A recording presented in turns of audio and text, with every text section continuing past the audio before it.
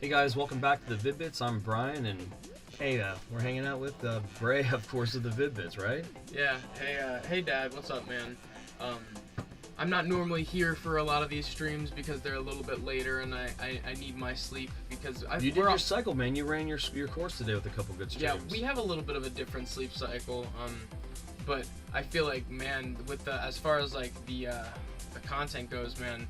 Earlier, that Red Dead stream was great. I just can't wait to do more of that. It's nice to have something that it almost lets you decompress and just like, you know, it's like GTA in a way. Not to compare it to other Rockstar titles, but like the way you're able to decompress and do like minuscule activities over, you know, a good play session. Like I do about 2 hours, so it's not too long. I feel like if you know that when you're playing that game that the sense of accomplishment kind of lies within what you want to do for the sesh. Like you want to go hunting, you want to go riding, you want to go kniving, you want to go, you know, gunslinging in the saloon, you know, play some cards, get some gold, go rob some trains or whatever. There's a lot of versatility as to what you can do, and then you could do that in like bite-sized quarters. You know, you could do a half hour of that and still really feel a good little adventure was had, I think. Right, I agree. All right, guys, we're gonna get into it. Kind of marinated on that first screen. Not gonna do any updates or anything. You kind of see it is what it is, and I'm appreciative and thankful and humble to be able to represent PlayStation as their champion. Yeah, number one PlayStation in the world, but number one PlayStation player in the world, baby. I'm sorry, I need to hydrate. This actually is a good segue into our sponsor, water. No brand in specific, just water. Any type of water. Any water that hydrates your thirst. We here at the Vid-Bits, we just really tend to get dehydrated when we go on long rants because you know that happens sometimes. This is what we do. Man, it's just nice to quench your thirst after you've had, you know, a long day of streaming and content creating. I guess I will. I'm gonna wait until somebody comes in and hangs out with us for a bit, but I'm gonna change the base maze. I was doing the sushi maze for like over 400, but I'm not gonna buy one. But there's a couple of ones that are for free, and I definitely want to switch it up. 119. Your credits. I can buy everything. Like I didn't know if that was a thing that we should do as a thing, like an event, because I can go in the store now and buy every single item. I think that should be when you don't have to worry about your defense. I mean, it's a little. I mean, maybe after like a decompression period, after you've gotten a bunch, maybe instead of like cutting off the live after you get like all your wins, you just sit there and you're like, well, this is an overtime stream and we're just gonna open up all the packs. Well, we call that still hungry and forgot our manners.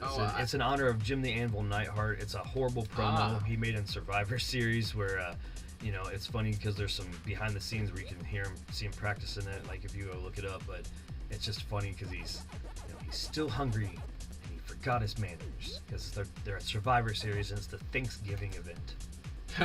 That's funny. Yeah. So R.I.P. Jim the Anvil Neidhart. Your daughter Natty is doing very well. She's got so many Guinness Book World Records for wrestling, and it's amazing. All right. Welcome everyone. Hope you're doing well tonight. Dad's back with some more PACMAN. He's the Chomp Champ. I mean, he is a Chomp Champ. He's the PlayStation Chomp Champ. Number one in the world. At least on PlayStation. There's because it's cross-platform. He's got some competition still. He's got a little bit of work to do still. Yeah, I'm very much looking forward to closing the gap there or seeing how they're going to respond to the moves. But yeah, I'm ready to see someone like go crazy like you are. Nobody's doing sessions like you are. I feel like they're doing it so gradually, whereas you're like doing like super explosive sessions where you go for like 100 wins at a time. Like I don't think anyone else is doing that. I mean, you have to. Because if you don't, they're going to keep climbing, right? And say I take a couple days off and somebody climbs 100 spots, that basically wasted my time. I mean, not really, because I'm still getting the dubs, right? Still hitting milestones as far as how many wins I've gotten and that. But like, it would be a waste of time as far as like trying to get the win, because the W, which is to me getting number one. Once I get number one, I can do some, you know, lengthy movement of that. But then I'm going to let you guys kind of see what you want to do, because that's what the king does. You know, he sits on the similar slime. He sits on the throne and he sees what everybody else is doing. So when we're the king, when you come with the king, you best not miss. Well, hopefully you best not miss. So Pig is on top, and Kobe, and this is the first time I've addressed you guys in the streams. I appreciate you guys, and I can't wait to see you on the battlefield. Yeah. I think it's crazy that you have legitimate rivals in this situation where you're like, man, did they make moves? Yeah. Like, you check the leaderboard, like, did those guys make moves? Like, what? Yep, because they can, and somebody could get the reach to them and let them know, like, and they could make moves. So it's all good. And so are you looking at these other people's backgrounds and like thinking about which one you might want to invest in, or do you have any ones in mind? Yeah, there's the one that's really clean. It's the one below us is really clean. I think it's the 40th anniversary one, or it's the one that's modeled after Championship Edition. I mean, and if you're trying to rep OG basic Pac-Man, because that's the other thing is, Dad is like one of the only people who are just being the plain Pac-Man. He's saving all his credits. He hasn't bought a bunch of crazy costumes or anything like that. Like, he's the original Pac-Man, and nobody else is doing that, really. Nope, nobody definitely has 500 wins as regular Pac-Man. I definitely have a legacy of his own, and that definitely will stand the test of time, and I can't wait to catalog all those things, all the stats. That's like the best part, really, about the channel, is to be able to document our personal gaming accomplishments that we've been, like, things that I saw a post, right, and it was like talking about when if you and your buddies could have like a tape of all your best moments, right, on what, like, it was talking about video games in specific, right, and I just thought about me and Dad, all these gaming accomplishments we've had throughout my childhood, and I was like, man, I wish we could have that documented on film, and like that really is kind of like the roots and inspiration truly for the Vid-Bits in general, is like to have me and Dad's personal journeys, but also our combined efforts documented. It's so cool. I mean, if we weren't doing it and somebody else was doing it, I would think that was the coolest thing. So it's not just trying to sell that. I'm just like thinking kind of conceptually. It's like spending time with your dad. It's weird. I wish I could have found a different way to connect with my dad. So I guess it's bittersweet that my son has found a way that we're able to. But it's one of those situations where I'm so blessed that that it's possible, and that we continue to evolve and grow and together and as gamers, and he teaches me stuff every day, and I'm thankful for that. Yeah, man. Especially when it comes time to stuff like helping me beat a boss in Castle Crashers. Yeah, I mean, Game of Day May has been such an ambitious project so far. Like, for me to be able to showcase some of my favorite games over a 31 day period, like, I think it's an idea that I'm so surprised that nobody else, like the fact that it rhymes, the fact that nobody else picked up on that, like, it's just like Dad said it one day and I was like, oh, that's gonna be big. That's gonna be something that like people like eventually are gonna start doing. Like, I mean, we're gonna have like so many seasons in the canon. We'll have like people out there copycatting, like. Yeah, and that's like, well, at the end of the day, we already have 2023 in the can. At the end of the day, if we started that trend, we're cool with it. If you think about all these other things that people like do, as long as like we're given our dues as coming up with that. Like, I know that some people don't think like a lot of ideas are really come up with because like anybody could come up with anything. Like, that really just ruins the idea of creativity in general. Absolutely. Most people are just being haters, honestly. Like, I don't want to think that, I mean, I used to do wrestling, and I came up with this move I called the non-conformity, and it's basically a tilt-a-whirl up into a reverse razor's edge into a diamond cutter, and I've never seen anybody do it. So if you want to bite me and you're in indie wrestling, please do the move and show me. My late friend Sway sold it perfectly. It's very possible. It's very possible. So.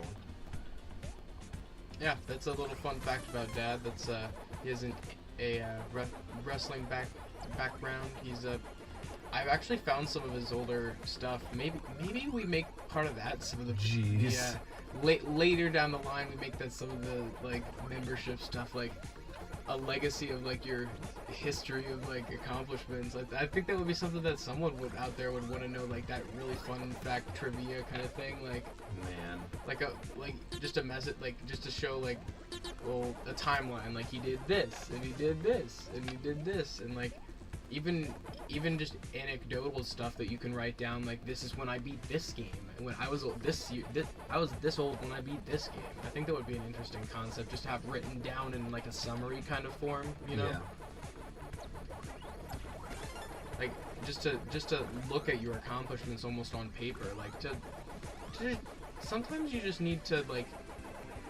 I told you the other day when we talked about this all off stream, and this is a shoot, and kind of going back to wrestling. And seriously, if I looked at it, I don't know if my ego could handle it, and that's not being cocky. I've just done a lot of stuff, you know what I mean? And so then what I would want to do is write it all down, and then just basically make sure that we just actuate it all, so you guys aren't thinking I'm bullshit when you see that list. Like, he can do all that? Yep, I can do all that stuff. Yep. Well, yeah, like I say about the Nintendo Speedrun High Scores board. Oh, I can also get pinchered there. With the fact that he can beat Mario Bros. 1 in under 6 minutes, the fact that he can beat Mario 2 in under 14, 3 in under 14, or 3 is almost at 13, and World is less than 15 minutes. So, like, to have the fact that all of those are toutable records of yours, that it's just been so long since you've like put your energy and time into practicing that, it's almost like when you like that, you don't lose that kind of muscle memory, guys. It's like when you see me go through Dark Souls bosses that I died hundreds and hundreds and hundreds of times. That's what it is. It's like, battle scars, and it's you don't. literally like it's engraved in your brain, It is. and it's like when you go back to that, it's like, oh, it's just like going like same old thing. Like It's in your soul.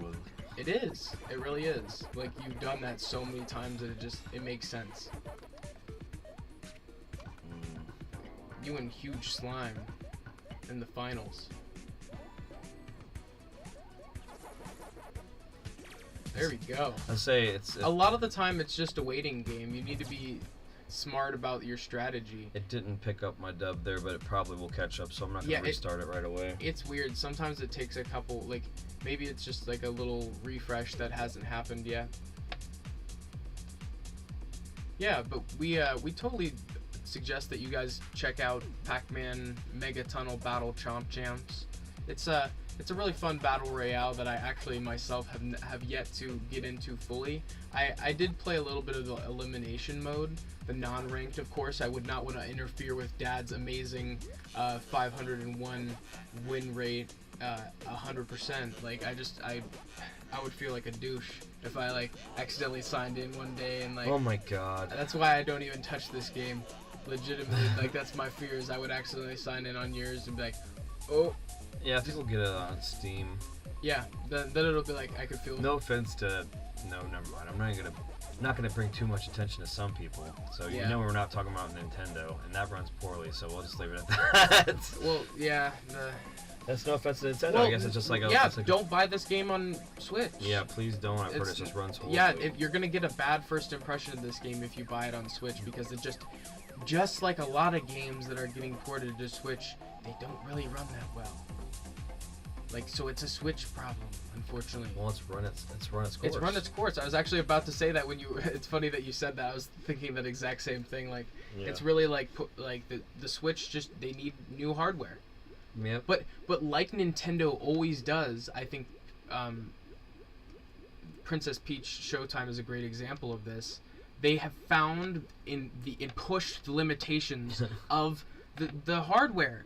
There will be a game that is a successor to Princess Peach Showtime that is gonna, or in that vein, where it's gonna have so much more of that awesome, like that was almost just like a demo of all the things that Nintendo is kind of capable of, mechanically speaking. It's their swan song for the Switch, is what it is. Legitimately, like nobody's calling that. We're calling that. We're probably the first people to call a spade as far as like technology, what they can do to mask its limitations too. People are acting like it's an easy game, but like it's legitimately like a showcase of what they're practically capable of doing. I'm sure they could make more things, but when it comes to relevancy and like what they need to be focusing their efforts into, like that is their creative peak as far as all of the tech that is capable with the Switch. Because you look at the Wii, they did the same thing. The games that came out later on the Wii were doing different tech things, like camera angles, like cinematic shots, like draws, like certain render distances, like all of those things are dictated by what would you say is the main thing that dictates that? What the? Like the tech that is available on a console. Just I guess. Well, it's the motherboard, right? It's like the graphics chip and everything is set when they make those things. Or so. maybe it's just like the factory fault, like the factory settings. The thing is, I think that like they know ultimately what the absolute best is capable, like in the back in the day. But I think I still just don't understand how we where the evolution comes from. This is how I feel about the big N as far as like. They basically decided to stay behind an entire generation on purpose so that when they had the, they knew their competitors were also going to keep releasing consoles. Sony promised a 10-year life cycle. Nintendo at some points was, saying it's going to be a 10. That guy just dipped. He was like, hell no. Yeah. Get him. Got him. Oh. Okay, well then what's your term for that? If you eat a bunch of ghosts and then eat the guy? Well, if you eat a bunch of ghosts and you eat the guy and the prize, well, I mean, I don't know. I've kind of messed around with a couple different terms, but if you eat all 4 ghosts and the guy, I call it a full meal. A full meal? Yep. If you eat the prize too, it's with dessert. Oh, there you go. That works. It sounds like real tech. Yeah. So it is real tech. Yeah. I've established a lot of stuff. I haven't wrote that down. That's the codex of all the terminology and everything. I don't have time for that. But the members, they'll appreciate that because I mean we're gonna have a subset community. We're talking about where that's gonna be. I mean obviously the Vid-Bits is pretty crowded. So I mean it's probably gonna land on Pops Plays, guys. So it's the best kept secret. So we're not trying to push Pops Plays more than the Vid-Bits per se. But when we talk about stuff after the fact and we're the king and we're sitting on the throne. That's going to be when we keep talking about those pack snacks and those snack packs and seeing how other people move. That'll be where the king sits, when we're pack king over there. And then you can follow some of that when we kind of semi-plug it on the Vid-Bits because I don't want to throw that on the channel so bad that it's just in your face. But this is going to keep going until we're in the lead to the point where I don't have to worry about what's behind me, we'll say. And then we'll call it as a community. We'll say okay, now you guys can when the sub pack community and we start to decide to hang out in lobbies and stuff and play together, I won't be worrying about defending the title anyways, and I will want a spot for that content. So to me, I'm kind of more thinking that, and I only have a couple people over there, but the Pops Plays channel is where I'll put that stuff. It's empty right now because I'm really just wanting it to be the overflow for the Vid-Bits.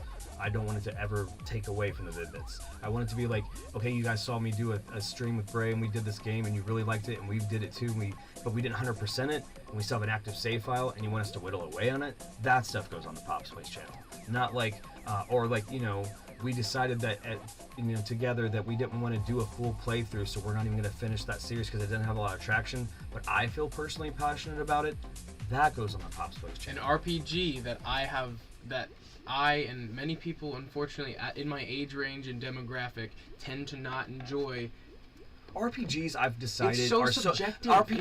They're personal, guys. Yeah, you guys watching me play an RPG, it's a personal journey, and I'm just telling you how I feel about it. I love Ionian Chronicles, and I'm going to play that. It's probably going to have to switch over to the Pops Plays channel because the passion with that game.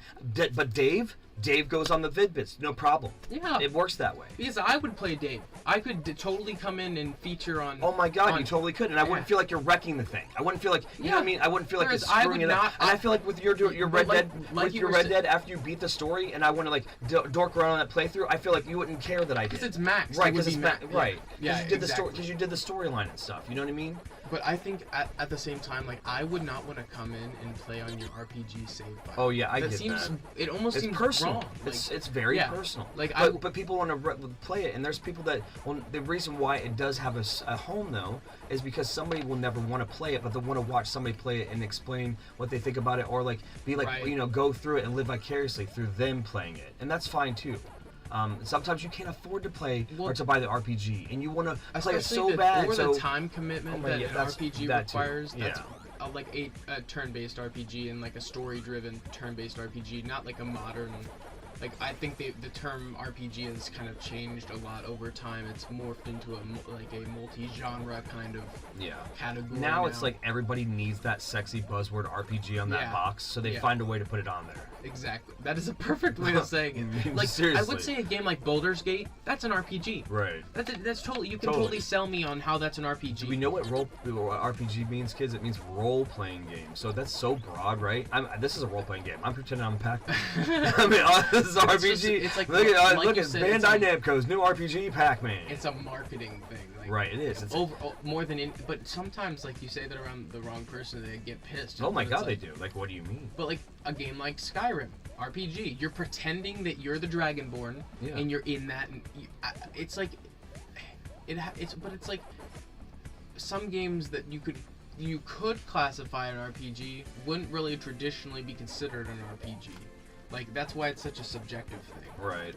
I think that's how vocabulary is in general, and people get so butthurt when it changes and morphs because it's done that since the beginning of time. Oh my god.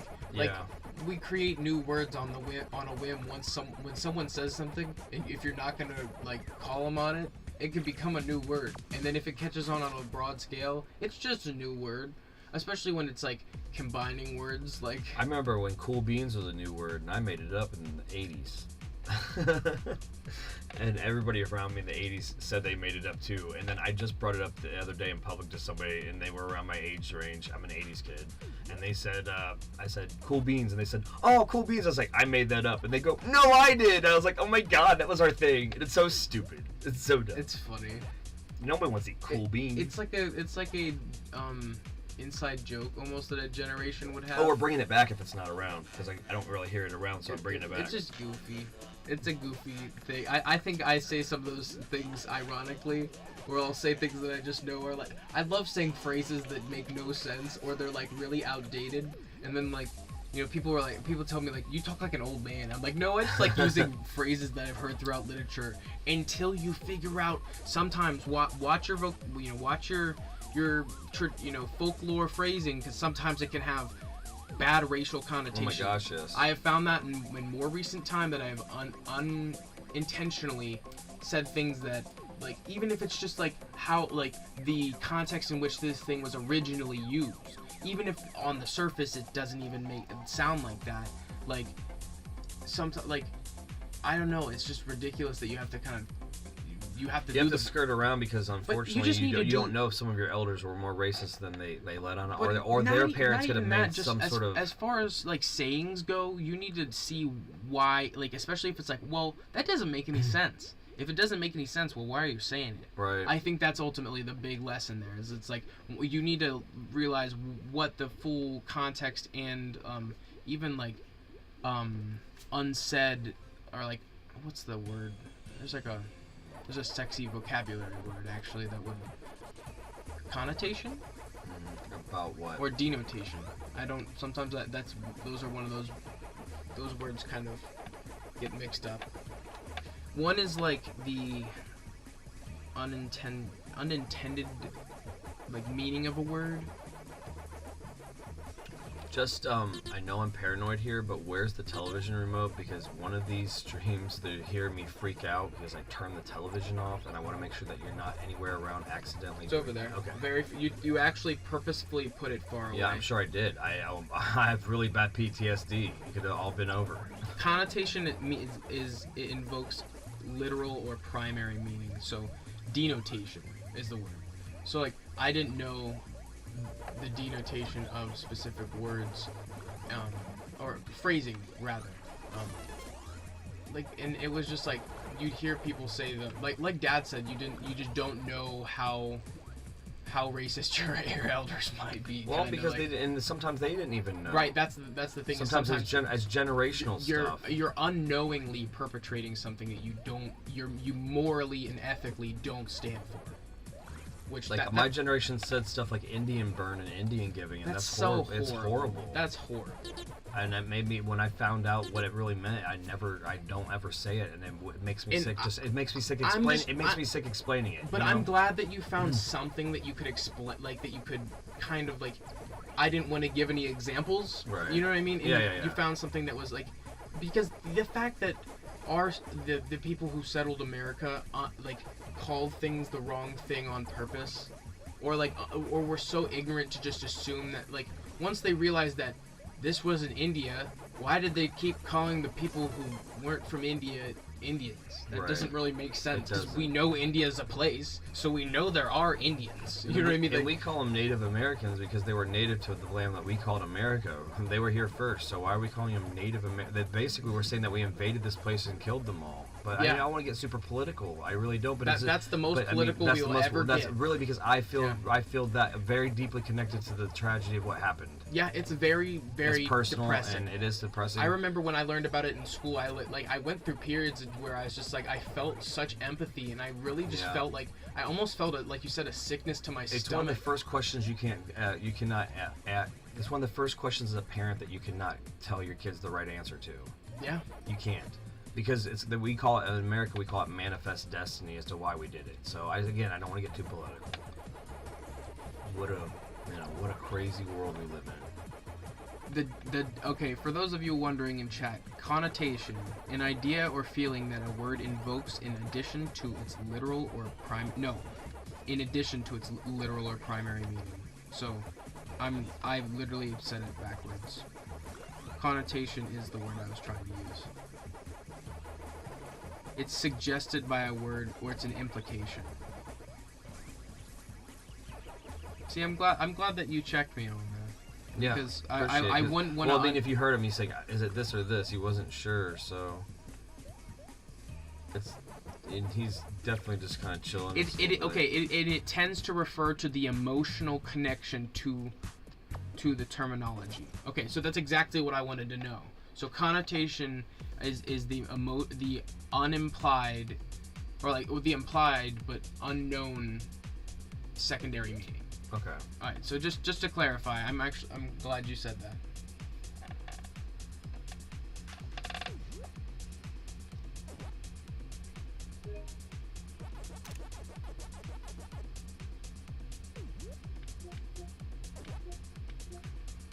I've wondered sometimes if I mean, broadcast. What does that mean? So, like, if I broadcast, does that just like stream it as well? It makes me wonder. It shows how little I know about that.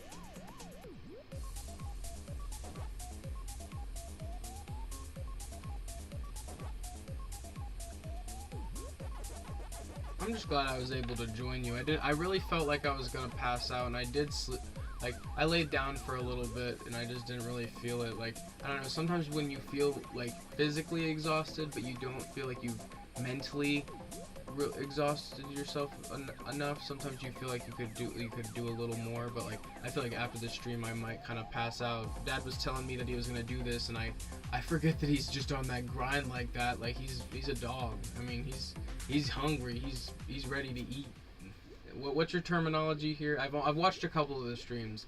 What is it when you're at the very end and you're like, oh, I'm still hungry and I forgot my manners? That's like when it's gone a little bit longer than I said it was going to go, or I'm rounding a number out, or I'm just like feeling it. But now there's going to be a little bit less of that right now because we're in a long period of catch up and trying to get some time. So mainly it would be the after show when I say I'm gonna get this many dubs or go this long of a stream.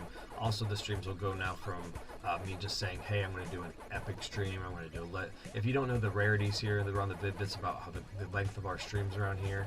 An excellent stream is about 4 or 5 hours. Probably about 5 hours. I think you should just say 3 to 5. 3 to 5 sounds good. Sexy. That sounds good. Yeah. So 3 to 5 for an excellent stream. So that's when first impressions and stuff fall into that category. Sometimes when we think that we're going to start a game or a series and we get a little bit too far because it doesn't make sense to stop where that is, those kind of things are going to be in there. Experimental stuff, but like one-offs. but like an episodic stream, like my Red Dead stuff is gonna stay at 2 hours. Right, of course. Because I think in 2 I hours. like that's a good amount of time. Because it's like a movie. You Right. watch like about a movie. Right. And I think I'm glad you kind of bring that up because it is like a TV programming block, and it is kind of like watching movies or TV shows. It's like that's the amount of time that you have allocated sometimes to watch content. So like, most people don't have cable anymore. Right. like it doesn't. Most people do. Is that grammatically correct? Am I overanalyzing myself? Yeah, you probably are. It's again for you. It is You're a little late. I mean, you did some choring. You did double stream. You know, I put a little bit. I thought I'm just kind of being up this late after all that. But anyways, the excellent stream. You know, we say 3 to 5. Then we go into the epic stream, which is always going to be 8 hours or a little bit more, and then obviously a legendary stream is maxing out at 11 hours 55 minutes or 256 gigabytes of data for YouTube, and that's, you know, that's just hidden to us a home run. And then I don't know what it's going to be. I guess a mythic stream would be when we finally hit that 24-hour one, and we're only going to do that. We're telling you we're probably only going to do that once a year, so we're trying to figure out the right project to seek with that. It'll probably just be us playing all of our favorite games type stuff the first time, or something that's along the lines of that. Viewer request stuff. You know, you guys will be keeping us up and motivated while we're doing that. So, you know, there'll be probably times where we're doing that 24-hour stream as the Vid-Bits, so one of us will not be active at some point and the other one will, because, you know, we're going to prioritize our mental health. I know there's other tandems and people that do 24-hour streams, but we're going to we really are trying to help you know that we're doing this responsibly. I know it sounds weird, but, you know, I sleep at least the minimum of 5 hours and try to keep myself healthy and hydrated. And Braden will definitely, he gets more than that 5 hours, but I'm also... It's funny that you said that, because I'm in the middle of, like, I'm in the middle of typing... I'm in the middle of typing in chat. Chief says, stay hydrated. He says it. Hydrate or dihydrate?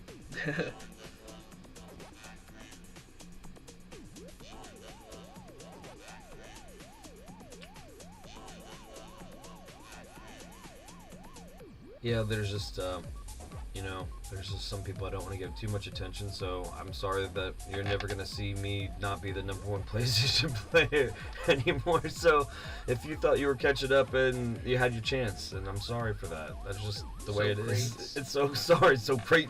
So great. I know, man, and he's only like 7 years, around 7, 8 years younger than me, so, you know, he's spry, so I figured he'd want it bad. I mean, unless like the 88 or whatever his name is, just to be some sort of weirdo. I mean, sometimes people be like, you know, just that was throw a number on there, damn it. I keep trying to just be me, and they won't let me be me, so I gotta throw a number on there. Yeah, I want this name, but it's already taken. I'm gonna be Greg Rules the World 42426. I can't believe there's so many Greg Rules the Worlds. There's probably a million everybody rules the world. It's like, I mean, maybe not you. Maybe Bray rules the world isn't a thing. What do you think about naming your playthrough folder Bray Plays? Bray, or how about Bray? Yeah, Bray Plays. Or how about call when you do a playthrough, call it a Bray through? That's so dumb. I hate it. I hate it. I'm glad that we vetted that online live. I hate that. I'm glad that we got that over with, though. I was dreading having to pitch that to you all day. Now, the whole thing is in chat. Was I lying about that pitch? Was that just bullshit? Was I really going to make us Bray Plays? That's funny. No, Bray Plays is fine, but Bray Through, that's so dumb. I love it. I love puns, so... But yeah. What? That's literally what fucking Panther said. What? Bray Plays is fine, but Bray... That's literally like, he was on the same fucking level. He's like, what? I can't wait to just rib you on that all the time. Come in the room like you did a breakthrough. But that's just so funny. Like, oh man. man. Gosh. I needed that. I mean, I'm glad it happened early, but like I really need that kind of energy later, guys. So make sure that you keep stopping by. That's just ridiculous. Like, share, and subscribe to the stream. I'm gonna be doing this for quite a while, so if it says epic, that means we're gonna be. I just told you the definition, so we're gonna be hanging out for a while. But you know, tell your friends, just drop in. We can talk about wrestling, movies, whatever. It doesn't have to be about PACMAN or like, you know, defending the streak. You know where it is. You know what I'm doing, but you know we can. What we're not doing right right now is a breakthrough. Oh man. What about that breakthrough of Doom, bro? I got pissed off. I was getting mad, dude. Oh man. The second episode of Doom is so much harder than the first one. Like ridiculously. And then the third and fourth aren't that bad by comparison, they're not too bad.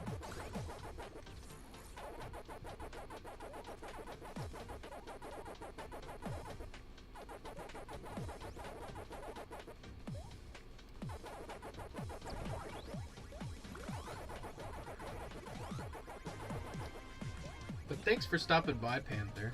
I mean, it's just awesome to see you, even though you never seem to show up around my streams. Yeah, what the heck? Well, he was in there earlier. I guess I shouldn't say that. No hate, no hate.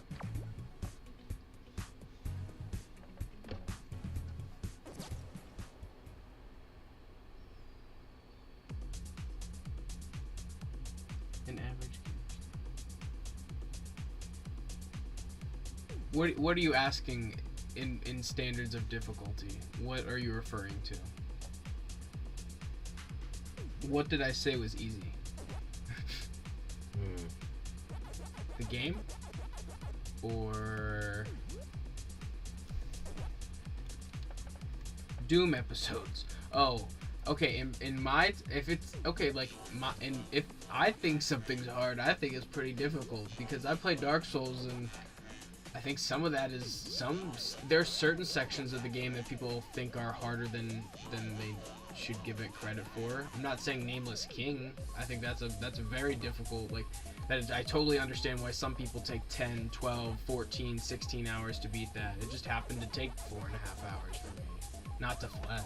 It's just, isn't that the situation though where, you know, if you look at it, like, isn't that like one of those games that you can't just grind, rank, and file and then that be enough? You can't power level and that be enough? No. In Souls, like that's like why it has to be. Wait, so in Souls? Yeah. You can. So that you could have made that exponentially easier. Yeah, but I'm not. I always was going off the wiki. No, I get If the you. wiki said you should be this level to this level, I was at the highest possible level You I don't could want be. it to not have like the satisfaction. Yeah. I mean, but then People again, you said that Nameless King over like 100, 110, 120 is not really fun. You know what I mean? Whereas I'm at like 90. I was at like 90, 95. And that was where they kind of recommended that I was. So if the wiki says that, I'm assuming that's what the devs think. I don't want to be putting myself at a severe advantage. I'm also using not the best weapon in the game. You see people rocking like the most OP shit, and I'm just rocking some average Joe kind of like cool, rare, unique weapon that I picked up from some enemy like in the middle of the game. Like, I just love Dark Souls 3. It's been super fun so far, and you know, I think I might pick up tomorrow or the day after. I'm not entirely sure based off of just how Game of Day May goes, but ultimately I'm just excited to get back into that. And shout out to Bandai Namco, because me and Dad both simultaneously are enjoying stuff that you contribute to and you help make, so shout out to you guys. Heck yeah.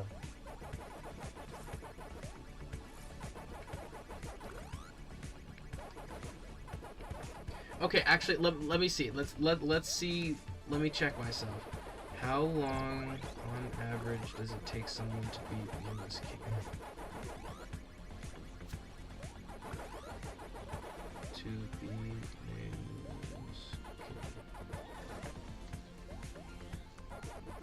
6 to 7 hours. So 4.5 is pretty good. Hell yeah, it is. Yeah. Yeah. Yeah. That's almost half the time. Yeah, that's pretty damn good. That's definitely above average. Hell yeah. That makes me feel a little good. That should, because pretty good. That's quite an accomplishment, because everybody, like, I had that stream on at my schmo job, and everybody was watching you was just like, I can't do that, and I can't believe he's doing that. But then, like, after they watch you die over and over and over again, they were like, I think that's dumb that he's doing that. And then after the next section of it, they're like, and super invested, and then, like, you know, ready to, like, be in there. And it's like, that's the type of feeling that those type of games can evoke, which is awesome. Oh yeah. But I still am like, okay, which Souls-like am I gonna pick? It's gonna be Elden Ring. I just know it's gonna be Elden Ring. It has the best quality of life changes. It has the best. It just seems like it's the most. It literally accessible just for somebody like they me. took Dark Souls 3's perfect Because it can't be combat. Bloodborne, right? It can't be Right. Demon Souls, right? But it can't be any of the... they took Dark Souls 3's Dark Souls. It's in the S's are messing me up. The Dark Souls 3 has such a good combat engine, and the functionality of that and all of your different abilities.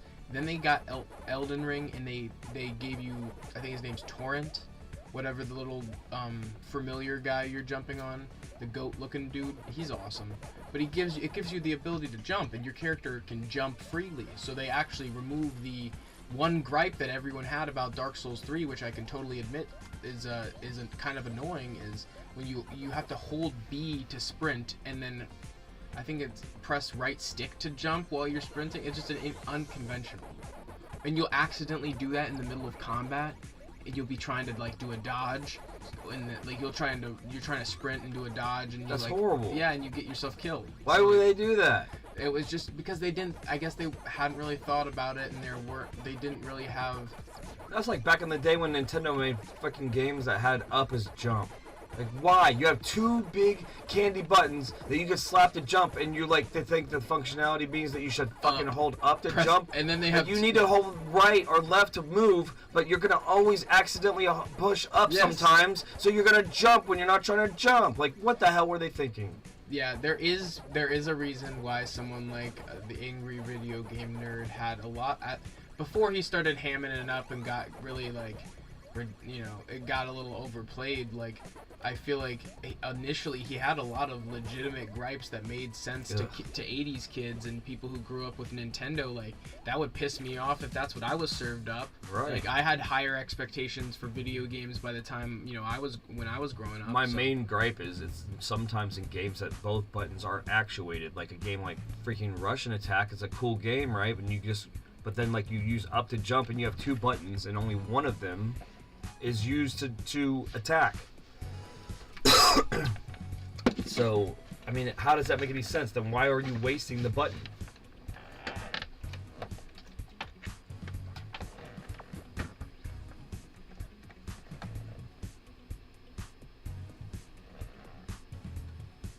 Bray loves being average. Well, it's so much easier to be average. Because everybody's average. Well, like, I don't know, most people are average. I don't know if you're still here, but shout out to Pink Panther. He's just a cool guy.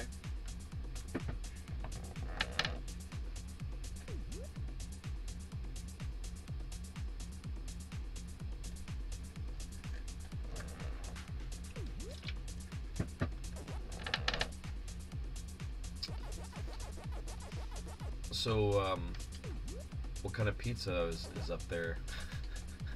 Oh yeah, so Dad was talking about a celebratory pizza, and I also mentioned this same pizza in the Red Dead Redemption video of the stream today, entitled "Red Dead Redemption is one of the best games of all time," because I like hamming it up. I like being super opinionated, but I think people can agree that Red Dead Redemption is excellent, and I can't wait to go back and play Red Dead 2 after playing 1, and maybe the reason you didn't enjoy 2 as much is because you didn't get the momentum, because it was so separated. My God, you were so how many separated years? like that. And I'm sorry. Okay, this is my main critique with Red Dead 2, and the reason why I wanted to get back into it. But like the beginning is just so. Yeah, everyone slow. agrees, but we haven't They had. do that to make But Dad, bonds, we haven't right? had any spoilers. Supposedly, it is a fantastic story-driven game. Like, I got about halfway through it, I think. But to get supposedly there are moments that are gonna make you laugh, moments that are gonna make you cry and get really invested in Arthur as a character. The story is great. Yeah, so I really want to. The reason why it's slow in the beginning is because they really want to build the bonds of everybody and also start to tell the story. It's really just to establish the story, but like you feel it when you're trudging through the snow and shit. You feel that shit. You feel the frustration that these people feel having to do that. Yeah. So I kind of feel like in a way though, I don't know, it's a good game, but I have a hard time dealing with how much connectivity I felt with my horse, and then how, you know, finite that is. Yeah, you accidentally walk off the wrong cliff and your horse is donezo. It's really hard to deal with that. I mean, Welcome everyone. Hope you're doing well.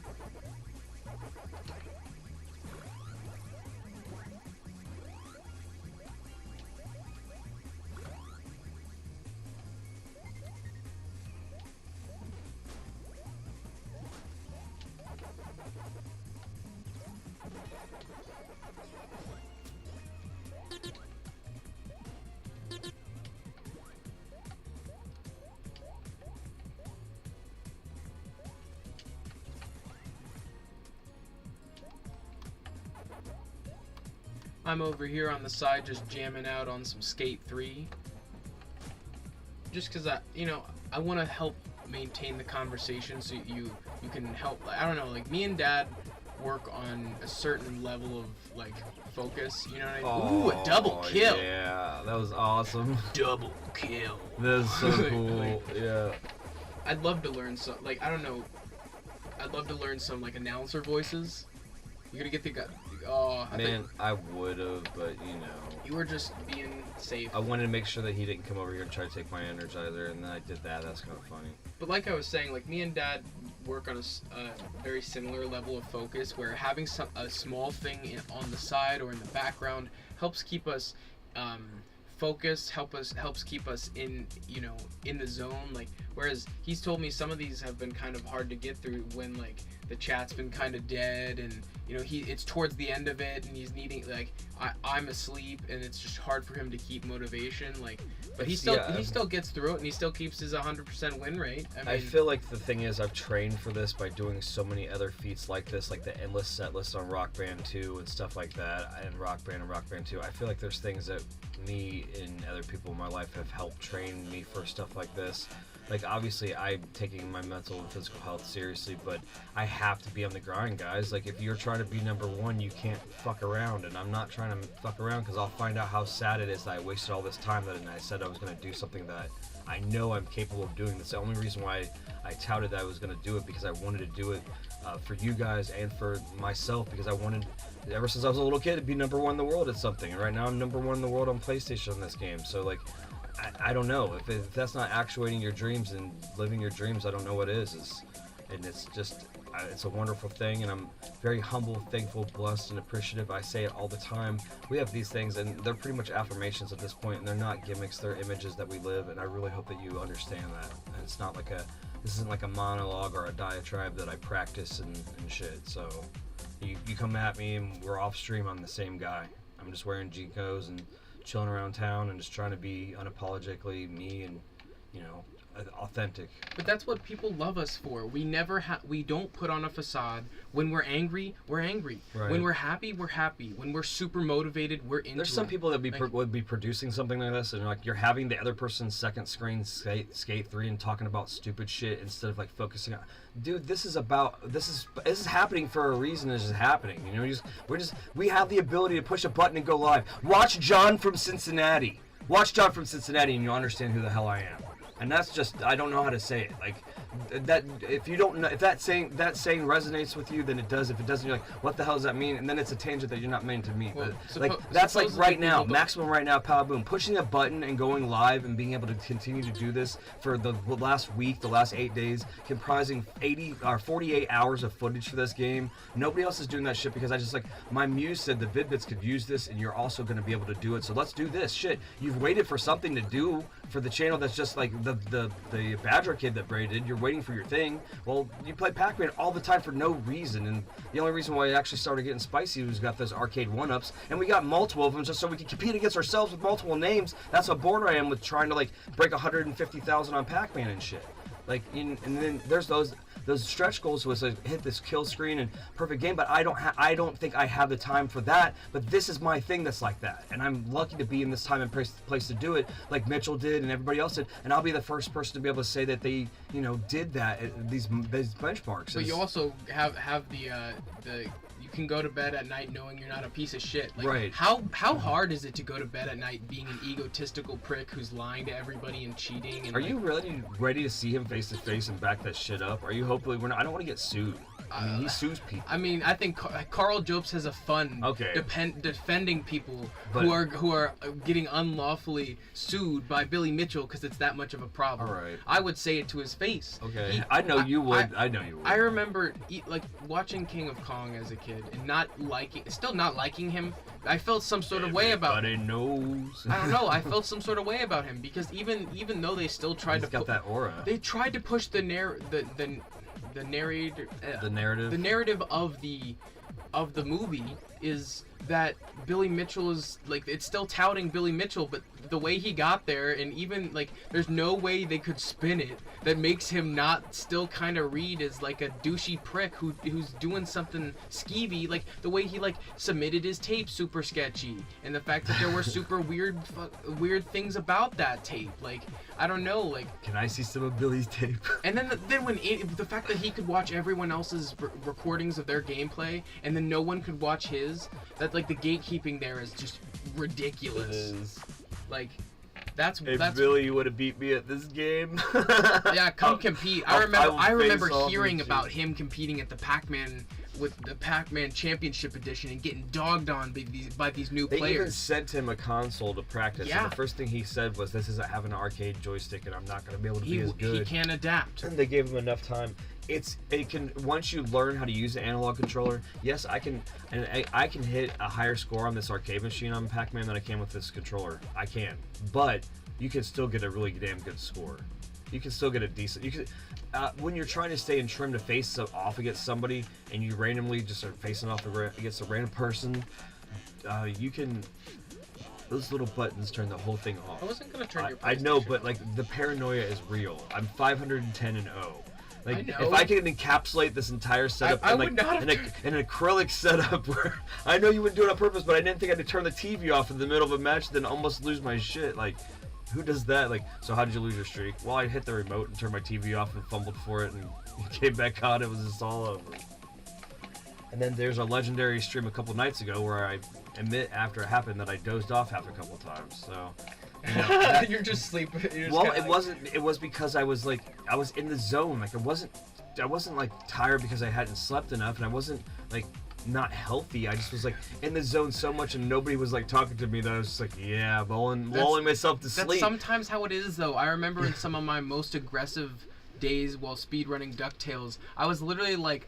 I was like so in the zone with DuckTales that like you're waking up like getting back on the grind. We'd eat breakfast, and you're not like, even ugh. just that, dude. Like I would legitimately like be half falling asleep playing it, be doing a good run, have one of my best runs while I'm half falling asleep, and then go to bed, dream about speedrunning DuckTales, and then wake up and submit a better score than my previous best score right when I woke up. As soon as I woke up, just because that's how it rolls. Yeah, like, check out the Vid-Bits score on speedrun.com for some of the games that we have. I mean, that's another extension of our personality, and we're just gonna we'll talk more about speedrunning after Game of Day May is in the can, but we're not going to get too much into that right now. Yeah, speedrunning is, not the focus of Game of Day May. That Game of Day May is definitely more so the casual and like first impressions of most people. Like we're gonna show accessible titles for Game of Day May. We're not gonna show we're not gonna put Dark Souls on Game of Day May. Like that would never be an entry in Game of Day May unless it was like that. The whole focus of this year's Game of Day May is difficult ass games. Right. That could be a whole year. And if we ever do a Game of Day May where it's all AAA titles, we'll make sure that we announce that list well in advance so that either you know that you're not going to have the ability to buy all of them, or secure if you're going to play along some of them ahead of time, but know that there'll be a lot of legacy titles on there. Right. Like older AAA stuff, not like brand new AAA stuff. It could be accessible. I mean, I guess I misspoke. When I speak of AAA, it doesn't necessarily mean it needs to be tied to current AAA, because it was still produced at AAA quality. Right. That sort of that much budget and development time and right. everything. Well, I guess what we're saying is blockbuster titles with multi-million-dollar budgets with lots of people. That would be a whole. That would be a whole month of that would be for sure. But I would like to see that because people don't understand that some of those titles didn't get enough attention. But don't Like- you think we could do a whole month of Game of the Day made that's just difficult games, just Oh, showing yeah. some of the hardest games of all time? Well, we're gonna be doing that in October, kind of by proxy, because games that are kind of horror themed are almost all hard. Have you ever seen N++++ on the 360? I've seen that name. It's like a platformer that's super difficult, or I mean, super hot shit. That game we played this year on Game of Day May was hard as balls. I don't remember Super Hot being or not Super Hot. What's the game I'm thinking of? Explosion Man. Jeez. Explosion Man. Super Hot wasn't. Guys, you have to pay us. Not like the company. You guys have to be like, hey, here's a little super chat or a dono. Or I'm a member and I want to see you play Explosion Man. That's the only way we're getting back Yeah, to that literally, shit. that would be a Jeez. whole category of like of donation. Like maybe like you know how speedrunners have things where they like will like incentivize you to put something against them or Yeah. like make it difficult for them. Like, Yeah. Where it's like, oh, you know how you do the what's the big game-a-thon you were doing? Or is that still in the works? Oh, are you talking about role playing gathering? Or are No, you there was talking about, there was another one you already did one. What was the first one you did? Iodine Chronicles. No, the first like it was like was it your sleeplessness stream? Oh, sleep. When I just did regular random Nintendo games. Or am I thinking of? You made a unique thumbnail for this one. That was role playing gathering. Did you do the first? I did the episode of first that? one, yeah. It didn't hit any. I got no traction at all. Oh, okay. I guess that's crazy because I just even forgot. That. Unfortunately, I had to. I paused that because I'm gonna have to take the first game in the rotation out. The other 3 games went off without a hitch, but unfortunately, when you're playing Final Fantasy Adventure and it's got like the same 8 songs and I play it all the time, the people that decided they wanted to own licensing that chiptunes was like, nope. I'm like, okay, I get it.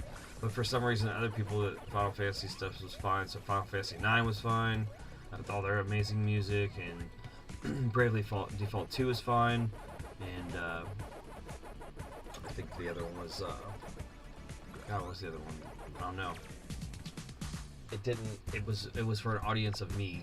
So again, role playing gathering might be something that has to be retooled. I think that the format can fit something that's not necessarily role playing games.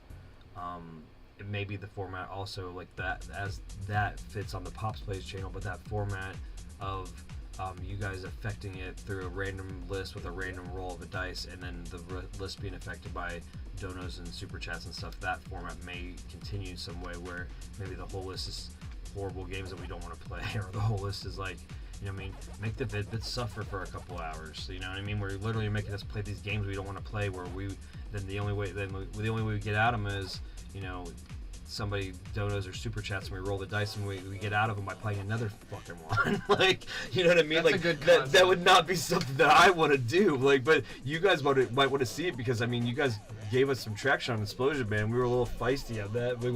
You got to ride the wave of momentum where we started that being like, oh, this is kind of good. And then I remember, like, it was like in the back of my head, I didn't want to tell Brian, we don't overproduce here. Like, it's not like we sit around the water cooler and it's like, so I'm gonna talk to you about this game today. You know what I mean? So we were in it, and like I'm thinking, what was wrong with this? I was like, wait a minute, this was super enjoyable on a solo experience because they changed the puzzles so they're all manageable, and as a fucking multiplayer experience, it's god unbearable. But we all bought that shit because that was how Xbox Live Arcade worked back in the day. Everybody's bought it anyways. It didn't matter what the hell it was. It was just like, ooh, this is new, this is indie. Like, I remember playing shit that I didn't even like just because it was out there. Just new stuff, and then eventually the oversaturation came and it was just done. Killed it. Yeah, for sure. I mean, it's like what happens now. Like, you have the illusion of choice, but you have to spend so much time wading through a sea of shit that you don't know what you want to do. And then by proxy, you wasted time and didn't do anything, and you got depressed that you had stuff to choose from, but you didn't pick anything. And then the elders back in the day would just say that that's first world problems, that you have so much shit to do that you don't know what to do. And it is. It really is. It is. So, like, you know, that segues back into why Game of the Day May like really works. It's an organic way for us to help create programming for you guys based on jump off points of what you found was interesting that we did for one time a day. And also, we usually use our backlog as like the jump off point for that. So, you know, we've been creatively as individuals that weren't creating content when we were just doing some of the stuff, because we were creating content, but like still there was more stuff that we were doing in our personal time that we weren't filming, and we were still talking about ways to get our backlog whittled away, so it all kind of fell into place. So, you know, we highly encourage you guys to just one time a day, or even just tomorrow, just it doesn't have to be every day a different game. Just pick one of the games in your backlog tomorrow and start messing with it. I mean, there's got to be games like, I mean, what kind of shitty conversation is it when you have with one of your buddies, like, and he's talking about how great a game is, like, yeah, man, that's in my backlog, and you just had a great conversation with him, and that's still not enough to provoke you to go home and fucking turn it on? Yep. Like, what is They're that in about? a video game depression. Right, it is, really. They've been abusing video games. Right? I was in that. I was there, and we not to call attention to him, but we had someone here on the channel where we kind of had to talk to him. It was our great buddy, Mr. Know-It-All. He was kind of having an unhealthy relationship with video games, and he was at that point where some of his favorite video games brought him little to no joy anymore, and we had to kind of give him his last hurrah at some of his favorite games for him to be able to move on and, you know, really appreciate his gaming time. Like, and I really applaud him for being able to make those improvements in his life and change himself for the better, because it's very hard to, when you're given that kind of, you know, given that friendly push to really go in that direction and make those positive life changes. Like, shout out to you for leveling up your life, man. Oh man, he's an awesome father and an awesome dude, and we're actually gonna do some more content with him. We have some stuff that we need to clean up as far as zombies goes. So I figured it would be appropriate that since we started the year with that about the 6 month into the year, so halfway back in the year, we circle back to starting to clean some of that up. So we'll be doing that. Oh yeah, doing the may. most manageable Easter eggs. Like, there definitely the things that are are gonna be fun and chill and lo-fi. the stuff that I know going is back going to be manageable. me also learning stuff and feeling like it can be a part of actuating some of those Easter eggs instead of just like training zombies and surviving like, and shit. for example, like, I feel like Bold sauce. I feel like me and you could do Horizon Drag. I feel like we could do that Easter egg. You did talk about that a little bit, yeah, Yeah. I remember. But as far as like zombies content goes, guys, actually before the end of Game of Day May, and also just to break the tension a little bit, me and Bray will be doing some Custom some zombies custom content. zombies, but I don't know how we're exactly gonna. Okay, so we have an idea, right?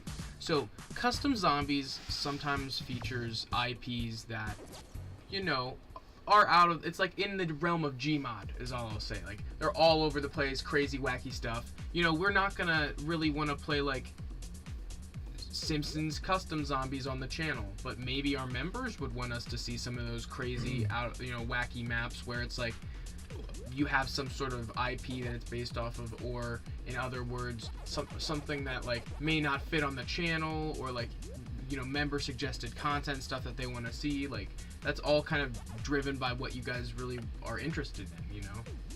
Yeah, I think that I want to do that for sure, and I don't want to just do it off stream and not get something out of it, because there's something there, you know what I mean? But I want to make sure that we don't burn any bridges, and we don't want to make like legal trouble. Right, we're not gonna, like, the thing is, we're not gonna have ad monetization. We'll never make you pay us to do that, you know what I mean? Like, because then they'll be like, you're making money then off of it too. But we want to make like the hurdle of you're still paying us to be a member to access it, but then not paying us directly for it. It's like, that's what we're trying to navigate. We want it to be a perk. We want you to be able to access this content. Maybe it'll just be accessible via Discord. Right. You know, maybe if that's how it has to be, maybe we only like share those videos to the Discord. But I mean, because I just would like to still record it so I could look at it. It's I don't know. Yeah. I don't know. I like to be, because there's times that I'm not on my console and I'm away from the house, and there's times that I want to like look at stuff, and there's times that, I don't know. Exactly. I don't know. Sometimes, and then it's you. Like, we talked about, like, for, I don't know, the sake of preservation, but also there's great times that you don't know that I get to just like watch some of the stuff that you do, and like it's not having to be in the same room. You're not distracted by me being there. Sometimes you're talking to them, and they get to, you know, see your insight that it's not affected by how you think I'm going to necessarily perceive it. And I don't think that you do that per se, but it's just like, it's great just like, especially on like your Red Dead stuff, just to be able to watch you just be you and enjoy that game, you know what I mean? I don't think that you're overproducing when you're talking about it and how you feel about it. And, definitely. I'm sorry. It's playing in my head. You'll see it. You guys will see it here. You'll see it soon, dude. Unfortunately, I can get really savory sometimes. Like that's how I'll put it. Like, I can't believe I said that. We both laughed at the same time thinking about that. Yeah, that's one thing they need to change. If you have the shield power up, you should still be able to eat ghosts. Yeah. That's kind of weird. Why are you pushing the ghosts away when they're blue? You know what I mean? Why is it still repelling them? It should only be doing that if they're gonna damage I think because it also does that to PACMAN, so they were like, is it a balancing of it? Like, oh, when you're in that, you can't eat any ghosts for points? I'm not sure about that specific one. I know that the main balancing they did was reduce the amount of powers from 11 to 7. They removed some stuff that I saw was like some sort of thing where you could like make doors open before they were supposed to open and close them, and something I think that made like mini packs come out or something. I don't know. That sounds crazy. You're a mini pack.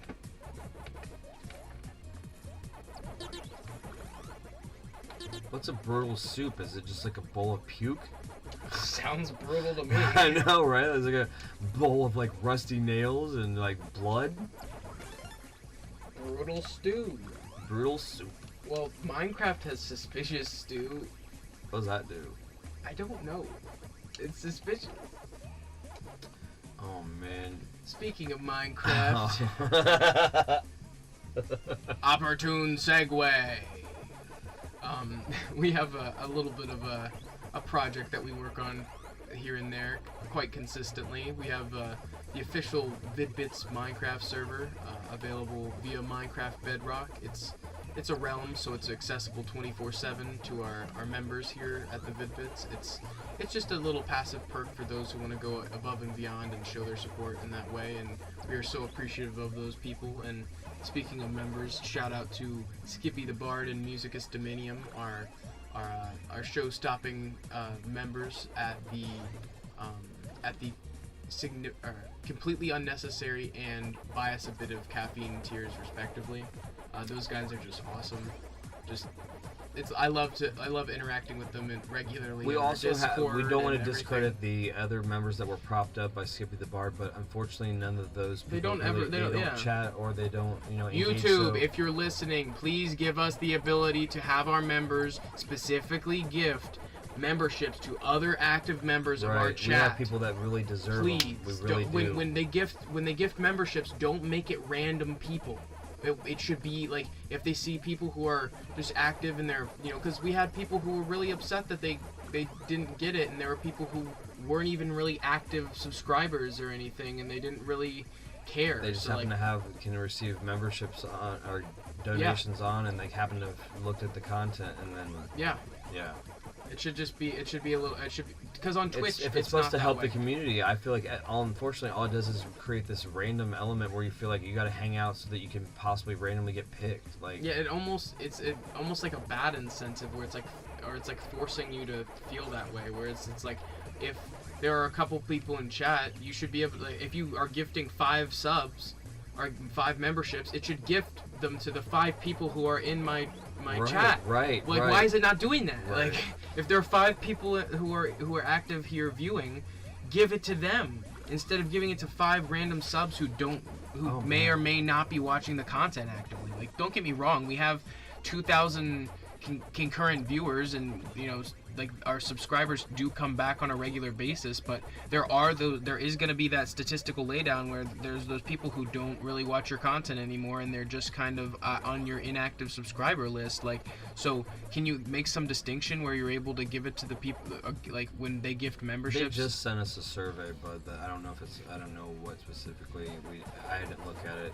So a membership is like a subscription that you don't have to turn on recurringly. Like it's like a donation per se, like where you can say you give say you join at the bias a bit of caffeine tier. It's like $2.99 a month, and there are a bunch of passive perks that you get: access to our Discord, our 24/7 Minecraft server, where we've built a lot of awesome creations. Dad's put countless hours of work. So if you're one of those people who doesn't really want to build things in Minecraft but just explore, we've built a pretty big hub world, and it's continuing to get bigger and bigger. That's our biggest perk right now, is the Minecraft server. That's our outstanding perk. We've got a mystery perk that we're working on, but other things include shoutouts, priority response I to want comments, it to be that you stuff guys like that. jump on the membership so much that I have to write it down and make sure that I read it off so I don't miss anybody. But right now we can pretty much, We can remember the people that are here on all our the time. memberships, yeah. And we are really, even because there's so many like a small, baker's dozen of people that hang out in all the different chats. We actually shout those people out too as just regular subs that hang out in chats, because like I've said before, they're making us money, which is making us the ability to get more things put into the channel. Like all of the membership money goes to the Switch 2 right now. We've already dedicated everything that goes in the bank to be cashed out to buy the Switch 2 and as many launch games and extra controller and all that stuff as possible, so we can bring that as a really great blockbuster. Just because I feel like a lot of people don't explain where their money goes. Right. Like, not to be mean, but like some people are very specific. Like Jimmy, Mr. Beast, Yeah. he will tell you where all his money's going. We know Where that whole Switch thing is going to be like $1,200, and It's gonna be so damn expensive. because We just want to help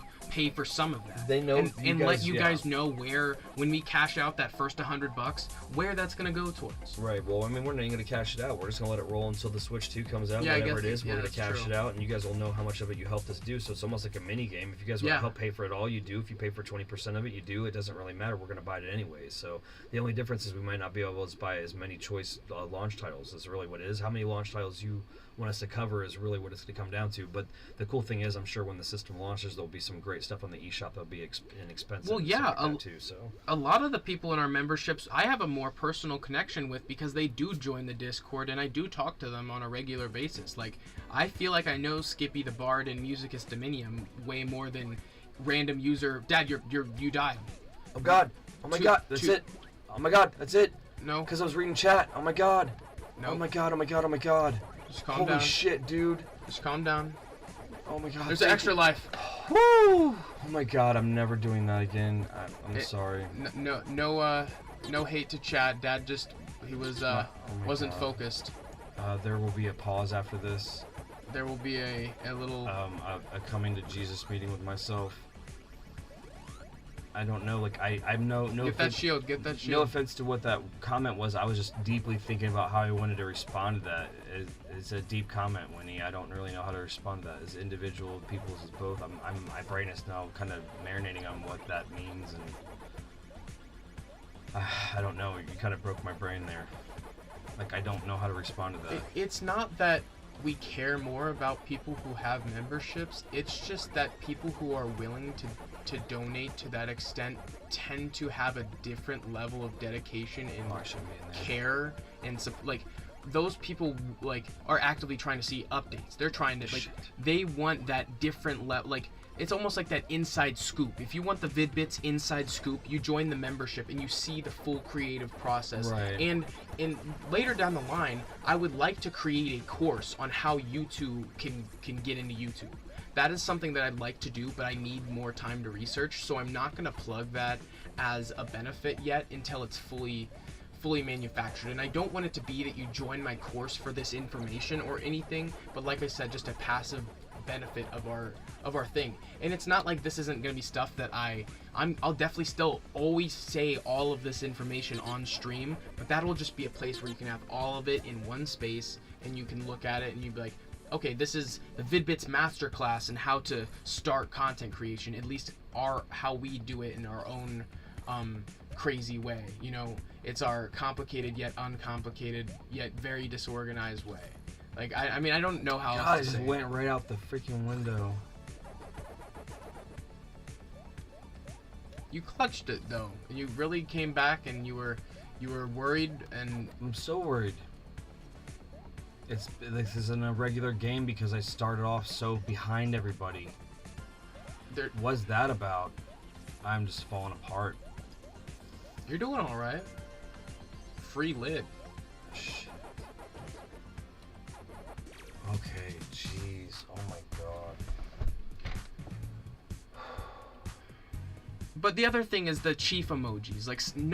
Like some people don't want those. Some people don't care about spamming emojis in chat. But some people who are consistently like checking in through the content, they know who chief is. So they want to have access to be able to drop those chief emojis. There's no other way we can give you guys access to certain things like that. Like YouTube won't just let us give everyone chiefs. It has to be that little side bonus and benefit of the membership.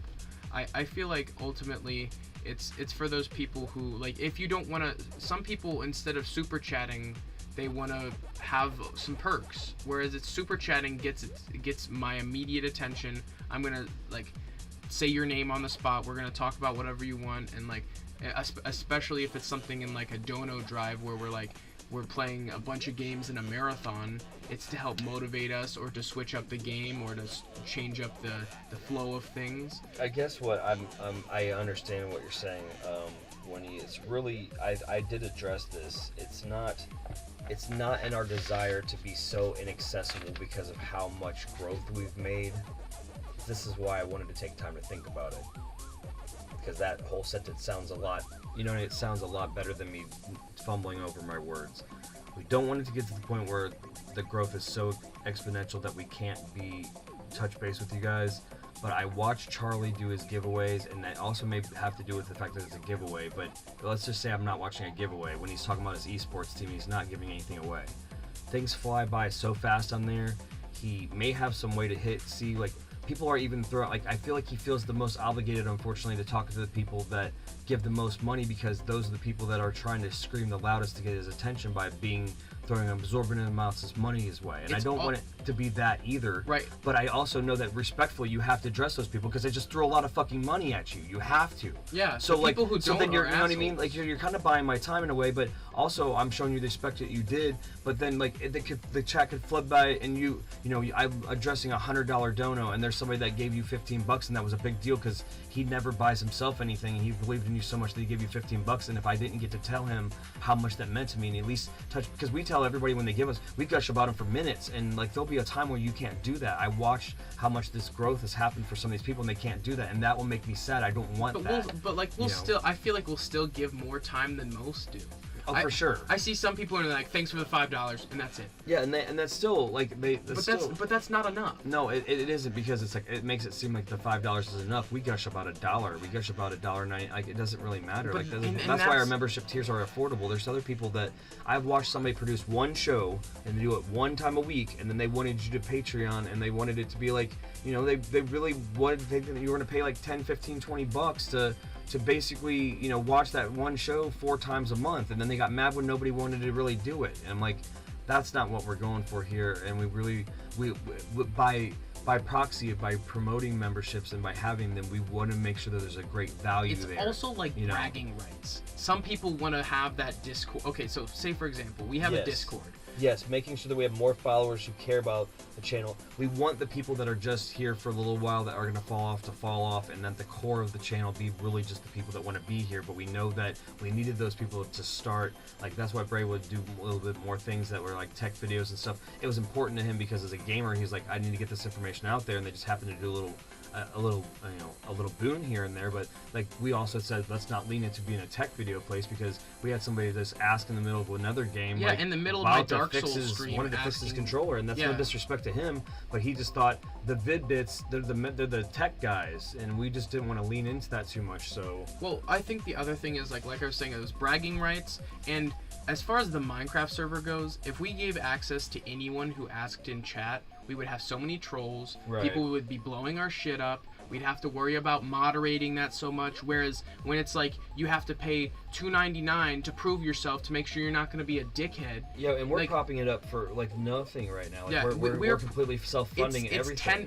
It's $10 a month for this to run the Minecraft server, which is fine because I would pay. Do it anyways. We were going to pay $10 a month to have just me and Dad on there. Yeah, so to be I able to be able to get on there and like have a stationary thing that I could play from and access from different points. So we weren't going to just do it as a server anyways. I heard him bullshit with his friends about it for so long. I thought that was the greatest idea ever, because if I would have had the wherewithal to do that, I would have paid a subscription fee of $10 a month to keep some of the shit that I lost to time and stuff to be active and like other people see it and work on it and help me. I could literally be like, hey dude, can you do this project in this room today, and go to sleep and wake up like it's a job and then go back there and be done. You know how freaking awesome that is? Anyone around the globe at any time of day can be able to go in there and join and hop in and like make their own space and work there. Like, I think it's so cool that there's a hub world where if you're not a Minecraft player, you can have a house. I can build you a house. If you're the type of player that doesn't know how to creatively put something together, but you can explain it to me, as a member, I totally feel like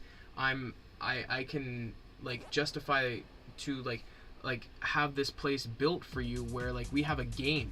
Like, guys, I don't want to, like, I had some time to calm down, and we got 5 people in chat now, so I'm just going to let you know, that last game, not only did I almost lose the undefeated streak, but, I mean, I've lost my mind, but I almost lost the undefeated streak, guys. Like, I sat there stationary and wasn't paying attention. I was paying attention to chat because I'm very passionate about that, and I forgot that I was only going to do that in between matches, and then, like, it kind of, my brain got, you know, a little bit integrated, making sure I gave a good response, and like I died one time, then I almost died another time, and then like I had to like clutch it, and it was so close, guys. I'm telling you. Yeah, you see that we still are rocking the undefeated first place deal for right now. We did have a couple of streams ago break the tremendous 156 first place in a row, and if you want to see that, just 100. Wait, what? 156. 156 consecutive first place wins. Yeah, you can see that it's cataloged. I mean, it's gonna be in there somewhere, like what chunk it is. Just when you want to see it, just, you know, go in the playlist. It's in chronological order and have a good time.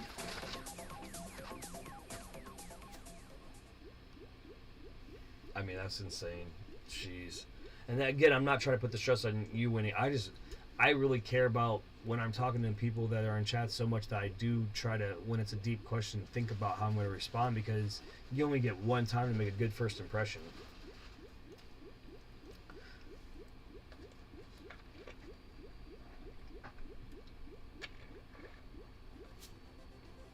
And as much as you can only have one time to make a good first impression, so now a good time for us to remind you that we had started a new series called First Impressions, which basically will give a great lengthy start to a new game that we just find out about or we have absolutely no nostalgia for, and that's basically how the PACMAN journey started. I found out about this game and I instantly downloaded it. As soon as I found out about it, I went right into a crazy 10-hour stream about it, and it basically culminated, I think, with 64 wins in the ranked category at the end of it, and it was awesome. So I highly suggest you check that out, and then it's followed by a second episode where Braden plays. I said Braden plays because I got so paranoid about that Bray plays shit. He plays Red Dead Redemption because he had never played it, so I'm in a horrible situation here.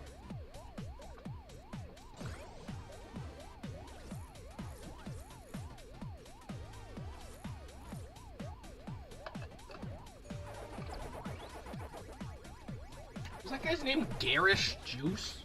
What the hell does that even mean? I don't know. I feel like maybe they did an update where they added more adjectives and shit because people were making fun of them.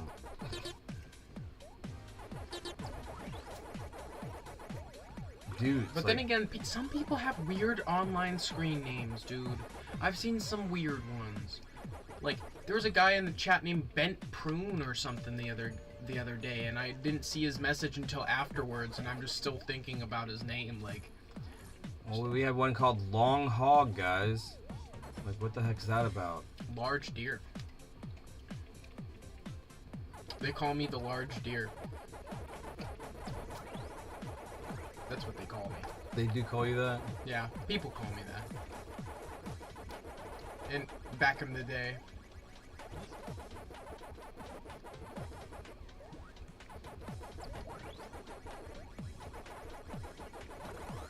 Welcome everyone.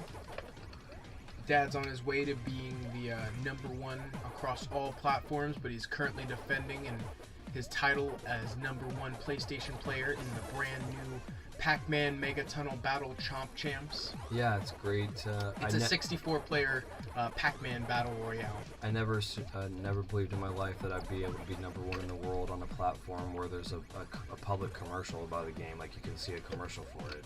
Like, that's crazy. That was awesome. I know, right?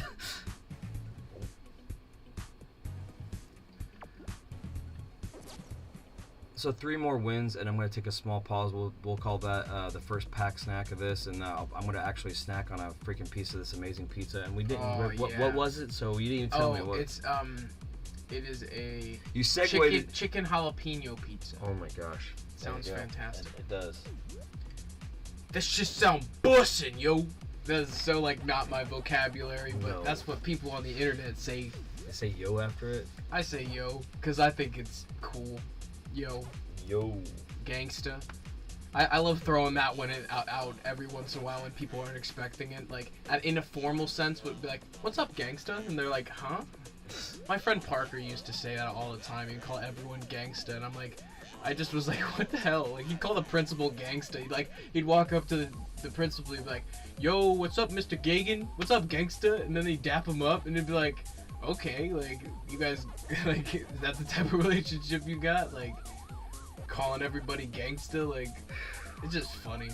I'm still just playing mental chess over my own. I mean, seriously, I almost beefed it all, guys. It was gonna be. Oh, and that was my real principal's name, by the way.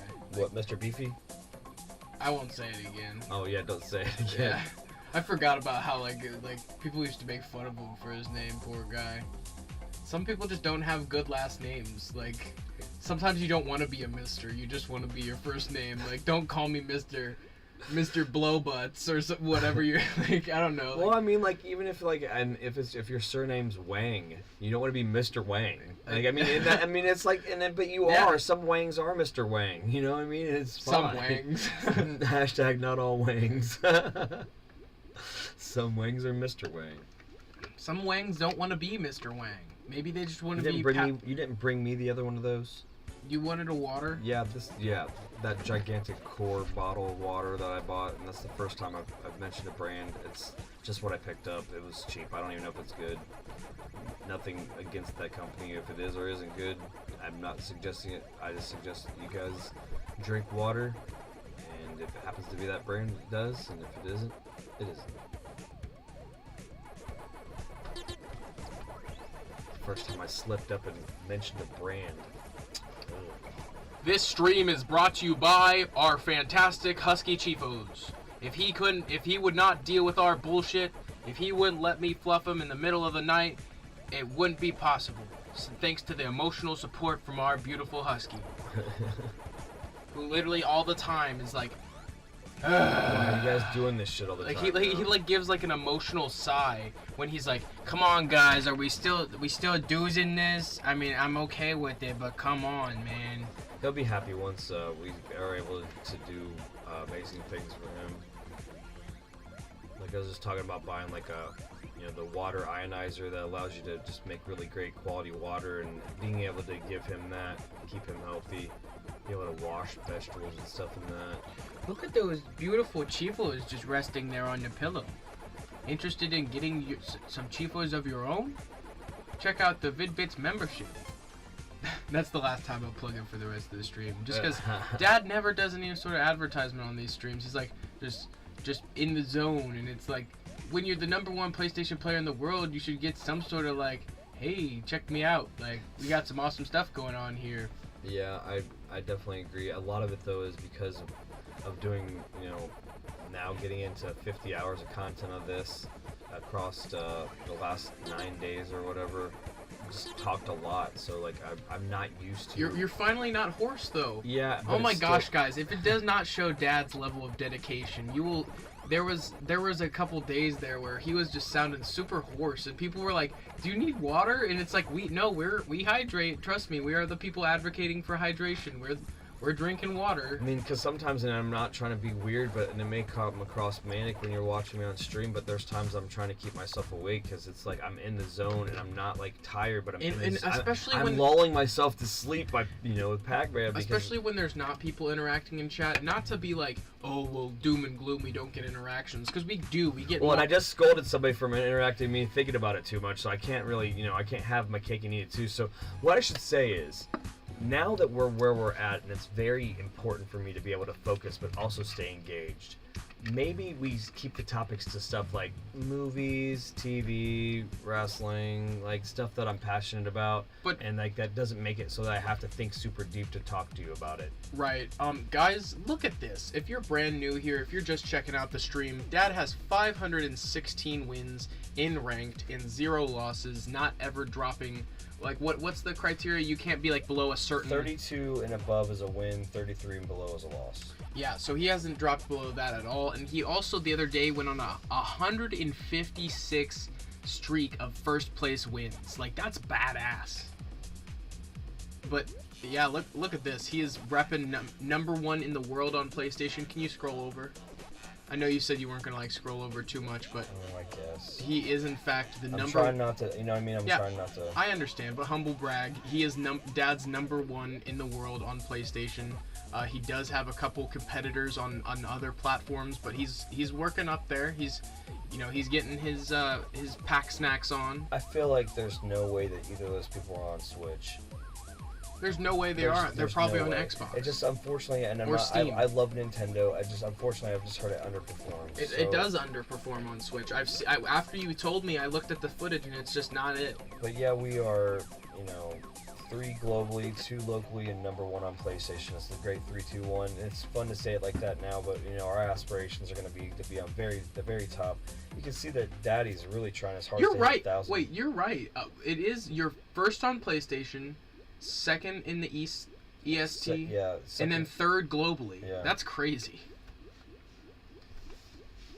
But buy Pac-Man Mega Tunnel Battle Chomp Champs now, because it's flipping awesome. And we need more people on these servers, you guys. You owe it to yourself, because have some fun. Even if you're just trying to relive your glory days in the arcade, as someone said, they commented the other day about how they were classically trained Pac-Man in the arcades. I just think it's awesome that there are more people who are around your age range who are able to now get into Pac-Man again for a new wave and like be able to experience this for a different, in a different way than just in the arcades. Because in the arcades, you really are competing against everyone else. So it's almost like you have a localized arcade of a bunch of other people playing Pac-Man, and you just outplayed everybody. Right, and I kind of had like a realization on stream a day or so ago.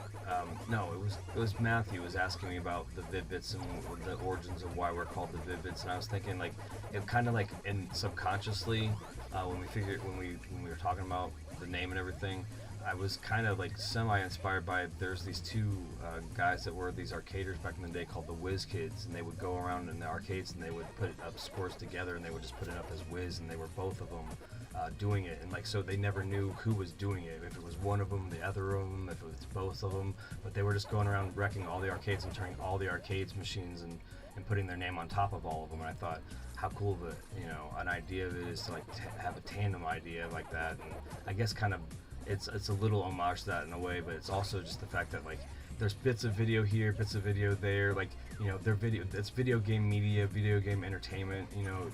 We didn't want to I don't know. There's just so many ways to be off-putting with your name. That's it just took a lot of brainstorming.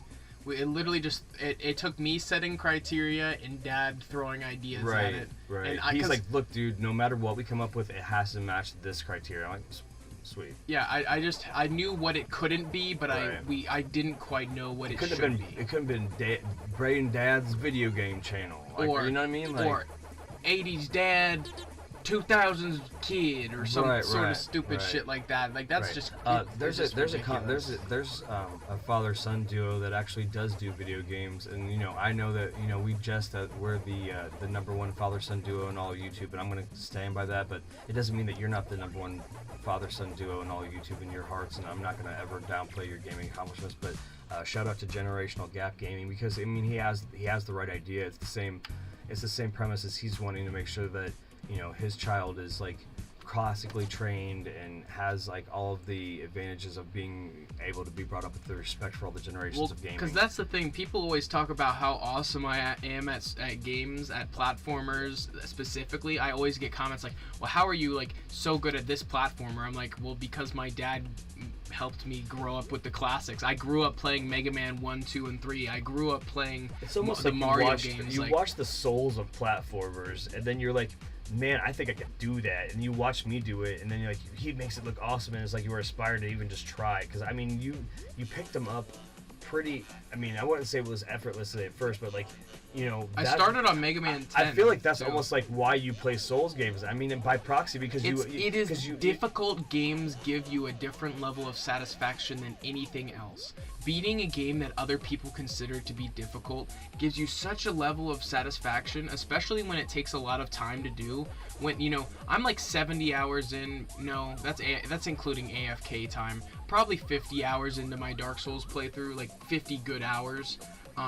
And I feel like the weight of those 50 hours is so monumental, especially like considering when you look at each boss, like the fact that Nameless King took me 4.5 hours across 2 streams, the first stream being phase 1 and then the second stream being phase 2 essentially. Like it's crazy how my stream had 2 phases too, because the boss like worked that way. But I called my shots, like you said, like calling your shots, like to be able to say like, you know, this time I'm going to do this, and I know that maybe I don't get the full scope of everything, but next time I'll be ready. And that's kind of what you've been doing. You're like, I know, like you're like 100 wins, 100 wins, 100 wins, building that stack, and then now you're there. You're at number 1 on PlayStation, and you're competing with 2 other people to be number 1 globally in the world across all platforms. So like, you really are putting in the time, and like, it is your souls. It is that monumental effort where you're stacking that time, you're stacking that dedication, that, you know, you really are putting in the effort, and that's why it's really paid off for you, and it's been satisfying to you.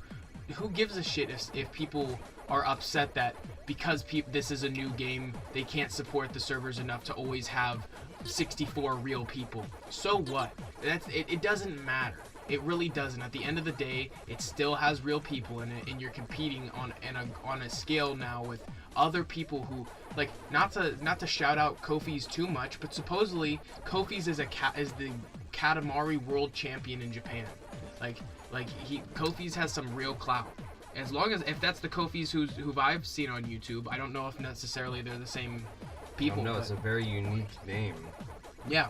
Like, I don't know what Katamari really is, but the fact that someone's a world champion in anything, and you're also competing with that same person in, like, head to head. I didn't really put it into perspective. Like I said, I've tried not to put too much attention on it. I know, but like you don't want to psych yourself out too much. But at the same time, like, it's flattering. They're not the same type of game. Just because he's good at Katamari doesn't mean he's like. I don't know. Like, it is very much I don't want to say like a game that you can like meld your mind into, but you're just rolling around a giant ball of stuff, I think.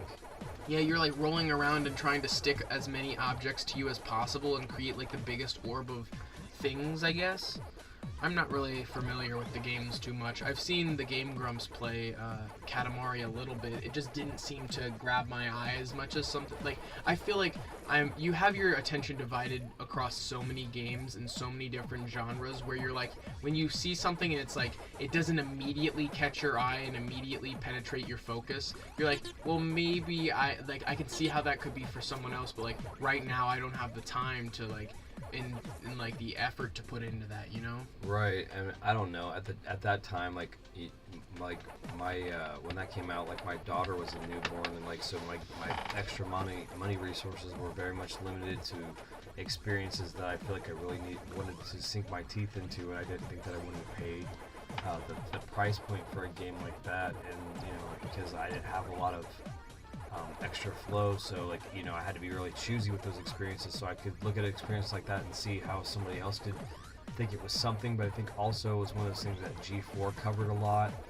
that type of stuff, so like there was more exposure because it was on cable, so something like that could get more legs than if it was super indie, if that makes sense. Yeah, I totally understand though. So I think, you know, to an extent, the people that got exposure and super into that game, you know, are the type of people that it's made for a very niche audience, but the people that really like it get it. I don't know. I can even say further to a game like the Ace Attorney series. Like I see a lot. I've seen that since DS, and I think it's cool. But like it's more like that would be something I would play if I was like on a long train ride or something, because I don't know if I could sink that much time just sitting on my couch with that, but I know a lot of people that could. Or if you're, and like you did. said, if you're traveling, that would be a fantastic game to bring like a movie or like a suspenseful kind of experience like that.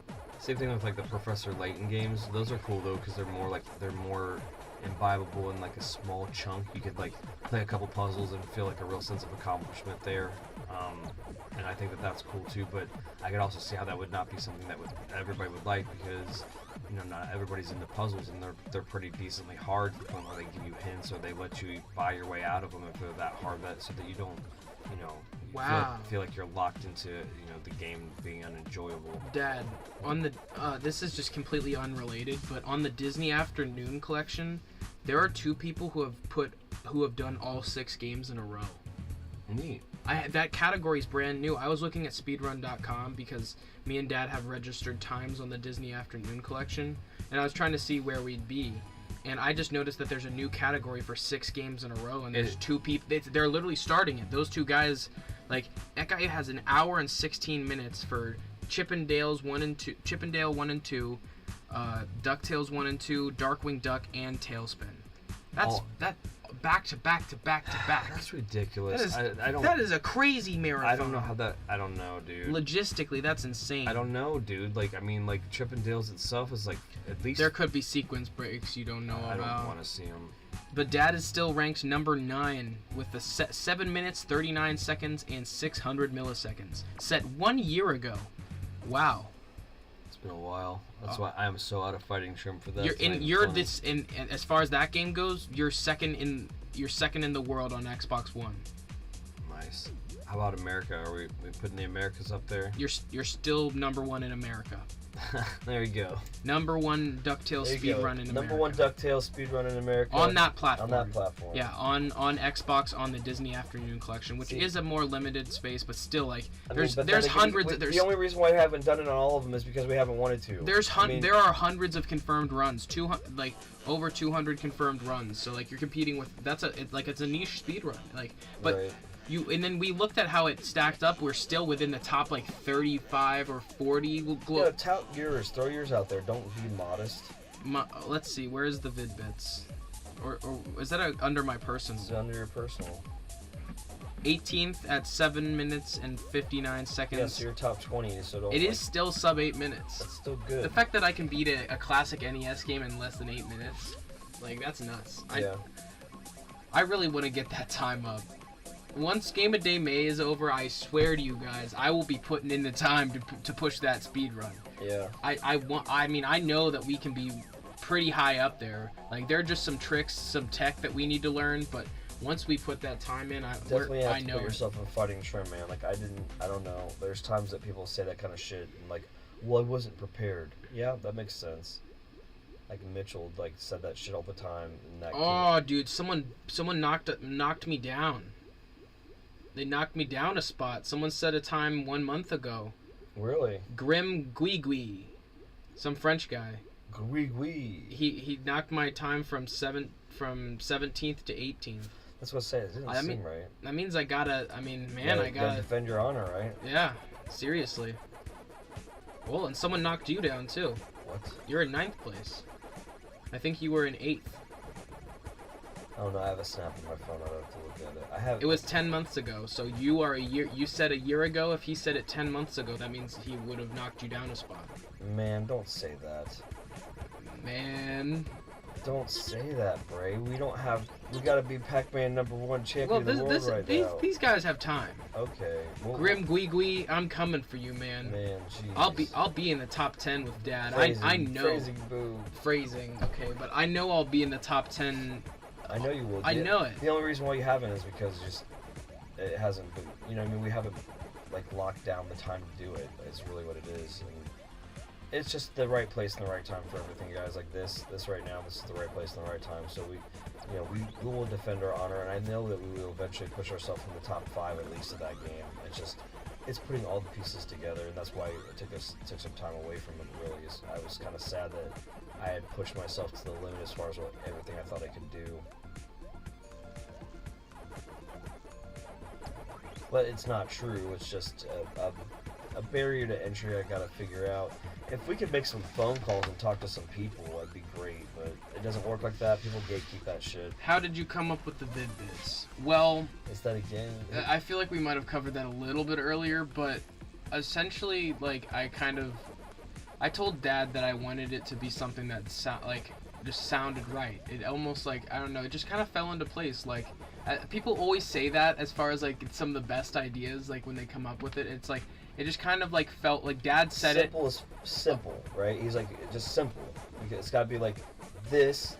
I said this. I literally said this, and then he was like, the vid, and then I was like, we don't. We spitballed. We knew vid was the first part. Like, we knew that, and then the second part was we knew it was some variation of bit because but we didn't want it to be overly trendy because 8-bit and all that other that's stuff. so overdone. And it's just overdone.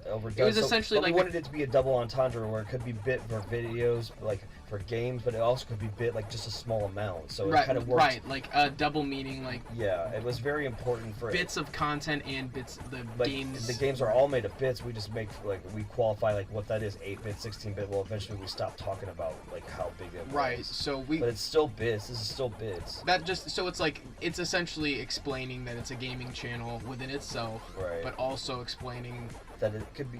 We're not quantifying how much you're gonna get. So a bit of this, a bit of that, and that's also too the variety thing. It's a bit of everything. Like that is it. That was more so I think where I initially went mentally when you said it. It was just like a bit of everything. Like you have a little bit of this and a little bit of that, and it's like we were tired of seeing these gaming channels that had some great players and some great gameplay. So but they would skilled, pitch but they play themselves. like 3 or 4 games. It's like, bro, it's like how you ever get better at anything. Or else? when the only new games they play are trendy bullshit games that people are just hopping on for views. Right. And it's like, no, dude, you should. I should have grabbed that game with the guy with the pickaxes and the freaking the fucking vase too, and that just looked like it was maddening to watch somebody else play it. So we'll play that sometime. That'll. Like I said, getting over it. Every time I try to say it, dude, you try. You will love. I know, but every time I say it, you try. I try there's a narrator to it, and you would love like the narration of that game. I think like as much as you hate it, that would be something. It's one of those things I probably just am hating on because of how much I saw. It was oversaturated. It was very oversaturated, but as far as like the concept goes, it was the first to really do that. Like,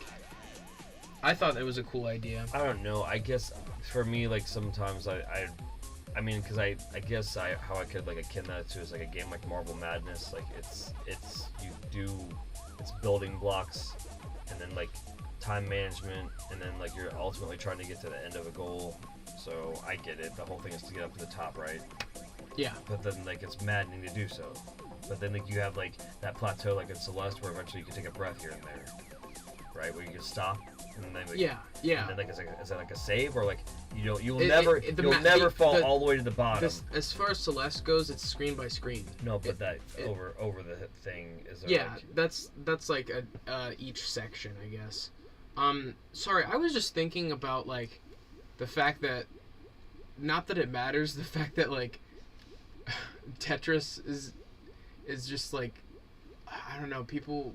I don't know why I'm thinking of Tetris like. Have you seen the movie and how they overhype and ruin the like, you know the story of Tetris? You know how Alexei Pajitnov had his like idea claimed by the USSR and all of that, the whole dispute and everything. It's an interesting story. Because they took that movie and romanticized it like a spy thriller or yes, some bullshit. That's what pissed me off. It's like, why are you trying to make the story of Tetris which within itself is an interesting series of events? Well, I can't wait to see the biopic then where we get to watch Hulk Hogan, lament that he picked the Hulk Hogan power blender instead of the George Foreman grill. That's going to be wonderful. We're going to watch those guys fight in the streets and shit probably, right? Like, jeez. I mean, they made a movie like about the creation of like the flaming hot flavor. That's the same kind of thing. How the hell do you do that? It's how did supposedly you turn that it's not true. Right, like, but how do you like romanticize that into a damn movie when we can't get good movies in They Hollywood? heard like, the urban myth that the flaming hot Cheeto was created by a janitor at Frito-Lay, and they went running with that. Ugh. So they heard Russian interference in a video game, and then in the U.S. like there are people who think that they own the rights to the game, and there's a guy trying to secure the rights. Then that's all they understood, and then they're like, let's sensationalize the shit out of this. Like, no, it's already an interesting story. Just make a documentary-esque thing that is just, I don't know, like just a telling of a based on a true story kind of thing, instead of completely lacking and missing the entire point of the history of whatever happened here. Right. Is there a game that people have been promoting but you're not looking forward to? I'll spin that question. I don't think it's a game that people have been promoting that I don't look forward to, but a game that people talk about all the time that I don't really care for, and that's Valorant. And that's just because I'm sick of hero shooters, and like, don't get me wrong, some do it right. Overwatch is fine, and there are a lot of people who really enjoy that, and I get that. But supposedly that's even gone downhill as they've stopped supporting the game. But regardless of that, like, hero shooters are so overdone and dry. I don't care for another generic hero shooter where each person has a different unique ability, and like I've done that spiel 30,000 times. They're just they created that they created that format in like 2016 to 2018, and then people still make that, and it's just like, I just don't care. I mean, or like ultimately, like any of the 2K sports games. There you go. Well, because I don't like those. Especially when it's so controversial even among the people who like them. Like, don't get me wrong, I can admit when a game's not for me, but like when my friends who play 2K are constantly like, well, this year's good, this year's bad, this year's bad, this year's bad, even with the wrestling this year's games, good. Even with the WWE games, and I love WWE. I got burned on some of that any shit. 2K sports title. It's like, geez, because they keep building on top of broken engines instead of restructuring the damn shit. They have bad business practices and bad programming practices. Yeah, they can't deny that shit at me, no, bro. they can't. That's ridiculous. Yeah, fight us. Like, that's why we're not buying your shit. Fix it, and when you fix it, then we buy it. My friends would always be like, "Man, I'm playing 2K, and they did this to f us over." Skip shit. I'm playing 2K, and man, they made these changes that screwed me over. Or like, I have to pay so much money I have to buy all this VC, this virtual currency, to be able to make the best build. Like, then that's pay to win. Pay to win mechanics, you've lost me. Well, there's times that they actually will add a new mechanic, and then they'll actually roll back good gameplay to add a new mechanic. So then you're buying a new game with rolled back dated gameplay, so they can support a new mechanic that sucks. Or doesn't bring up the gameplay as a whole. See, I don't think they could change anything to make us more appealed to it. As far as the wrestling games go, for sure, because I love wrestling. Well, as far as the wrestling games go, maybe reworking, like, it would have to just be, like, they would completely have to, from the ground up, make it, like, a new engine, or just go to one of the many people making engines these days, i.e. Epic Games and their amazing Unreal Engine, and rely on their engine and build from that. People literally take the framework of Unreal and then make their own engine based off the Unreal engine. Unreal has updated itself more often than 2K has updated some of those old decade-old architectures for some of their freaking games. They literally have game code in 2K, and not even just sports games, but any game that does that. Call of Duty as well. Games where their framework for their code is suspended on like 12-year-old data, or 13-year-old shit. No, why haven't you done a rework in a reorganization and a revamp? That affects the bottom line. They have to pay money to do that. But yeah, my favorites, let's just change the topic. My favorite sports games are NBA Jam, because that's super fun. I really like Super Tecmo Bowl. Super Tecmo Bowl, as well as normal Tecmo Bowl. And I'm not even a sports guy. Dusty Diamond's All-Star Softball for Nintendo is really good. That's a good one. Super Dodgeball is one of my favorites. Yeah. Even stuff like tennis can be pretty fun on NES.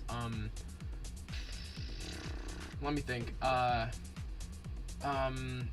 as far as like extreme sports go, I love Skate 3. Shout out to Skate 3. I was playing that on the side earlier in stream. I really like Friday the 13th for Nintendo, and it's absolutely atrociously hard to navigate. This is a response to a question in chat asking about, is there a game that's unpopular that we do like? Yeah, I mean, I really like it because it's a speedrun game. It's a game that you can kind of like, you know, when you learn the nuances of it and everything, it's pretty accessible. And I think what it is it was one of those monsters from my childhood that like it was brutally hard, but I figured it out not in my adulthood. I never figured it out as a child, but like also like Marble Madness.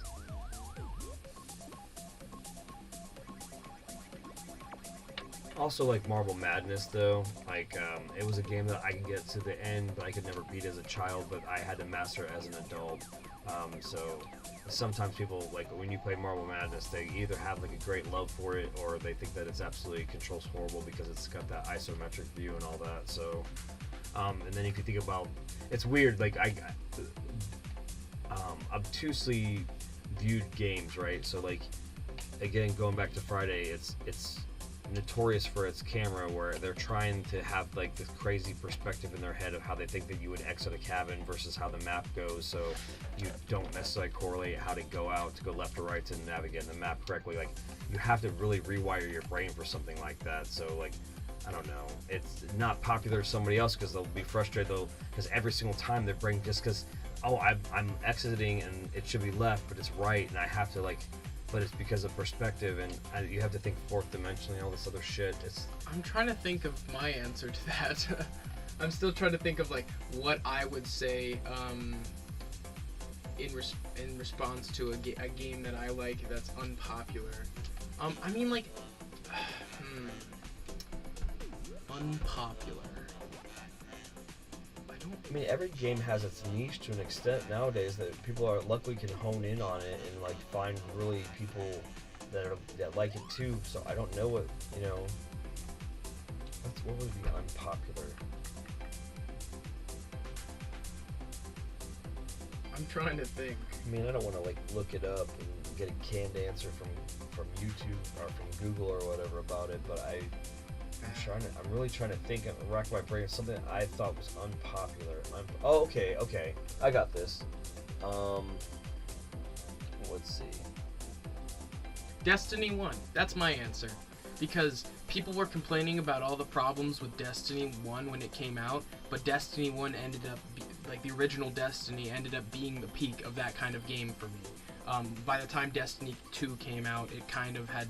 They had burned the community and done so many changes. I think the word is genre. It didn't really fit anymore. Boring. But yeah, that would be my answer. I remember when I was playing Destiny, it was so it was such a it was I don't know, it was unpopular in the sense that like it was so common for people to shit on Destiny, even though there was like, it's because of the botched launch, but that was a game that I stuck with through and through, and even till this day I will still passively check up on Destiny 2 to see how it is until they do their conclusion of whatever storyline. But yeah, that's my answer. What's your answer, Dad? I mean, you already answered with Friday the 13th. Yeah, but I mean, I'm looking at the genre that you love that is unpopular. I'm trying to think objectively about it, because I mean, I think every genre has its own popularity, so I don't know what would be considered the most unpopular genre that I would like. I think for you, it would be... that I like... Space shooters? No. Yeah, I don't know. They are pretty niche. Like, as much as I like to think that everybody likes like those games, but I don't know. That's a hard question. That is a hard question. Is it kind of like Hades in the way it's formatted? I don't remember what that was. It was isometric viewpoint. Yeah, I mean, yeah, they just, the way that they drew the lines and stuff, I think it also, the way that it was loaded in or whatever. But the perspective is like from a diagonal, and the difficulty is when you're playing Marble Madness with the controller for Nintendo, you don't have like the control that you have when you're playing on arcade with an actual trackball. So that's hard, because then they also know that you're the same way with Qbert. They even though that doesn't use a trackball, it uses a joystick. It uses a gated joystick in a different way, and when it's translated for the NES, it's asking you like Marble Madness, do you want a 90-degree or a 45-degree angle, so they can like allow you to decide how you want to rock the character based on an x-axis or a cross-axis, and that's kind of cool because some people's brain will translate better one way versus the other. Yeah. All right, welcome everyone. We are about to enter our brief intermission after Dad's series of victories. He's 520-0 because he's just a badass like that. He's been just tearing up the leaderboards. Chomping away, man. He really is the #1 player on PlayStation, and I'd love for some of you PlayStation players to up your game, guys. Calling you out. Start competing. It seems like Yeah, we're in Chomp Champ territory, so there's nothing but bots up here, guys. Like, I'm about to start an alt account so I can just go into bronze and mess around with some people down there, because unfortunately they're not, being able to raise to the occasion. You really are. I think we're separated with them not being able to compete with us because they don't want those guys just to be destroyed by us. So it's also still such a new game. You accidentally queued. I did. It's such a new game that we still, like, it's on the ground floor where, like, we're still trying to get more and more people involved. We're trying to help groundswell this community, so hopefully, Bandai Namco knows that we want to be brand ambassadors for this, and, we're going to try to go through the logistic hurdles of doing that. I'm going to do a little bit of research and find out who we have to ping about that, because, we're already your #1 PlayStation Chomp Champ, so it's only a matter of time before when you go around and see commercials for this game, you can associate the Vid-Bits with the #1 spot in this game. I mean, it's going to be one-on-one Chomp Champs. The Vid-Bits are the #1 spot in the game, so... Which is great, because we want all the exposure as possible so you guys can see all the amazing things that we do and what we're going to do and be along for the ride. Be on the right side of history, as Bray likes to say. Well, I also wanted to take this time to plug our favorite new project, or not new, but our favorite project we've been working on, which is Game of Day May, which is still second season. It's still underway, baby. We just did today. We did Doom. I did the first 2 episodes of Doom, and that was real fun.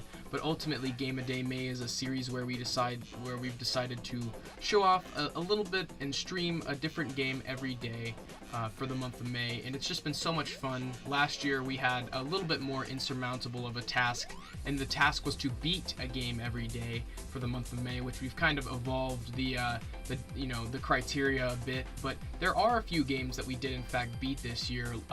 Dad sat down and beat the entirety of Undertale in a single epic 8-hour stream. Yeah, so if you see me doing these crazy epic and legendary streams of PACMAN, I mean, I don't know, it's like I did not know that this was going to come along after Undertale, so it almost kind of trained me up for these epic streams that I've been doing and stuff. But yeah, go check that out. That was day 4 of Game of Day May. I know we got 5 people in chat, and I'm sorry, and I don't want you to disappear, but we're going to throw up the be right back, and I'm going to have to take a 7-minute break, just kind of enough time to... If you do end up clicking away, consider clicking some of our other content. We've been putting so much time and effort and work into all of the different lives. What's the time right now? 2:05. Yeah, I mean, I'm gonna be around for about at least 6 more hours. So don't feel like you can't, not stop by. But I think it's always fair for somebody to know where the stream's going, so that they know when they can dip in and out. He's legitimately trying to build those wins to compete with these. Like, there are 2 people above him who are not on PlayStation. I'll show it one more time. I'll resonate it on the screen one more time. But yeah, I need to close the gap on me and Kofi so that I can get up there, so that we're gonna take down Mint Daddy. Like he doesn't have the statistical laydown to keep the lead at that pace. He's unfortunately suffered a couple losses overall, but then like the quality of some of the wins have made it so he's not maximized the amount of rating that he can get. So we're gonna not only overtake him, but have a better win-loss record and rating. It's just a matter of time. I also just don't want to give Socrates too much time to catch up, because before I left for my schmo job, I only crested him by 11 wins. So I don't know if he's you don't know if it's the type of person that he's working a couple days, if he's taking the day off, because he did a great push to get where he is. I've been keeping my finger on the pulse of some of this, and he did a great push to push himself to where he is, and he could have exhausted himself to the point where he wanted to take a couple days off. When he got Shiba Inus really busting their butt, but unfortunately they've started racking up more losses recently, and I don't know why. And then we got Avi, which I don't want to give too much attention to because of the great symbolism with their freaking numerology there. And I gotta shout out the number 7. I'm only gonna go down 7. If you're on the splash page, we'll call you out and give you a little bit of love from when we do these checkups. I guess that's probably the only reason why we'll check, is to see what everybody else is doing. But Eve is doing great things. Popped up out of nowhere, so shout out there. All right, I'm ready for the break. Sorry, I just need a little quick snack. This is your reminder, guys. Go get a snack. Hydrate yourselves. Sometimes people forget to take care of themselves during a long gaming session or a long live stream. So one of our main MOs is to hydrate, to take care of yourself, and to just make sure you get up, stretch your legs. Do a little bit of yoga. Just take care of yourselves, guys. But we will be right back after a brief intermission. Thank you guys so much for your patience. We'll be right back. Right.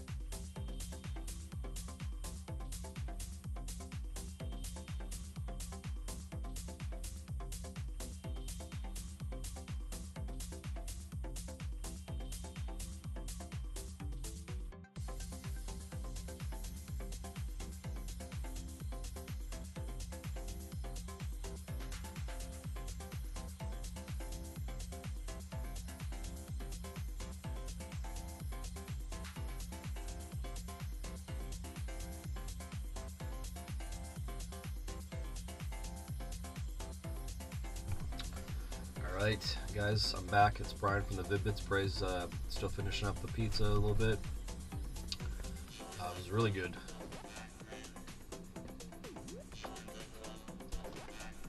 Getting back into this. Like I said, I didn't really want to put too much attention on the leaderboard because I don't want everybody to think that I'm being cocky. I just wanted to show you some of the other people I'm competing with and the growth that they're making as players. And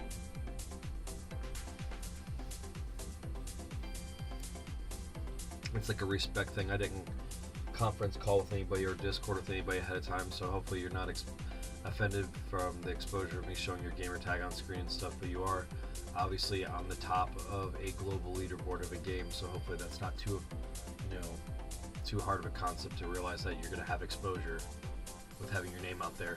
I've had it for years, guys. In Xbox 360, I'd have people just randomly messaging me because they saw my play on some stuff that had video of when you got your score. You would submit your video, especially on the Game Room app.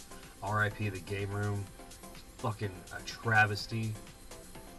I mean, if I could ever think of any architecture that I wish that they could like put on a server and resurrect so that people could see that. I mean, I have my own arcade with my own machines, and you would be able to put your high scores up on banners, and anybody that was on your friends list, if they ever had they had that game in their arcade too, and they had a high score, then in your arcade they would have the high score in your arcade, so you would literally go around your arcade and go up those machines and knock those scores off. It was, I mean, God, it just makes, I don't want to get angry. It gets me in my feels. As far as like one of the great things that if I could have had the ability to do what we're doing now and like snapshot that and like play that when it came out and show you guys me building the arcade and playing against other people and the sounds and the sights and everything, it was just amazing.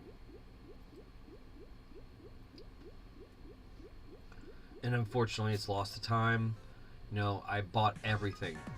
I bought every single game because I had the ultimate arcade. I had every room was themed, and I had so many top 10, top 20 scores globally, and yeah, it's just lost of time. So when Bray's like, write down your accolades, I just don't want to because I feel like in my head I have a hard time keeping together that I've been blessed enough to have the skills to play games in some of the categories and do some of the things I can in some of the games, but also like, I never would have thought that would have been possible, honestly, that I would be able to have a platform to not just be doing it myself in my room like most of you guys probably are. And segue to the Vid-Bits, sponsored by Living Your Dreams. That's right, we're sponsored by you deciding to actuate your true potential and you deciding that you are going to do something that's towards something that you're passionate about tomorrow. Today, right now, maximum, right now, pow boom, just do it. Just grab a piece of paper and start manifesting your dreams, like actuate them. All you have to do, and I'll tell you, it's real easy. It's real easy to live your dreams, right? Step 1, grab a piece of paper. Step 2, write down what you want to do. Step 3, tell yourself what you like, write down reasonably what you need to do it. And step 4, start doing the first thing on that list. Start writing down the small things. They're called little rocks. Put down the small things that you have to do to actuate it, like the baby steps. And then you have the big rocks, which are the big milestones to get to that goal. So for us, the small steps was learning how to play this game, just playing it and having fun and not having any expectations. Then we played elimination mode. We knew that we had to play so many levels to elimination mode to unlock ranked. We got towards the end of elimination mode, we weren't sure if we wanted to play ranked, and we actually were pretty sure we weren't going to play it. And then we were like, screw it, let's just throw our ring in the hat because we felt like we didn't want to doubt ourselves. Your hat in the ring? Our ring in the hat, right, yeah. We didn't want to just toss your ring in the hat, man. But we didn't want to doubt ourselves, so we'll just try it. And then we realized that we were pretty decent at it, and there you go. Then basically, I just felt like what you do then also towards living your dreams, right? Since you're probably not even trying to work towards them, so it doesn't matter that you make it even more impossible, right? So that's what I was doing. I was like, okay, I'm gonna win 100 games in a row, and then it made it happen because I said it was gonna happen. Babe Ruth analogy is perfect, and I wasn't there, and I don't know, I haven't seen the footage. I don't know if I'm sure the footage exists, right, of him doing it, where he literally points and then he hits the home run, and it's just like, the guy was so jacked though, so it's subjective. I think he was like taking horse steroids or Oh yeah, they were shit. doing all kinds of funky shit back then. But you know what I mean? You know how awesome it was that he did that? You know how big of a deal it would have been if he choked who he was? And if he choked? He didn't choke. He just lived up to the pressure. You know what I mean? Like, and there's things in your life that I think that you probably think I can't do it, and or unfortunately, and this is the other subset of the story, is you have the generational curses of people in your family that tell you that you can't do it because they couldn't do it, or their parents couldn't do it, or the parents told you that they couldn't do it, or they shouldn't do it, and it's just like, man, just stop that shit. If your parents listening to this, stop that shit. Stop putting generational curses on your kids. Your parents didn't let you play video games, and you're not letting your kids play video games?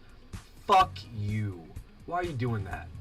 Like, what if your kid could be the greatest game ever? And if you're just being like, oh, I want my kid to be a cash cow, I'm not saying make your kid a cash cow, but just guess what? If your kid could be a great gamer and you're just stifling their potential and not letting them even try to actuate it, then you are losing out on the potential for them to help your family.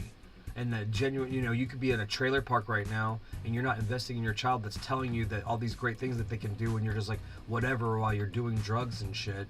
And you should, it's crazy that those things are still happening, and it's like, all you have to do is believe in your child, believe in yourself. You let go of that trauma. Maybe you want to play games too, and you're just like, I can't deal with that shit. Well, it's escapism, so, use it as that first and foremost. Don't use it as an addiction, don't use it to rule your life or any of that shit. But use it as the thing that you look forward to. Like, I worked my ass off. We work for YouTube, so we make YouTube content, so right, so I did my YouTube stuff, I slept, I went to work at a regular place, I came back, and I'm starting to do my YouTube stuff, and then I'll sleep, and I'll wake up and I'll do some more work. But it's just like, it's work now. But when it wasn't that, it was like I would work at the schmo job and come home and just play video games, because that was my release from having to do that job all day. But when you actuate your dreams, you get to do what I'm doing. Let's just play video games as a job. And it's amazing, and it's fun, and we get to have fun with you guys and talk about all the great things, like our dog and our experiences, and all the things that we're going to do together. And I think that's what they call now manifestation. We're talking about all the things we're going to do together because we're going to do these things together, because we want to do these things together. And you guys are hanging out and watching me take the Vid-Bits all the way up to the top of the world leaderboard. But right now, I'm pretty happy sitting at third in the world, second in the US, and first on PlayStation. Like, I'm pretty sure I'm first in the US, but I don't know for sure where Kofi's from. So, like, if I could find out the point of origin there, I could claim them the best in the US too, but I can't yet because I don't know the point of origin. I'd like to be able to do that so that it's just a sexier thing for you guys to look at the videos and watch all the work we're putting in. Because I'm putting in work. I put in over 50 hours in the last 9 days of this game, guys. It's all cataloged on YouTube, and you can watch it. You can watch it on our shit. And you can see every single win, every single near miss, every single streak, everything for 521 games so far of PACMAN. PACMAN! Mega Tunnel Battle Chomp Champs. Which we love you, Namco Bandai, for making this. Bandai Namco. See, I told you. I always told you I was gonna. I keep switching it up because it's. I'll tell you why. It's because first and foremost, the gaming aspect was Namco, and I know that the Bandai aspect merged into the company. It's no disrespect if I always mix it up. I will eventually. I don't know. I'll figure it out. I'll write it on my hand. BN, so I say it in the right order. Bandai Namco. But it's like the video game aspect from Namco, though. Back in the day, like the sounds of going into an arcade, the sounds of going into the court where I had all the section of all the games and hearing them all pop and stuff. Like, I don't know, it was just one of those things that I resonated with me. And that's also like, it's your guys' video game sounds and stuff like that was very much like the candy of video games. Like, you hear it and it's just like you want it and you want to just mess with it and see what you can do with it, or at least watch it. I love just watching the games in attract mode and just watching the screens over and over again and stuff. So for me to be able to have that, and then to watch like games like Dark Souls and stuff come out, and again, I've said it before, like, it's not necessarily something I'm really good at, but Bray, I can watch him and I can like live vicariously through a character. Like, that's ultimately what a role-playing game is to me. It's like, if you're playing a role so well that I can let my ego, take a step back and not look at you objectively as a performer, as the player, because ultimately when we're players, we're performers too, right? So if he's playing a game, he's also performing for you by playing that game. He's performing for himself first and foremost. When I play a game, I'm very much worried about how the camera is. Like when I'm playing BioShock, especially when I'm playing it by myself, I spend a lot more time, manipulating the camera so that if I was to watch this as a movie, how would I want to present it? Right? Does that make sense? So like you're in a sense where you're creating the individual aspect there that's completely uniquely your experience, and then like if I'm watching it and when I can vibe with you, then I can like not think that your ego is taking over, that you're the one commanding that experience even though somebody else made that game. So you're also dictating how you think I should translate that experience. So that's the disconnect. If I think that you're an asshole or your commentary's crap or whatever, and then like I'm disconnected from the character versus you're just like also trying to be the player for me too, and you're a really good player and you're a humble person, then I'm like looking at it as a movie now. I'm not thinking that you're playing the character, and you're probably not thinking too much either about that, and I can watch that as a gameplay and feel like we're actually watching a movie. And you know what I mean? Like, so I can also see where there would be appeal in the Vid-Bits in the future where we're going to have some stuff where we have no commentary and we do just have gameplay. But it won't be, we're going to find out what that is, but it will be those experiences that we're trying to curate as the gamer without marring the experience with any extra commentary or whatever, how we feel passion for the project as a gamer, some stuff that we've played before, stuff like that. I mean, shit, you look at our most popular video, which just now hit 100K thanks to all you guys' love and support. Back when the Cuphead DLC came out, we played through all of it back to back and marathoned it. And then we recorded it episodically, but it was literally one after another, posted it right to YouTube right away. In the final part, which was the big payoff of taking out Chef Saltbaker, we had just such a good run, and Dad clutched it at the end, and it was just such a fantastic resolve. Like, I'm just still so, looking back on it, it was such a fond memory.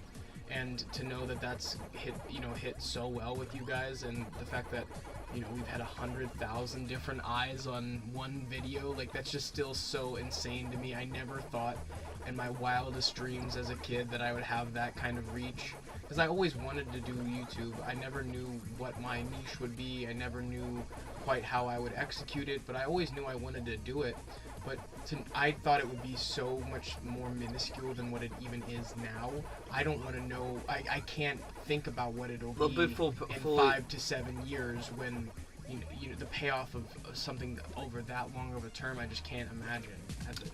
I mean, and that's what it's going to be like. That. And again, John from Cincinnati. Okay, they talk about 7 years and what 7 years could do if you actually started actuating your dreams, right? So if you're in Vid-Bits land. For us, it's 2 years, so we'll be at year 9 when we're talking about you guys started actuating your dreams now where you're at. We can all talk about how fucking awesome it was that we kept inspiring you. I know there's a part of you guys that are fucking leaving.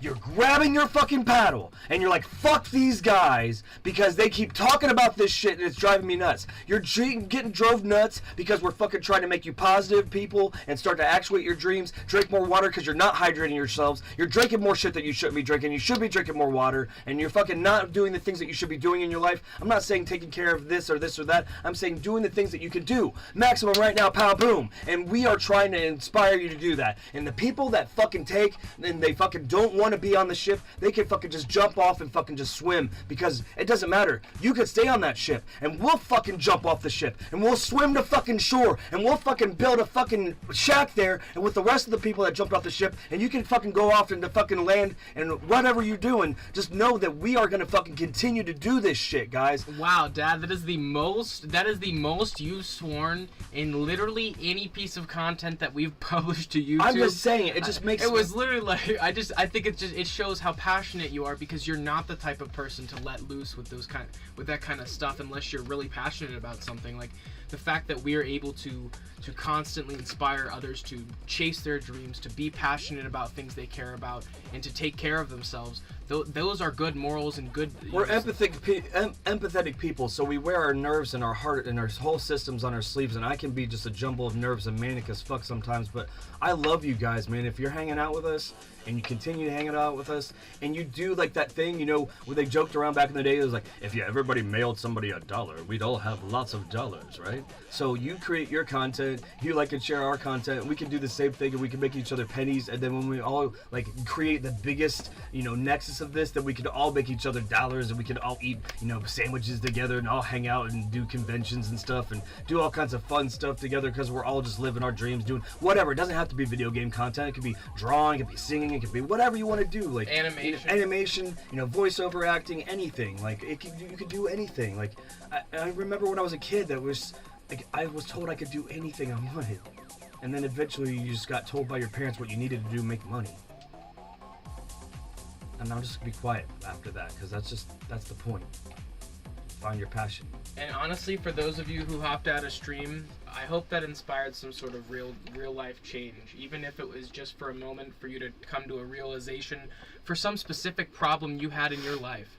Dad may not know why he had to say that, but there had to have been someone out there that struck a chord with, because and I don't care if I polarize the whole thing. I watched in seconds people drop, and I think it was for the right reason instead of the wrong one. I do think that was. They could have dropped the subscribe right now. You never know. They could have dropped it also just go and look at themselves in the mirror and reevaluate where their life is, because unfortunately sometimes what you have to do is a real gut check, and I've had to do so many. I'm not better than anybody else. I'm just as human. We are all frail vessels.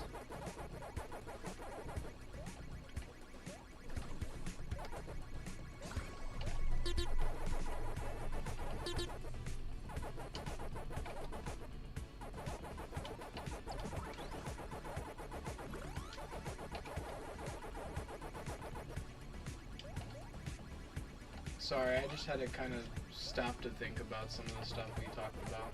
It's all right. It's fine.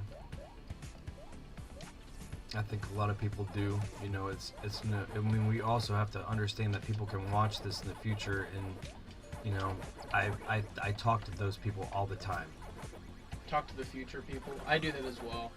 I feel like I talk as if we already have such a expansive audience in which hundreds of thousands of people because we do. It's already happened. We do. We live in a world with billions of people, and we don't know how long all of this lives on, so we do. And it's just, I want that reach to just go on, because that's where our halo effect is. That's where our ultimate reach is, that we're able to do that, and we're not doing it for money. We're doing it because it's the right thing to do. We're supposed to lift each other up. The wave lifts them up. We're supposed to all rise and fall together, and that way we can always lift each other up. And I don't know why it got to the point where everybody's just like, I have to have more, we need to label this, we need to divide that, and it's just, that's some construct that we were all bought into, that we have no control. It's just a bunch of gatekeeping. I know, but let's not get into that. But I mean, the whole thing is just like, you know, you're all born into it, so all you can do is learn how to hack the system, and that's what we're about, guys, is hacking the system in a way where we learn how to manipulate you know, our reality. And in this case, we're saying live your dreams and try to stay healthy, and you can do those things. They're reasonable things to do. You still have to go to the schmo job until you can do the real job, and I guess people don't realize that YouTube is you have to have a passion, and you have to have a job. When you have both, and you put enough extra time into your passion will become your job. Yeah, and it's starting to happen, and we're so happy to be here, and that's, I guess, why I've said it before, and I don't know, and I'm gonna just say it on record. Like, nobody knows what it feels like before you start to get big, and like I always, as an ego, was told to never let your pride get ahead of it. Don't put the horse before the cart. All those stupid cliche things. So we're just trying to actuate and just do it and be eligible. You have to stay eligible. So we're just trying to do the thing. It's just one of those things is, don't let people, you know, don't let the doubt creep in. Doubt is the biggest thing that leads to mistakes, that leads to missteps, that leads to you not actuating your dreams, stopping things, and talking. You know, we talk about moving in silence. You know what I mean? To an extent, when you start making the big moves, the huge moves that are going to make you do the things that you would never do. Sometimes those things are prevented to be done because you're around the wrong people. You're keeping the wrong crowd, and they're keeping you in stasis, and you're not going to be able to make the moves. So, you know, just think about that.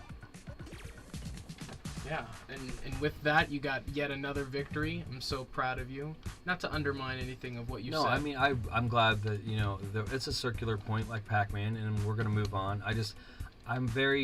I very much have this. I don't know. Naturally, this whole thing has been an allegory where when I look back at it and I listen to it in myself, I'm going to be able to kind of like, I don't know, look at my life and be able to analyze things. And it's not like it's always going to be like this, guys. Once we hit #1, every time that we talk, it's not going to be like this. It's just we're trying to grow the brand right now. We're trying to let you know who we are as people. So, you know, also it's very important for us to know that you know that, because we're raw individuals. We're not very overproduced. passionate, both of us. Dad and I are. I'm lighthearted, guys. You want to see Okay, here we go. Here's a good segue. You want to see lighthearted dad? The dad that's not like this dad. The dad that's way more less manic, but not trying to break under the pressure of getting to be PAC champion. Then watch the Dave the Diver series, where he attempts to do voiceovers for 6 characters, now with 8 hours of content through 4 episodes, with another one being uploaded tomorrow. There you go. And that's lighthearted dad that doesn't do any allegories for your life or anything. But when I'm in a game where I have to focus on going through a maze by myself in a room, it's really easy for me to start talking to myself, talking to future me. I do this when I'm not. I guess that I'll be honest. I do these kind of things in my head, when I'm by myself gaming, because it keeps me active. So when I'm streaming, I can't have a second screen on and somebody talking. So I have to be the one talking now. Does that make sense? Right. Does that make sense? It really was what it is. Well, and a lot of the time, you're just saying things that you need to hear in the moment, and sometimes that's all it is if you. But that's what the second screen for me is for. Sometimes when I need to feel, happy, I'll throw on a specific show. If I need to feel, for example, my go-to second screen is I'll put YouTube on the second TV and watch Good Mythical Morning. Right. Rhett and Link always bring a smile to my face. I never. It'll bring you out of a bad mood. Yeah. So like if I have to watch, it'd be like any of the Sandler movies from the 90s when I grew up. Yeah, like, Billy Madison. I'd be like, okay, I could throw any of those on, and I know that I'm going to get the range of emotions of that movie. See, sometimes when I'm doing a specific task based on how long it is, I want to be able to have that chalked out. So if I'm doing say I was doing a pack snack, then I would throw in a 90-minute movie, knowing that if I was trying to in my brain think about something that's like quizzical or some sort of quandary or problem, I might throw on a movie that's going to have like ups and downs, and a character has the same type of thing, and they're trying to figure something out too, and use it as a way to get through my own personal problem while mindlessly going through grinding an RPG for 90 minutes that really doesn't matter. Or I think that just makes sense. It kind of makes sense of why people consume specific pieces of content in general over and over again, right? Well, right, especially say for example, right, sometimes when you go on YouTube, you want a YouTuber who's gonna be a character. That's why you like the Dr. Disrespect. Yeah, I love him. And other people who like are of that nature, where like they really have an over the top. I left that new mommy alone. They have the over the top character, right? I'm not gonna. But then other times, there's a reason why people have like identified with us as content creators, because we're very raw, we're very off the cuff, we're very real, and at the same time we're not political, we're not super like, the only opinions we stand really highly on are take care of yourself, be nice to others, like the stuff that makes sense, right? Like, the stuff that makes sense, right? Hydrate yourself, get up, stretch, like that kind of stuff is like not bad things to be like. No, it's not bad things at all. So like I think that's the funny thing, and you heard me get so angry, right? That's because any of the principles that we stand on, I will fucking fight you, bro, because it doesn't make sense to hate those things. It doesn't make sense. Logic it out to me. Yeah, how is me telling someone to encouraging them to take care of themselves or live their dreams? Stop. But then again, like people will be able to find the bad in anything. Right. You look at Mr. Beast, and he can do something so fantastic and help a bunch of people, and people always think there's some sort of ulterior motive, regardless of what it is. It could be something that he just thought would be fun to do. He could think it could be some sort of thing to support. Or experimental to see how it would hit, because he has the money to do that now, and he's like, even if it like makes him lose money as a whole, the whole thing was he puts all of his money back into the brand, and he was all about the content creation. So if he believed in what he was doing as a philanthropist, you just do it anyways, right? Even though like it's okay, like not because it's the right thing to do. Not to like shout them out or anything. everything, but like even brands like, you know, supposedly the Insane Clown Posse always invested all of their money back into their brand. Right. So like their fans respected them more because they didn't just spend all of the money that they helped earn on bullshit. Right, and if you saw what we're dealing with where we're living, what really is like the circumstance. I know I keep saying like different things, like different mysterious locations where we're coming from, but we're in the most humblest of situations, trying to do the best with what we have and not make it anybody else's problem. So like when this does could be the ability for us to do more with what you guys are, you know, hopefully in like what we're doing and want to do that. The thing where you hang out with us and chat and stuff, like it's gonna grow because that's just the way it is. Like even if we didn't think that we were gonna make money and grow, the algorithm's showing we are because we're gonna keep on this grind. That's the thing, right? Like even if I don't know how to explain it. It's like the reason why it's gonna work is because our subscriber base keeps growing, and now I'm just trying to make sure that the message is clear. And I got really passionate about it because I don't want it to be a false hope for us. Is like we're on the right. We know we're in the right direction. We're just gonna keep making the content, and everything's ticking up. Subscribers are ticking up daily. Views are ticking up daily. I mean, it's just a matter of time before something crazy. If you guys like what we did with the Cuphead video, then like eventually something crazy is gonna come out, and we're gonna do some crazy ass clutch, and the right people are gonna see it. We just haven't. We're not looking for it yet. We're just waiting for it to find us. It might be this. You know what I mean? And I love Bandai Namco, and I want it to be this too because I love that company. They have supported so many things that are on our shelves. I'm looking around and their logo is on so much of our shit. And if I didn't believe in it, I wouldn't be there. If we didn't play it and I didn't, the Dot Hack series changed my life. Like it is an allegory for hacking your life and finding out that you're the fucking one. I mean, I'm about to cry thinking about it. Don't even get me started. Like, I can't even give it. What's that thing you've been saying recently? I've been saying a lot of things recently. About if you're looking for the man. Yeah, if you're looking for the man and you can't find him, then you're the fucking one. You're the one. You're the man. Then you're the one, man. And you like because if you don't believe it, then who else is? Like, and most of the time, if you're walking around people and they're either ignoring you, they're hating you, and if they're like and all, then you better take the time to fucking. They're either like, really appreciative of you, or they're hating you because they're envious. Or they're in somewhere in the middle where they don't know how to take your energy because they don't know what to do right now. I mean, there's some people that aren't meant to understand what's going on, but they are able to deal with your energy. So all you can do is try to be respectful and loving and caring and appreciative, and then blessed. And you know, like I feel blessed to be in this position because other people would love to be in this position, and like it could be anybody else. It could be just the next person. It's gonna be the next person after eventually. You know, I can't keep Chomp Champ forever unless for some reason they're like.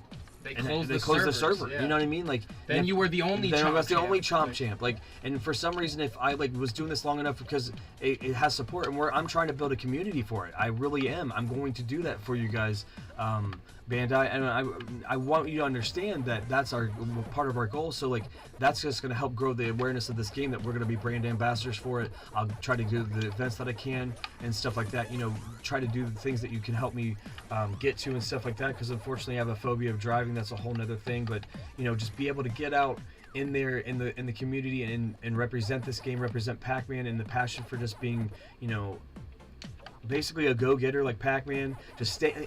All the things we're saying too. I haven't even gotten into how Pac-Man is like an allegory for my life too. Like, look at him. He's staying in his own lane. He's sticking to his time. He knows what he's gonna do, and he's confident. And then there's times that he doesn't succeed, but he never gives up. I mean, it's life. I mean, it's amazing. And I just hope that you understand that that's the very passion that we are going to put through in every single product. And eventually, when we have so many eyes on us, I'm not going to have to keep talking about what we're about because you guys are already going to know. And then when you have to worry about manic crazy dad that won't shut the fuck up. Well, it's because all it takes is that one person to be like, that's what I needed to hear for you to be like, okay, yep, I've put enough. My God, yeah, because I don't know, like the universe is telling me that a lot of people need to hear this, and I'm just giving it out. I am being the vessel, and you know what I mean. Like I said, you've needed to hear this before, and we're doing it for ourselves ultimately, and we're not doing it for the people that are giving us money. And we're not doing it. I mean, we're doing it for ourselves, and the people that are giving us money know that. Like, so, you know what I mean. So it's reciprocity. I don't have to worry about that. The people who are giving us money only give us money because they want us to keep doing it this way,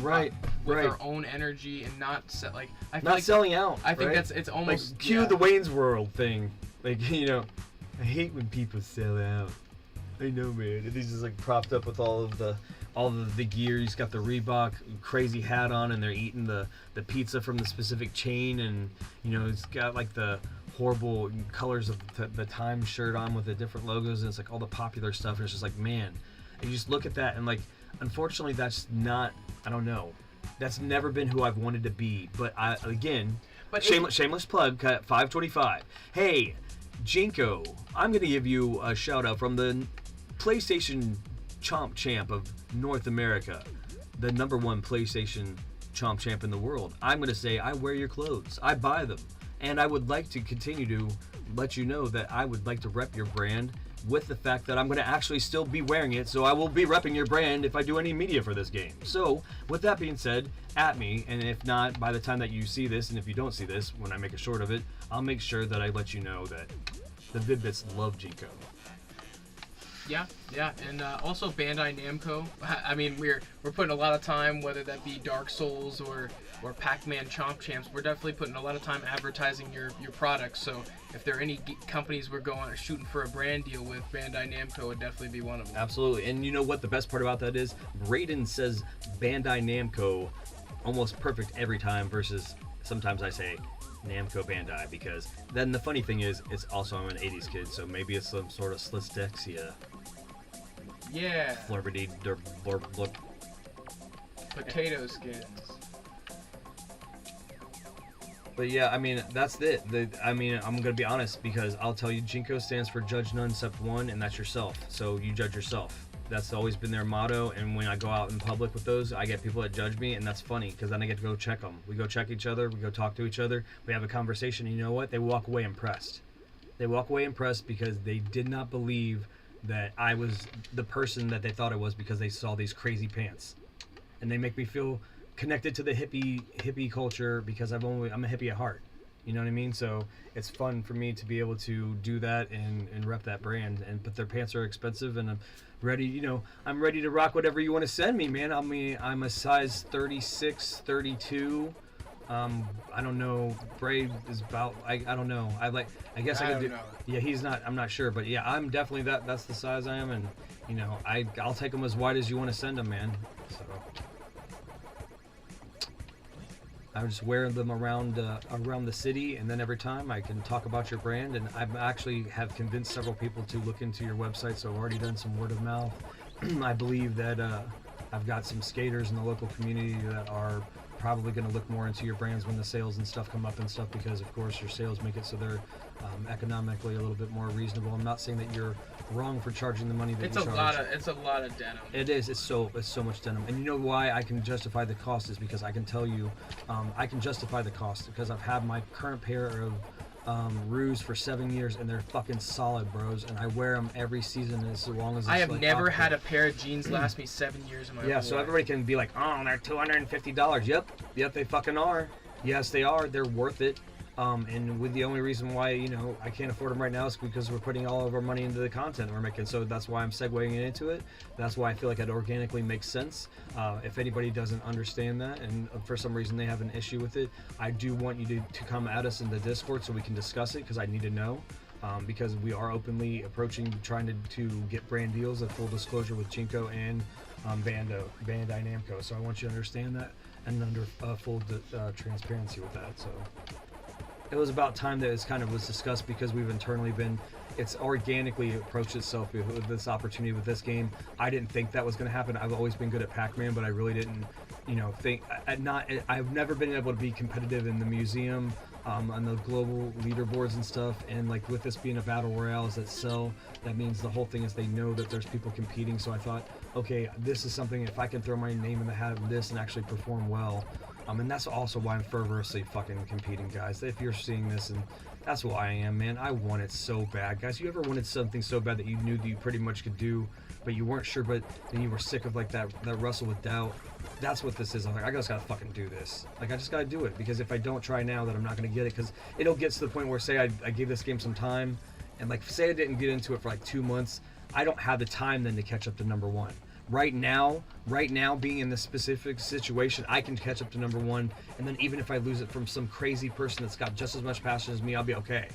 But if I don't, I could stay number one for a while, rule the roost, and say, just even for a small sect of time, the Vid-Bits were number one, and I was able to put that, you know, Brian was able to put that in the situation at one time in my life where I was number one in the world at something. And it's just like, right now, we're number one in the world on the PlayStation platform with this game. And there's so much, you know, hate. I got hate because I got hate because it's this game. I'm representing this game, so guess what? I'm Pac-Man. I'm the only person repping regular Pac-Man, not using a skin, and I'm getting hate on my fucking game, guys. I'm sorry to use language, and you know, if I ever, hopefully you guys can edit that out. But yeah, this game is awesome, and I don't care what you guys say, and I'm sorry that your other game got shut down, and I'm not even gonna, so we're not gonna give too much time to that. I'm not gonna talk about that. So it just sucks that this game is awesome and then the hate prevents you to see it. Segueing into that, we were talking about movies in specific, and like Rotten Tomatoes, you know, that type of thing, review type stuff where they see this number and this metric, and that prevents people from enjoying stuff. That's the whole... How can you quantify the average person's enjoyment of something? How can you particularly, with your specific recommendation, or like necessities for like what makes a good movie, how can you say, like, make a judgment call for the, like, for everyone's taste? Like, taste is subjective, and what I like may not be something you like. Like, some of my favorite movies are like a 37 to 61 on Rotten Tomatoes. Like, that means, I mean, it just doesn't matter. Right.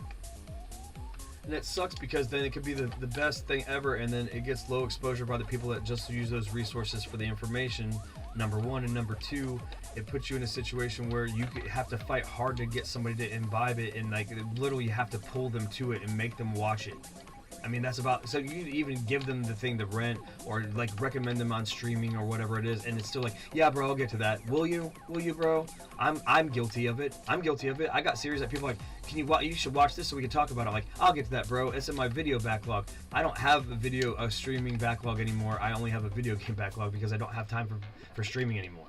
I'm literally putting so much time into this in my other life that I don't have time to watch TV and imbibing any of that, or just like, I'm just critiquing YouTube if I'm watching it. If I'm watching TV, it's YouTube because I'm critiquing how other people do it, their approach to how they do it, not to rip off their style, but just to see the things that you know, feel right to me. And I think that would help me craft different ways to approach things that we do for you guys. So, I mean, what you guys like is ultimately what matters. Sometimes if you're trying to curate an experience and it's not quite marrying up to what other people like, sometimes people do that, and we're not trying to do that per se, but you know, it's important that you guys enjoy the experiences that we do, and we're ultimately going to evolve into a very steady programming block with very consistent uploads, and it's going to be very cool that you can consider the Vid-Bits like a channel that you can tune into.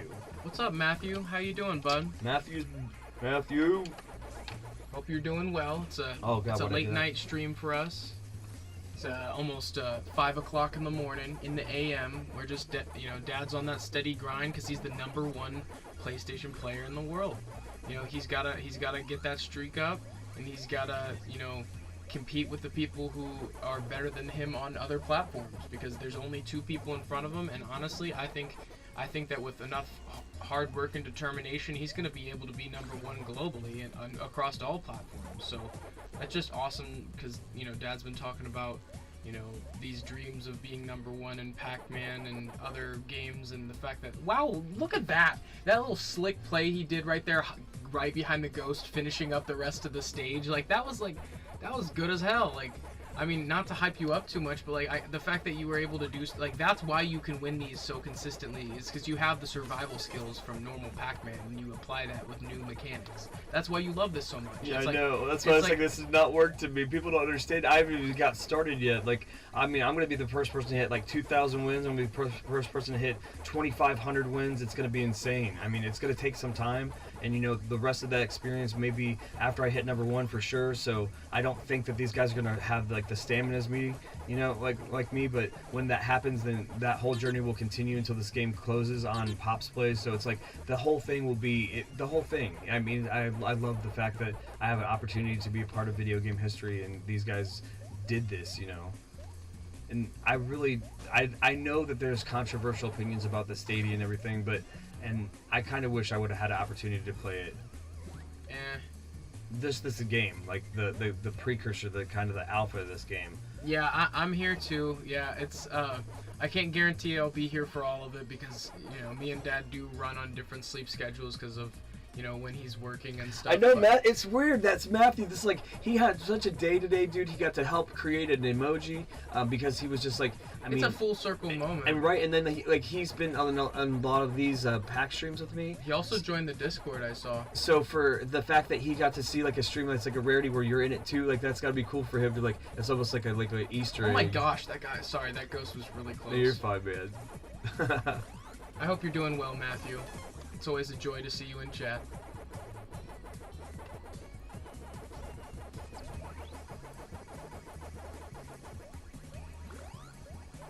So was it Matthew that was asking about some of the perks of our membership earlier? Yes. So the main perk that we're working on and putting a whole lot of time into is our Minecraft Bedrock server. We have a 24/7 realm that we put easily over 100 hours. No, maybe like 30 to 50 hours. I don't know, but we've each put days and days worth of work into this, and that's our primary perk right now. We're gonna level up. But we also have a mystery perk that we're still figuring out. We'll give you guys more details once more people inquire about it. We kind of want the hype to build a little bit, but at the same time, it is kind of gonna be that thing that may depend on the person. Maybe that person gets a different mystery perk than someone else because it might be more personalized for them. Because I think that's kind of my idea is. We want the mystery perk to really cater to the person, whoever it is that is who's joined the membership. But ultimately, it could be you request the game we play. It could be you. I love the concept. I mean, we're challenges, man. Maybe between the two of us, it's gonna be like I felt like back in the day when you're just around the tube and you rent a game and you get frustrated with it and you pass it to your buddy and he's like, I watched you. I know what you did wrong. You could literally say, hey, you're gonna start this series. Could you get a 200% save file in Cuphead and we'd do it. That would be something we'd start. My God, it could take so long. Yeah, but we would at least do it. We would do episodic content. Yeah. So you would get it. We would stream it, and you would live get to watch us do it for a period of time in the block. If anyone out there is considering getting into the membership, you just need to just think about personally. Well, maybe there's something that you could have. Of course, within reason. We don't want to say that it could truly be anything, but ultimately dictating the concept of the stream or something like that sounds pretty cool to me. Right. We also have we could do personalized videos. We could play do a specific achievement in a game that you want. Right. I mean, we could get a dummy account if we already have popped it to make sure we could pop it again for you guys. You know what I mean? I have no problem doing that kind of stuff. Or we would be just the the alt account that's just for the intention of making sure we can pop those achievements. If you think that we can't do it, then the whole thing would be you request that you get a little bit of time for us to try to work on that, and it'd be because it would also be cool for other people to see somebody from start to finish logic out how to tackle that. Because at the end of the day, somebody can give you tech about a specific achievement and how to do it, but you still have to actuate it. Right, and I think it's just cool to. It's almost like a bounty, right? You could set a bounty. Yeah. Any sort of idea that you want, Say we talk about all these things that Dad can do, like his Super Mario Bros. Times. Say you challenge him on that. Be like, well, now we want to see how fast can Dad's time get. Oh, Bray, did you say bounty? I got a segue. Sorry, we like to segue here. That's bounty here. We have a bounty here. All you have to do is beat either me or Bray's time and the DuckTales speedrun in the Disney Afternoon Collection on what platform are we playing on? The Xbox One. So if you beat our time and you post it and you actually have to get a YouTube account and log it so that you can put the video for it and everything.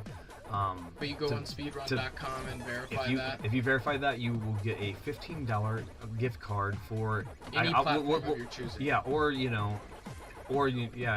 much, $15 worth of credit. So if we can buy something for you that's $15 worth of dollars and then give you a digital code, basically, I don't want to quantify what it's for because the value will be of $15. There you go. That's the prize.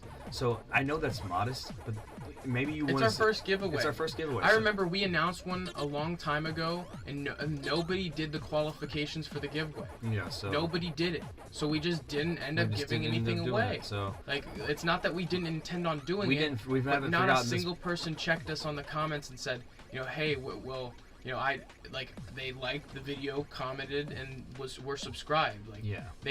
nobody like that just showed like the Or criteria. if you were ranked higher than us in the leaderboards, then to claim the $15 bounty, you must tell us how to do the things that we want to talk about, how we need to learn how to do. And we're going to just leave that at that. Or the other thing is, if anyone out there, has the means to help us resurrect the BioShock 2 multiplayer, even for a temporary period, because Or we can get some legacy content streamed on that. because me and Dad are super interested in playing that again It with deserves subs. some love and some cataloging, because I don't think it got enough of that on YouTube. I haven't done a lot of research, but I would love to at least be able to access some of that. Yeah, and no problem, Matthew. You asked a good question, and you asked about the other animals that we have, and I didn't even think that, with the 2 new unlocked spots that YouTube gave us for membership emojis, I didn't even think of, taking pictures of our cat Smokey. Yeah, 'cause- there'll be some roaming ones, but I mean, we have our favorites. But this is pretty awesome that we can feature things that it's organic to us. So like, and they do interact with us in the house, but mainly, the chief. He's such a part of the channel when Oh we're. yeah, especially when we have to stop the stream and go take them outside, and we're Right. like, we'll be right back, and we drop a couple chiefs in the chat, and Or people you'll hear him understand howl why. because like he's just being because we're being animated about the game that's going on. So he wants to come in here and be animated, like what's going on? Oh, you know? I've had Dark Souls wins where I go, woo! And he comes in and he's like, Yeah. he's literally like super hyped, and he like starts getting hyped up with me, and it's like, So then it's like Chiefs in chat, baby. yeah, he really, I mean, he it can be a celebration, it can be Chief has to go outside, it could be for so many different reasons.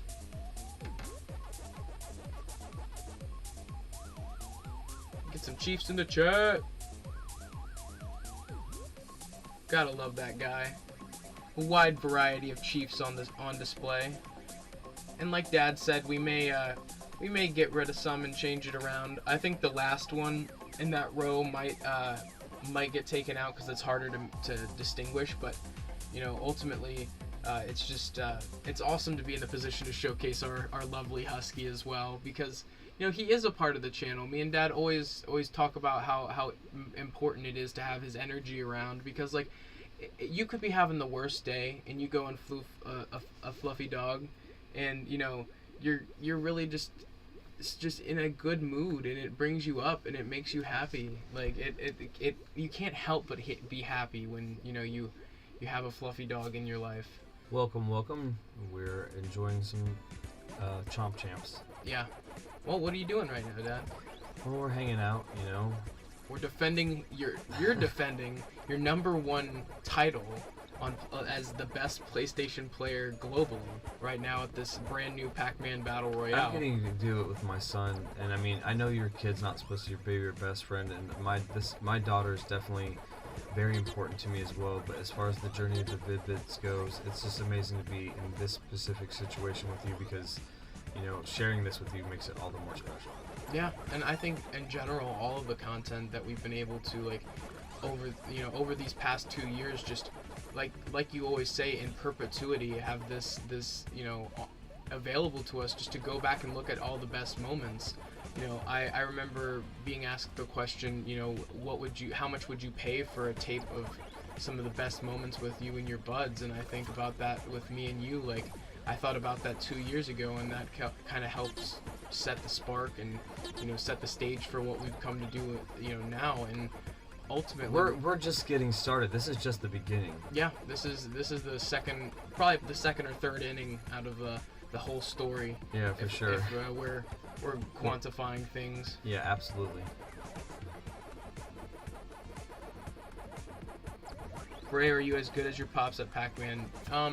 No, I don't have the tech down as well. I feel like I have the capacity to. I just have I'm so diversified in my talents as far as gaming goes. I think if I were to set my mind to it, I could definitely be as good as him. But I think there's also, sometimes, me and Dad talk about this sometimes, it's like, between us, we don't always want to like like step on each other's toes. Like, would you have done that? No. Right. You know what I mean? Like, you get to the point where you do stuff like that because that's where you're at.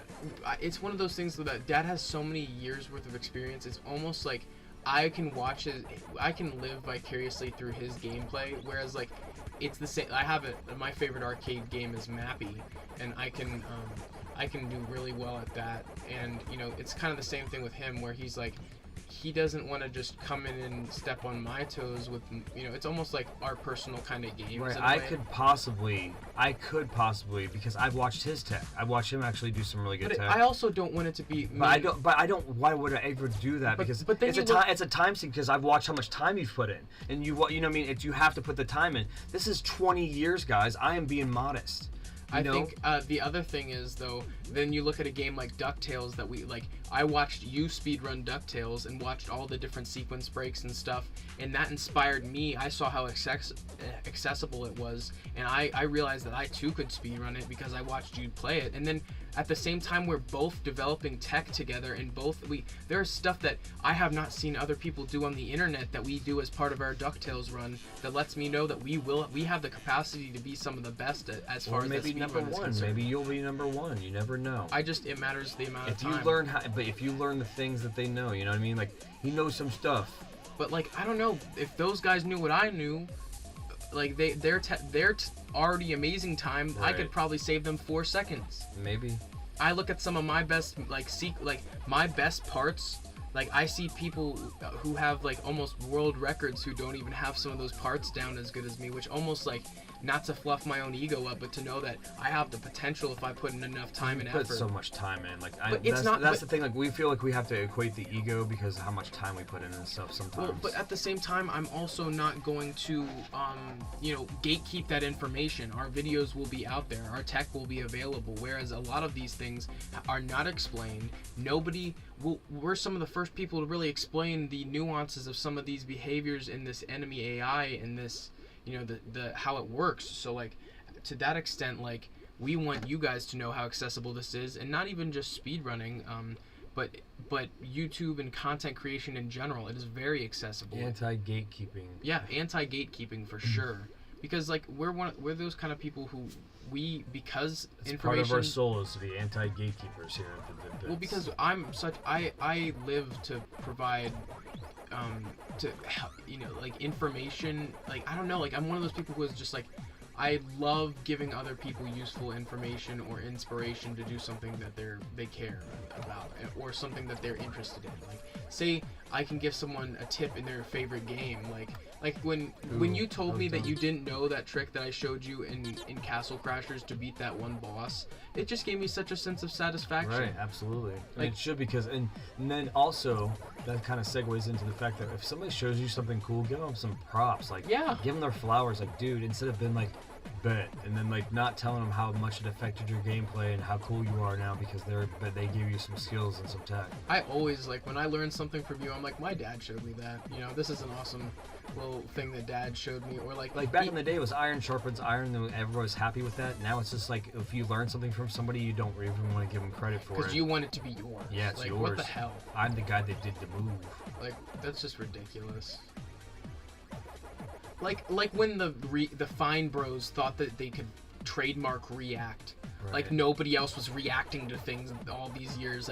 Like before they were even present on the platform, there were people reacting to things. Don't act like people haven't been reacting on the internet to different things over time. Like, that's just such a ridiculous thing to think that you own. Like, the word react of all things.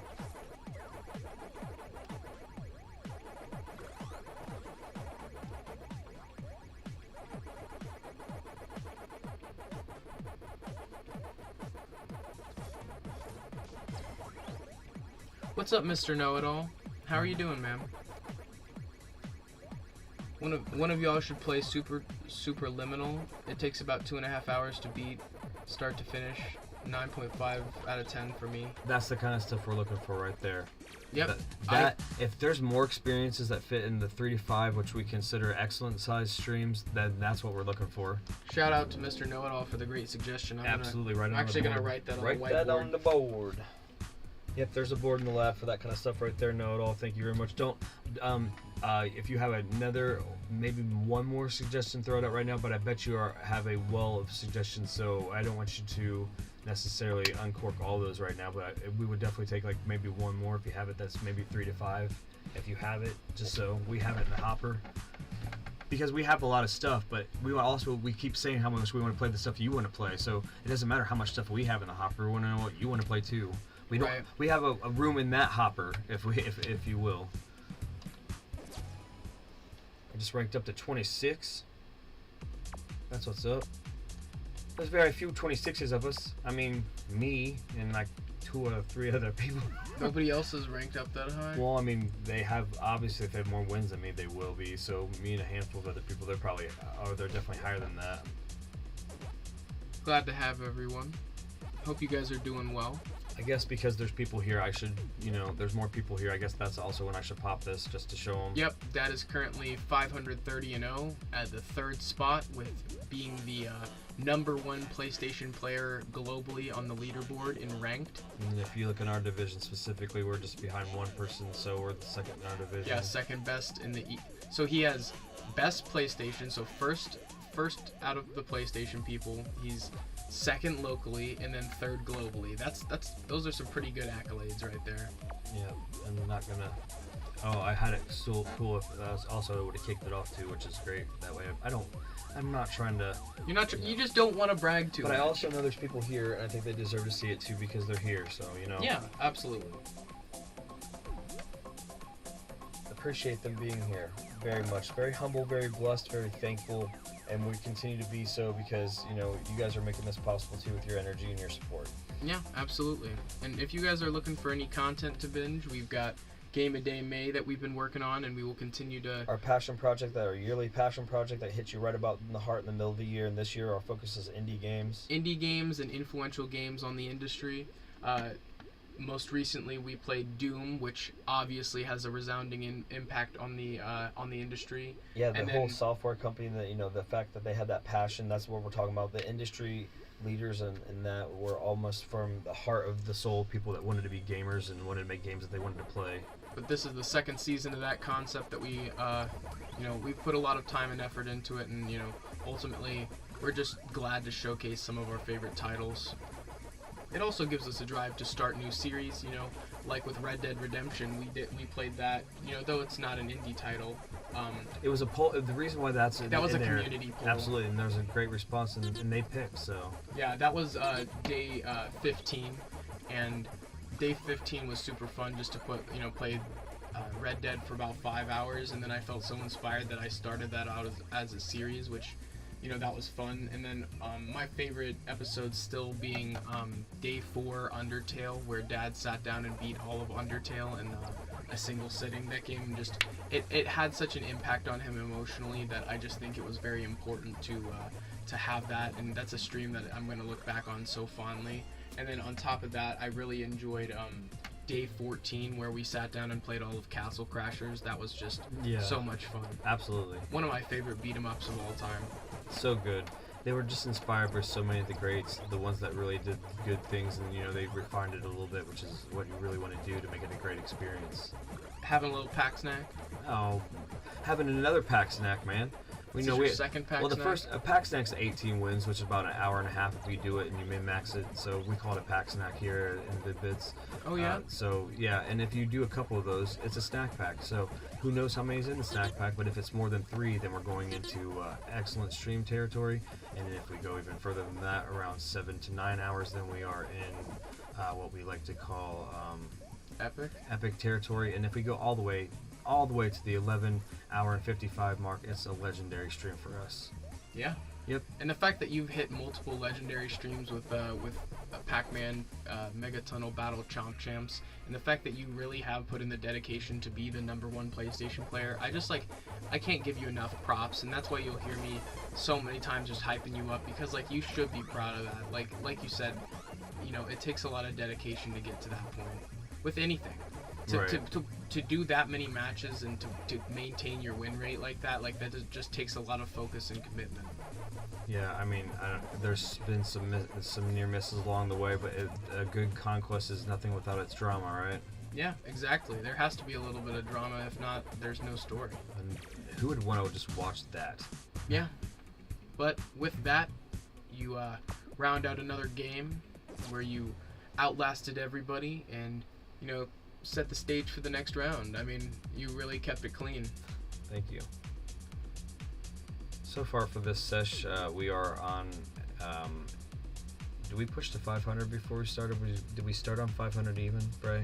It's blending together for me. I think yeah, so. I believe you started at 500 wins. Yeah, so we are on currently a 31 game winning streak evenly, but it's actually larger than that. If you go to the last stream, it's only a couple of games larger because I actually had a 5th place finish, so we've bumped that off so I can't see it. So we could just round it out to in the mid 30s, but I'm not really keeping track, but I'll keep track from the 500 points. So in case you're keeping track, that's 31 first place finishes, and if you see that number, unless I say otherwise, that'll be easy to count now, which is good. That's also another reason why I've been rounding it out, so in case people care about that kind of stuff, because the last continuous streak was 156 first place finishes. So I have my own personal record within my own record that I'm working on, and I am trying to break that record, by the way.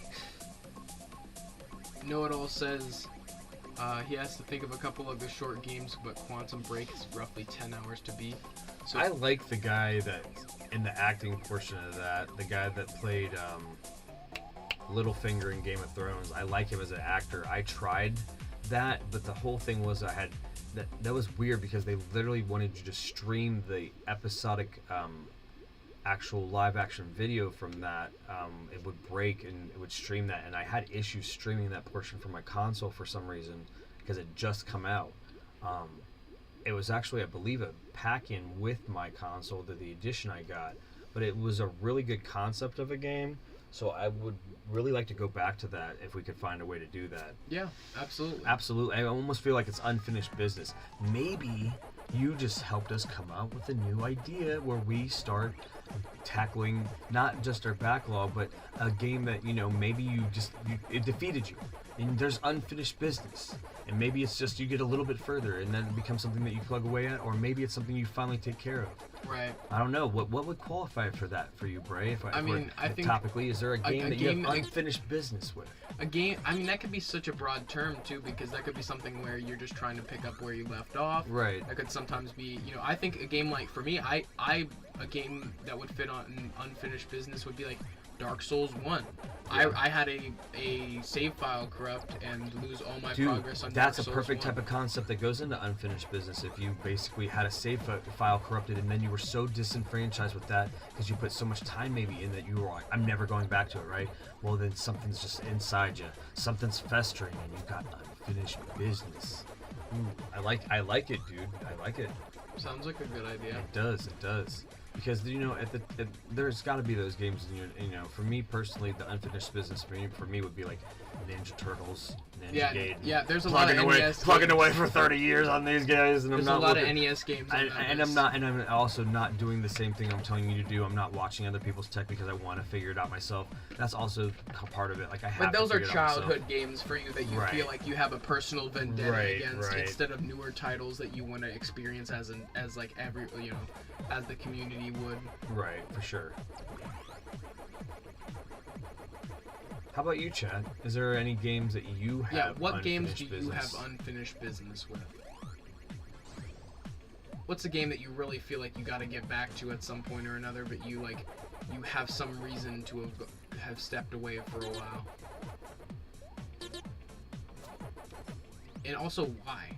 Right. That's important too, because I'd like to know why. Most of the time for me, it's saves or Castle Crashers. Well, have you watched our Castle Crashers video? Has that possibly inspired you to go back and do that for yourself? Depending on what platform you're on, we totally love to play Castle Crashers with you. Absolutely. If you're on Steam, we could honestly be able to do it on any platform. We could do it on any platform. Yeah, Steam, PlayStation, Xbox. We'd love to play with Castle Crasher with some subs. Yeah. and anyone, That's one of the games that we could put in the rotation for eligible to be played with members. There isn't going to be very many that we can say for sure. Yeah, but we would Castle definitely Crashers be is able on to the list play for Castle sure. Crashers with members, and aside from the obvious, with the Minecraft server and everything. That was me being gutsy. But I think it would be awesome to play some co-op 4-player beat 'em ups with subs. My God, because there's so many 4-player stuff I've never done. Like, Yeah, even if we got to demonetize for playing it, to do Scott Pilgrim and do some of the 4-player things would that you love have to to do do, that. I would love to do that. Yeah, it's like I feel like Watch Dogs and Marlowe Briggs. I've heard of Watch Dogs. I actually really liked the original Watch Dogs. I think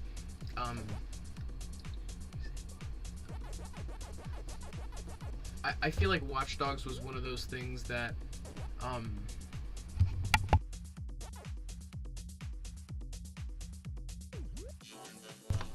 Watch Dogs was sorry. I had to cough and I didn't want you guys to have to hear that. But Watch Dogs was one of those games that, though there was so much negative publicity around it, I felt like I had an overwhelmingly positive experience with the game. Especially considering I got it with Games with Gold on Xbox One. I really just had it, like, that was one of the last games I remember getting with Games with Gold before they unfortunately discontinued that. But I feel like Watch Dogs was... Watch Dogs is over there growling and groaning in his sleep. Is Chief yelling? Yeah. Heck yeah, Matthew. It definitely would be possible to play Castle Crashers, bud. Yeah, we love to play with subs. If you go back, we have many a stream where we played with subs. We actually, Mr. Know-It-All, who's in chat right now, he was in a couple videos where we played some Black Ops Zombies with Dad. That was really fun. Especially considering Dad hadn't played a lot of those games. Yeah, I played a lot of those for the first time at the beginning of this year because I'd only played Zombies in Spaceland and a little bit, like maybe the first intro part of Raven the Redwoods. And if I had to say, if you haven't played Raven the Redwoods, it's really cool. It's Know-It-All helped us out with that Easter egg. It was so much fun. Like I know that I had my favorite as being Zombies in Spaceland, but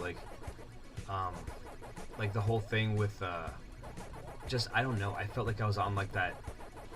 I used to really like summer camp, but this was in a weird, creepy, we're all really feel like we're packed up and trying to get out of there but survive in that whole environment that's kind of reminiscent of running around a summer camp in dark. If you've never been to summer camp and you've been in dark, it's something different about being around cabins at dark. With the rave mode and all of the fact that the map has all the glow in the dark stuff, and the fact you add on the fact that you love Kevin Smith. Yes, for sure. His movies, so to have the plot revolve around him, I think it's just funny still, that meme where he mispronounces the name of the game. He's doing publicity for Infinite Warfare and he calls it the wrong name. Dumb. And I mean, you can go and find that on the internet, and it's just so funny to look at that little blooper. But yeah, Watch Dogs, I mean, that was one of those games that I remember playing with friends online, and it was just so much fun to hack the different environments. You could hack the bridges, and then they would go up, and you could ramp your cars off of them and stuff. That's cool. Or you would have these crazy encounters with the police, and then you could change traffic, so a traffic light, so then the oncoming traffic hits all the police cars, and it was GTA, but you had all these hacking abilities and stuff. And the second game really improved on the hacking and stuff, but I wouldn't say that Marcus is as good as a protagonist for me compared to Aiden Pierce. I feel like he was just a more compelling protagonist and you really cared about his story. And I think Watch Dogs gets too much hate. It was so... That's why I do that, because if I figure there's a chance that that'll close off right there, and it actually stopped right at the right Oh, yeah, Matthew? You talking smack? He said, I'll beat Bray's butt in Castle Crashers, not gonna lie. Oh, man, we can go in the arena and settle that. Yeah, we're gonna settle some beef? But then you guys have to, it's level based, right? So you guys would have to play neutral level characters. Well, we would start off right off the bat as soon as we could. Yeah. Actually, at the beginning of the playthrough, yeah. I don't know, man. You might have to put your mouth where your mouth is, as they say. If we have a little bit of free time, I'm sure we could help you knock that out off stream. Know-It-All. We'd have to buy that, so we're at the point where we're trying to work with all the games that we got and trying to showcase all the content as possible. I'm sure you'll understand. Yeah, I definitely do want to. We definitely would like to play that with you. I've never got any achievements in that game. It's like it's crazy to spend as much time I've spent in that game and never got a single damn achievement. Yeah. It's not free, no. But anyways, I mean, like you said about like beat 'em ups, I've never played Castle Crashers with 4 players. Like that would be so awesome to be able to get a full lobby of people, and you know, even if it's just to have one other person. I don't think I've ever played with 3 players. I've only ever played with me and a buddy, or me and you. So right. I think it would be awesome to just, you know, like you said, build that list of titles that we can play with members because they're accessible. Like we could even like later down the line play something super casual like what's that one game? Jackbox, one of the Jackbox Party Pack games. Like that's a fun streaming game where you can interact with chat and stuff. This is gonna sound weird, guys. This is gonna sound really weird, right? But I'm really gonna actually be able to do a first impressions video of Team Fortress 2. I've never played it. Yeah, Dad has never. Like, I've never played that game. Dad has never I've played never watched TF2. footage of it. I've seen the characters. I've seen the splash screen, and it's like kind of like white noise to me. But I've always known it's like that's a backlog game if I ever had accessibility because I thought that's exclusively to PC and all that stuff. You can play it on Steam Deck. But now that we have the accessibility and everything, that'll be a first impressions also, video. I figured I'd ask Matthew, what platform are you on for Castle Crashers? Yes, just so if you're on a platform. I know we have it. I have it on Switch, and we have it on an Xbox, and it's probably really cheap to get it on PlayStation. So I'm pretty sure he's probably not playing it on Steam, right? Could I mean he could could be be playing on it on. I don't. I mean, I'm not. I don't know. See, yeah. okay, don't get me wrong. I can remember the people who show up in chat. I can't always remember what platform. Sorry. Yeah. And we're definitely not. We're not platform biased here. We're multi-platform. We have all the platforms. We have all the consoles. You have all the consoles. Why do you have all the consoles? So that we can provide all the content. Yeah. That's the only way. Especially you can when there's games. We don't have the 3D stuff. We don't have some. We don't have some of the super retro stuff. Yeah, we don't have super like. expensive, We're not saying we have all generations of console or anything, but we have all the modern stuff. We have a good bit of most of the considerable. Most of the stuff to be able to stream on the stuff that you would want to see, even if we don't necessarily even own the stuff that you want to see. And in that case, it's like. You I don't know. You would really have to mail us the game in some cases. No. I mean, if it was something really niche. Well, I mean, yeah. I'm not spending hundreds of dollars on the game unless they're paying for it. You know what I mean? Like that's the only way they can be able to see that content because I'm not going to use emulation to get to that. Some of that stuff. So I'm just being transparent with it. It's not that I don't want to play some of the super niche games, but like I also can't really justify spending a lot of the members' money on playing that unless they overwhelmingly say, hey, we want you to spend this much money as a community to play this game, then I guess we'll do that. But I just, you know what I mean? It's one of those things that I can't justify spending that much money on a game for one session of like whatever, or one playthrough of whatever, unless we're going to sell it back and get the money back to the community, then I guess we could do that too. We could definitely, I guess, do that too. Put it back into the account and use it for other projects, but like I know there's certain people that play this game. Like, okay, play Go Hyper Grind. Like, that game is awesome, but it's like $700 or whatever, $400, and I want to play it so bad, but like I can't. I'm not gonna be able to pay $400 for that game. Like, I can't do it. Or there's more niche RPGs that cost hundreds and hundreds of dollars, and I just do not feel ethically okay to emulate them and then try to do playthroughs of them, and I'm not going to be able to buy them anytime soon. Luckily, I have more RPGs than you can count, so maybe one day you'll see some more of those on Pop's Plays. But if in the meantime, check out the Role Playing Gathering, and that's a series I'll continue on Vid-Bits if we can get more traction on it, more love, and you'll see what it's like to watch me play a soap opera style block of RPGs. I remember hearing about the Chronicles of Riddick. I don't know what kind of game it is. The name just seems familiar. Let me see. Is that a vampire thing? Here we go, guys. Here's some ASMR. Ooh, that probably popped really loud in your ear. It's based off of a series. It's a first-person action and stealth video game developed by Starbreeze. It's rated pretty well, like 95 out of 100. So maybe we'll find whichever is the most the most favored game, and we'd possibly give that a shot. Depending on availability and everything, we might have to It's an original Xbox title, so I'm not sure how much it retails for it nowadays, especially if it's like a well-rated game.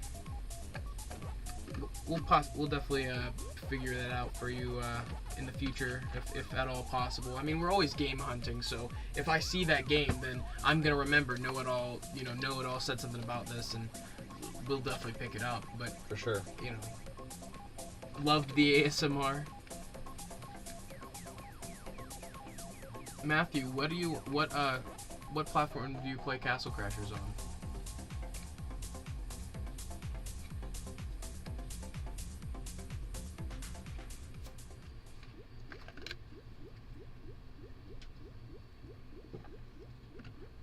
This is my reminder to you to hydrate yourself, because I have forgot to hydrate myself a couple times during stream and I was feeling a little dehydrated. So sometimes just remember that I'm reminding myself as much as I'm reminding you guys. There's a reason why your favorite YouTubers have water vessels as some of their merchandise, and I'm sure we'll have that for you guys one day. But oh yeah, we'll definitely have some sort of water bottle or, you know, some sort of canteen or something. And I was wondering why sometimes they seem like they're ridiculously large. And I completely get that. Taking a full day's worth amount of water. Because you cannot hear our amazing tones if our vocal cords are not moist. Ooh, that's a gross word. Don't say moist. Oh, we lost it. Somebody dropped. We said moist. I wouldn't be surprised. No, it really happened. It went from 6 to 5. You're funny. It's funny though. It's like I said, you know, I used to say that to just people like, what do you think of? I was like, cake? I don't know. I like cake.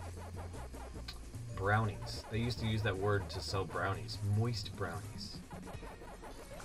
Man, that was such a moist brownie. I don't know. I don't like dry brownies, so I'm okay with describing it that way. Yeah. Would you rather have dry as shit brownies? Like. Yeah. I mean, if I guess you want dry brownies, then you get brownie brittle, which is literally a thing, and it is awesome. Yeah, that's the only dry brownie I'm accepting. Yeah, completely, because it's like the crispy crunchiness and all that goodness, and none of the none of the good stuff I actually like. But I digress. Butts. I like big butts and I cannot lie. Uh-oh. Yeah, Do you like big butts? I guess. You just, Sometimes you just feel compelled to say things, you know? Well, you know you cannot lie, so I figured that's why I asked you again, to make sure that you weren't going to lie about it, because I know you like big butts.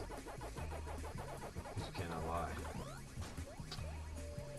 Oh.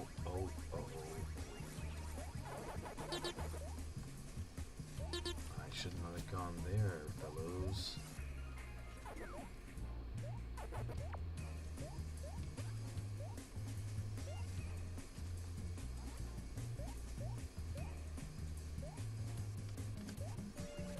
Do a rare pan out. It was well worth it. No, it was not. Why'd I do that? That was dumb. Dumb fellows. Dumb. My Friend Pedro, that's a good one. I've seen that splash screen about 1,000,000 times. I've not played that.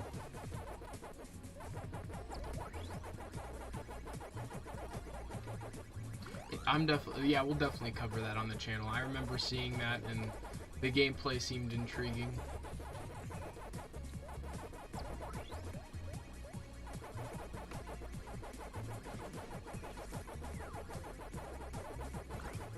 You know what game? How about this? Here we go. Here's a hot take. Here's a good discussion, Chad.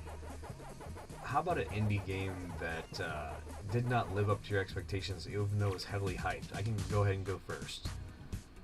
And it makes me sad because I love the theme, right? Guacamelee, right? It was really well touted and it's put together pretty well, but I don't know. I found that the gameplay loop wasn't super satisfying for me, even though I really liked the style and the flair, and I know they put a lot of effort and time into it, so it made me feel guilty that I didn't enjoy it. do you have an example of an indie game that? Does it have to be an indie game? Well, no. If you don't, if you can't find a game that didn't live up to yeah, the hype. you got it and you played it and you didn't feel like you could get you couldn't jump into the hype train.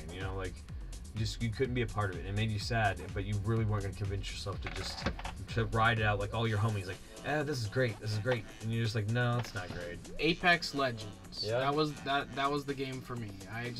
Everyone really loved the core gameplay and they were all down with it. All right, we got some smokies in the chat from Puzzler Studio. Oh, what's going on, Musicus? Do you want us to call you Puzzler or Musicus? We'll call you Puzzler if you want to be called Puzzler. We can shout you out as Puzzler Studio. If you want us to move on from Musicus Dominum, we want to be accommodating for that because you are so accommodating for us. So we could also change it in the description and make sure that we rebrand you if you're rebranding, which is totally fine.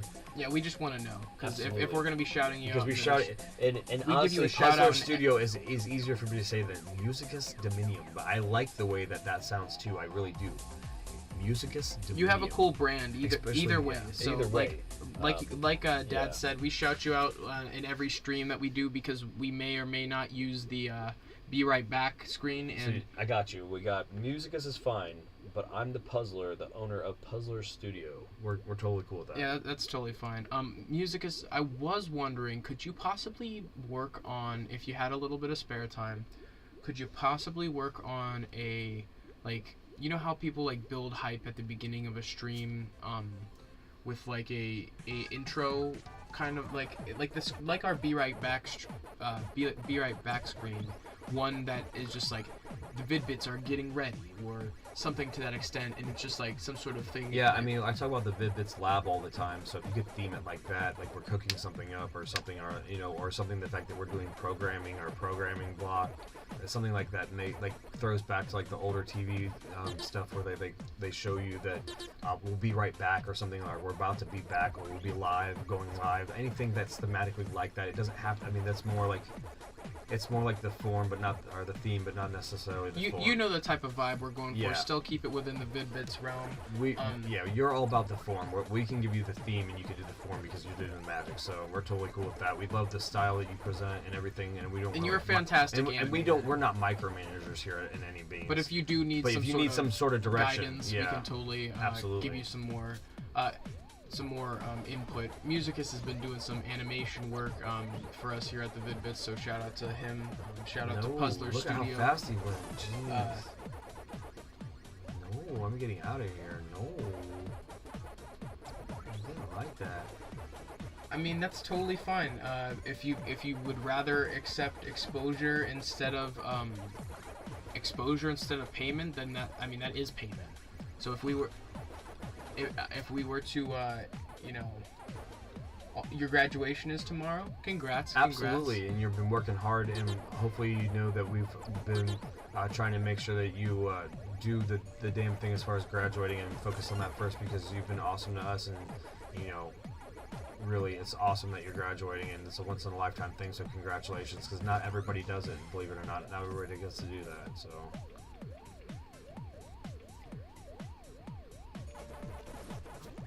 Oh. But yeah, Know It All says Apex Legends is a battle royale made by some of the original Borderlands devs. It doesn't really feel like that to him though. I agree. It's also made by some of the Titanfall devs, and I really liked Titanfall. I appreciated that for what it was, even though it wasn't. It was kind of out of my comfort zone. I really liked the campaign and the multiplayer for Titanfall, which maybe we'll cover that in a video sometime way down the line. I just can't imagine that being anytime soon, given the fact that we're just steamrolling, moving forward with all our current projects.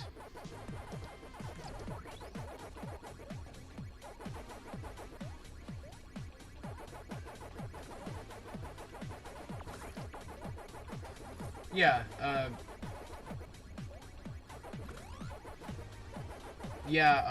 Musicus, just shoot me a DM. I'll let you know when I'm available. We're like I said, we're working on quite a lot of projects. We got a lot of irons in the fire per se.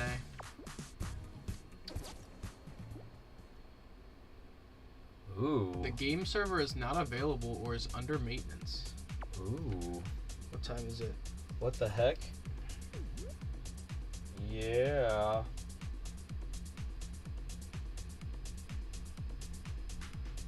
Shout out to Puzzler Studio, Musicus Dominum.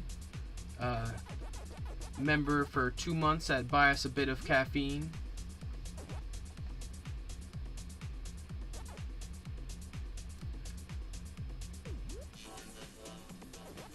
Well, guys, are they gonna let us in, or did they decide? Okay, I was gonna say,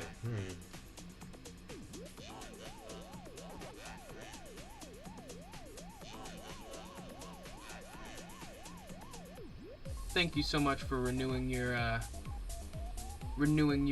membership Oh, here. dude, that's awesome, dude. Hey, I appreciate that, buddy. Puzzler, you're the puzzler though of Puzzler Studio. We appreciate you, Musicus.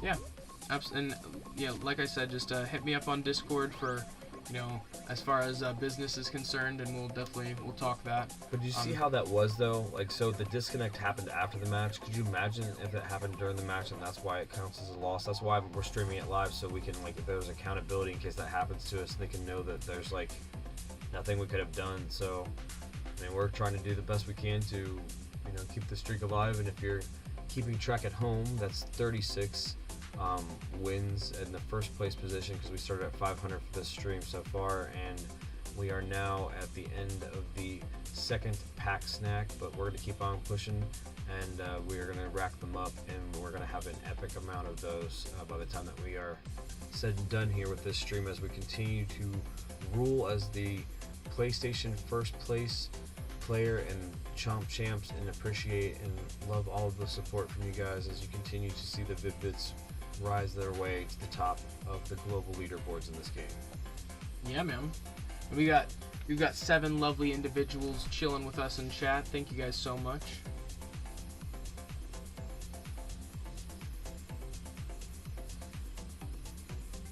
Since you're just checking in at 7, guys, I want to make sure that you get a chance to see it. There it is. Well, I wish I could have done that a little bit more. There we go. Currently just moving along. What's up, Panther? He said, "Damn, shit's poppin'."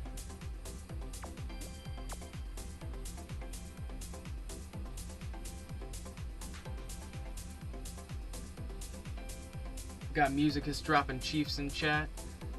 Man, that's awesome, dude. We got all of our crew in. It's just, Yeah, we got all the guys in for this great stream. it's really good. Makes me feel so happy. Glad to see some familiar faces. Yeah, guys, you guys all joining together and us creating a little bit of love here is hopefully allowing the algorithm to show it a little bit more people, and then we can hit those double digis. I can't wait for the first double digis. We've already had double digis. Not on a pack stream. Not on a PACMAN stream, but in general, we have had double digits. In general we have, but I can't wait for that milestone on the champ stream. I mean, they're just ready to see you take over the world, man. You already are the best PlayStation player. They're just waiting for you to become the best at on all platforms.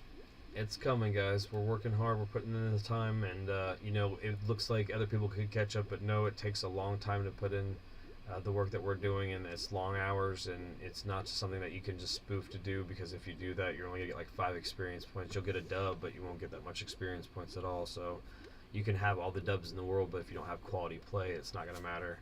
Absolutely.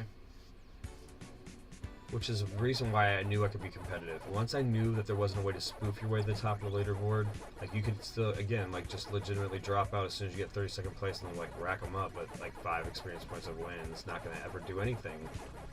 Like it's insurmountable. Like you could have triple, you got like 3,000 wins and it wouldn't matter. Take care, Know-It-All. Thank you, It was Know-It-All. so good to see you, man. Oh, I almost. As always, sleep well. Have a productive day tomorrow. Thanks for the suggestions. It was really awesome to get a couple more games on the board. So. Oh yeah, I can't wait to play Superliminal. That was another game that I had heard good things about, but just kind of forgot and put on the back burner. But That's always a good day at the office, though, when one of the team will help us get another game on the board. yeah, literally. And ultimately, though, we're the Vid-Bits, Brian, Braden, and the Chief.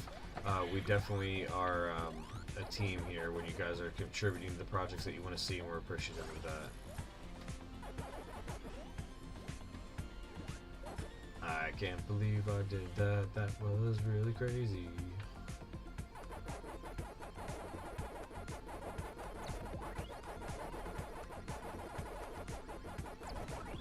know what the funny thing is, Bray? Like, I always thought that the concept of a social media manager was crazy, and you see them on their phone all the time. It's like, no, I get it now. Like, because we're trying to do everything here, and it's besides, you know, we have a diverse team that's helping us, and it's crazy that, you know, the people that walk around and like do all that for them, and like, you know, manage their image and stuff like that. And we just want to let you know that there's never going to be anything like that here. Or Right. Well, Puzzler, I'm just going to start calling you Puzzler, at least as far as chat's concerned. It's a little easier. I think we should do that as some membership content. The Chief videos will likely be available to members. We'll just have to shoot some of those, and just when he's in a playful mood, when we're outside, or, you know, when we're giving him some yummy treats or something, just to, you know, show you guys how Chief's you know, personality is, because you guys have gotten to know him a little bit through his off-screen barks. right, he's awesome. Yeah, shout out to Chief. He's our emotional support, our Literally. cheerleader on the front lines. Whenever I get that last hit in a Dark Souls boss, and I get all hyped and go, woo! And he comes in the other room and starts barking, and he just starts celebrating with me. It's Oh great. yeah, not to mention that I'm glad that you're in here, Musicus, because I mean, I also, like, me and Braden rallied. Now I just want to double down on that. The whole thing was like, the bet was by the end of summer vacation, right? I just want to make sure that that's what the bet. Obviously, it's more of a pride thing. I still want you to be rewarded some way. You can let us know. I mean, He was saying some sort of not advertisement, but like, you know, shout him out, his projects he's working on. Yeah, or we whatever. definitely would like to do that. You know, make sure that people know to check you out and where they can find you, and make sure that they have an opportunity to check out the. Yeah, things that you do. advertisement is just as much of a form of payment as For sure. as money. Absolutely. Exposure is important. Yeah, I mean, obviously we have you in the description because we will make sure that you get it that way. But if we can do a little bit more than that for that as an incentive, we're absolutely susceptible to that because it makes sense. You know. Well, one of our MOs and one of the most important things in the community for us is really to uplift and showcase the talents of our community. And as someone who's very talented, I really would like to show your capabilities. Like you do something I wish I could always done. Like, it would be one thing if it was like you just did some rinky-dink bullshit and it looked horrible, and I would be like, I don't know, but I've seen you work and you're really talented, so I would totally be willing to back your animation or your film, or, you know, give you a little bit of love. You know, I definitely want people to see what you're capable of. You guys are awesome.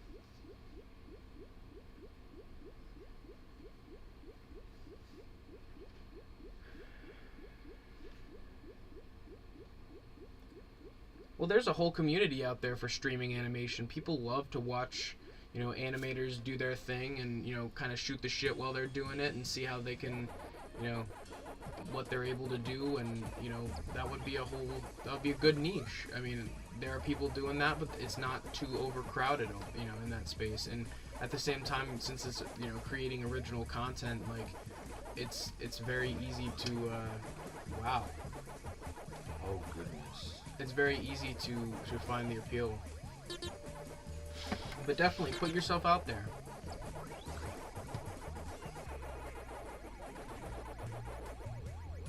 How many wins are we at? What's the current streak?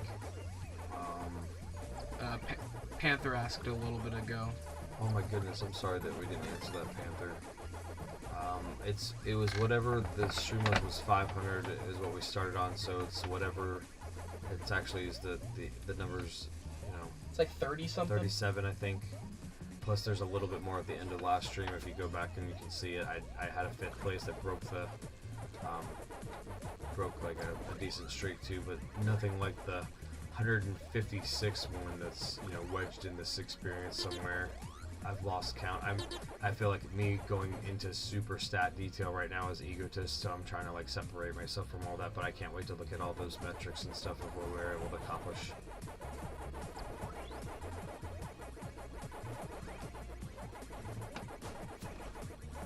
But to make it an easy round experience, I had the last one that I ended at 500, so when we go back to the home screen, whatever it says at the end, the other two numbers, that'll be the first place streak if I don't ruin it right now. And there's been some near misses. There's some dramas in the beginning of this one, man. I'll tell you. Well, yeah, you lost 2 guys back to back looking at chat, and it was just, I was like, My God. I was completely in awe. I just did not know what to say. If or anybody what to do. knows, that means how passionate I am about you guys. Who else is willing to risk and sacrifice their this gameplay to look and make sure that you guys care about the fact that, you know, I'm trying my best to also make sure that you stay in the experience too, you know what I mean? Like, but also I mean I very much can like space out into the experience too, but like it's even better when you guys are hanging out and we're talking about how cool this is and stuff that you're passionate about. And I mean, the only reason why sometimes you're listening to this and you hear me solo kind of going on crazy tangents is because somebody's not saying, hey, what's your favorite fruit? What kind of this and that, and then they give me things to think about, you know, to talk about other than like my life and living and, you know, crazy stuff like that.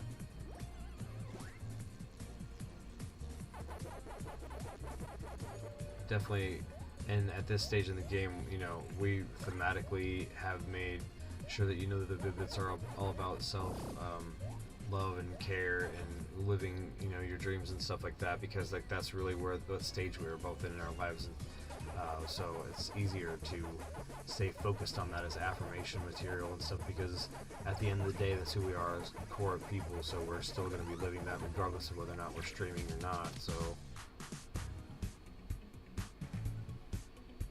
alright, so with that being said, it's 38. 38's the streak. Yeah, we've had 2 perfects. I don't know. We're gonna have to come up with the term. What's the terminology for a perfect pack snack? A perfect pack snack. Yeah, because there's times I could do 18 matches in a pack snack and not get all wins. So what would be like? What's a perfect pack snack? You know what I mean? Like I don't like saying that because perfect is just like, eh. But you know what I mean. So we've had 2 of those and a little bit more so far. Well, Musicus, if it's getting late where you are and the birds are chirping and you need to get to bed, it's totally understandable. Thank you so much for stopping by. Absolutely, always love to have you, and thank you so much. Thank you very much for renewing at the. Especially if your graduation is tomorrow. I'm sure he's a bundle of nerves anyways, just to get through it, right? Yeah, that's true. I'm not tired. Well, I mean, sometimes when you have something highly anticipated the next day, it's kind of hard to sleep. Right. We really appreciate you, though, renewing and getting that second consecutive renewal at the Buy Us a Bit of Caffeine, which I am currently enjoying. All I will tell you is you heard the ASMR, and it's a pink can. There you go. There's a little bit more connectivity that does not also reveal the brand and the containment within. It's delicious and fruity tasting. Look, YouTube has their own emojis for water. Even YouTube knows how important hydrating is. I didn't know that those were there. It's literally like filling up a glass of water. I was just looking through like I know that we give you guys access to the membership emotes and stuff, but like I didn't know that YouTube had all these other ones. That's pretty cool.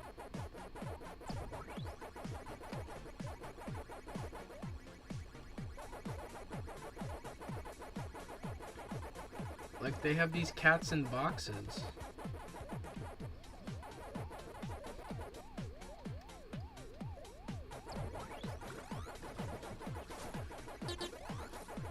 Hope everybody's doing well tonight.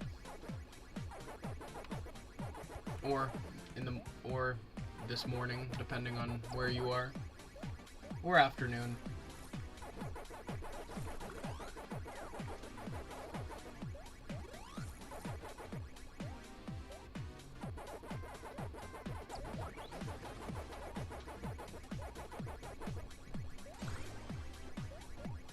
Are you dabbing, Musicus? Is that a dab emoji?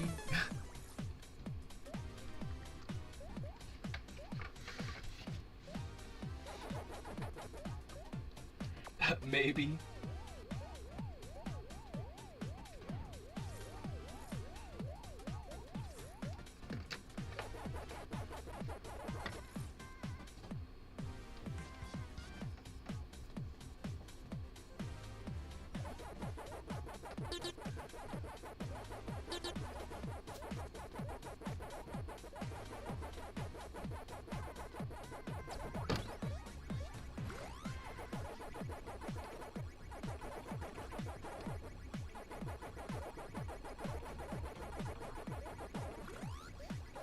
I'm just still hyped that you're number one on the PlayStation side. Like, I think to Yeah. be able to represent a whole console as the best player for that console is pretty awesome. You know, at the same time, it's nice to still have goals to work towards, to have the other two guys above you to kind of like incentivize you to keep going.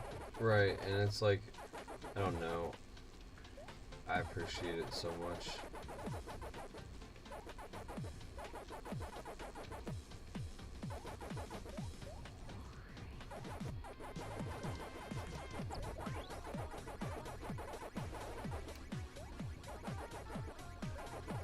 I guess the title would be for this stream would be trying to run away with it, because we were barely at the start. We were only over by a little bit, like a couple games to start. And when I went to do the schmo job, I thought there was a chance that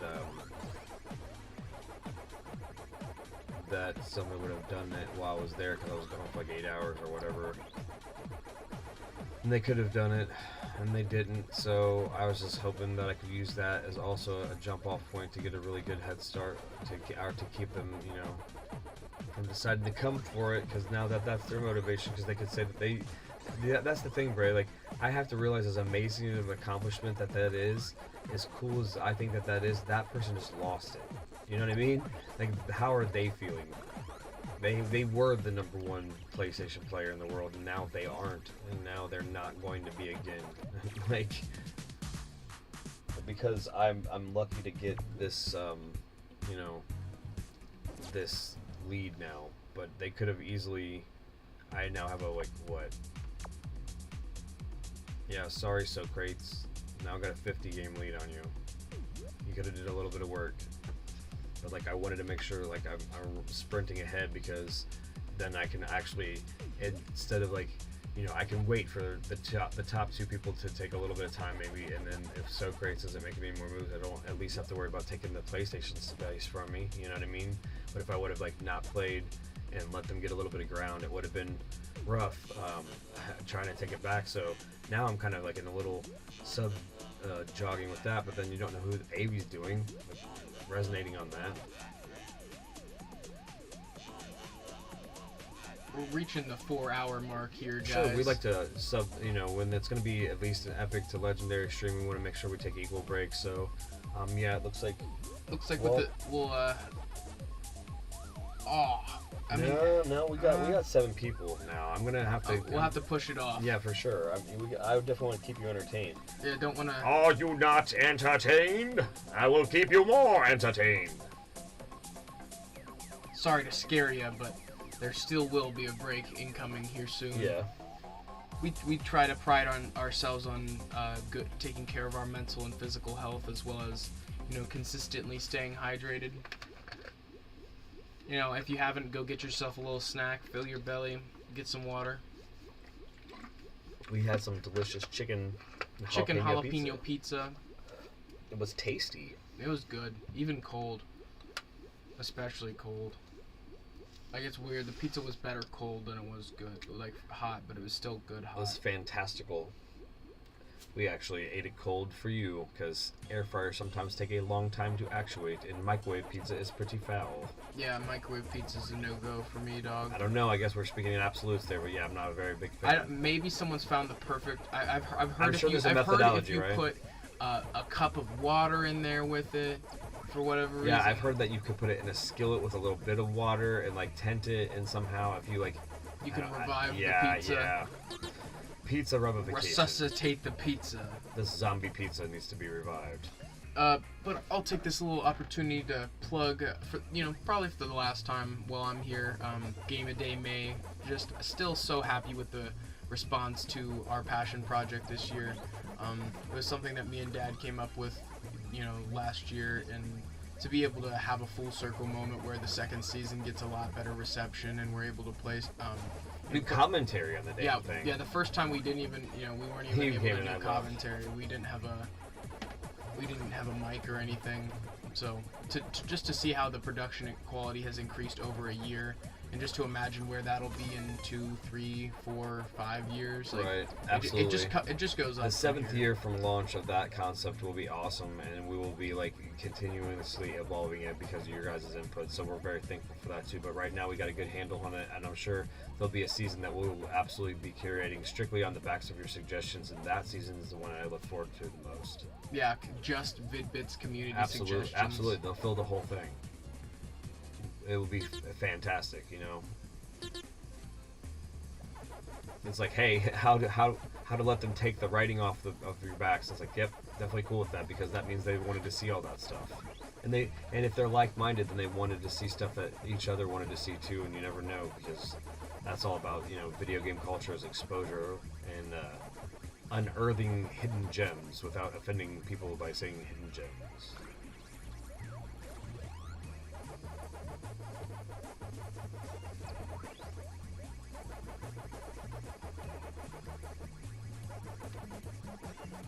And please, PlayStation, to be representing as your Chomp Champ.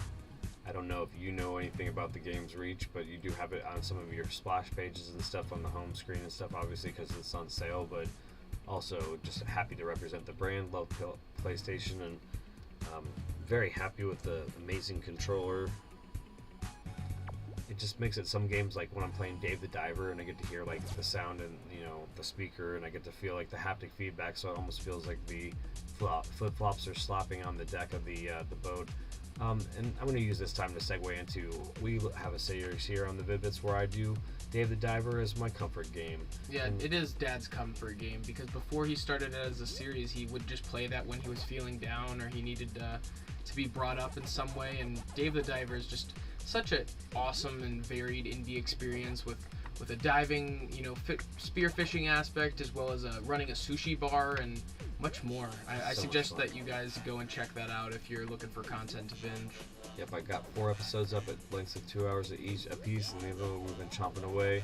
I probably will have another episode of Dave up tomorrow because I at least run it once a week, and that's kind of like the last day to throw it up there. So we will probably, just to give you a sneak peek since you're hanging out with me doing this, just doing some fishing, just trying to fill up our reservoir. It's going to be probably not meeting a lot of major characters, but we're gonna see if we can do like a really lengthy dive where so I don't have to do a lot of character voiceover work because I'm still kind of recovering on my throat. But well, you know, Dave's pretty easy to do. But we have a jellyfish party that we're preparing for, and it's a lot of fun. So it'll be the 5th episode, and those are in around 2 hour bite-sized deals where it goes by a lot faster than you think. And I enjoy doing it for you guys as much as I hope that you enjoy watching it. So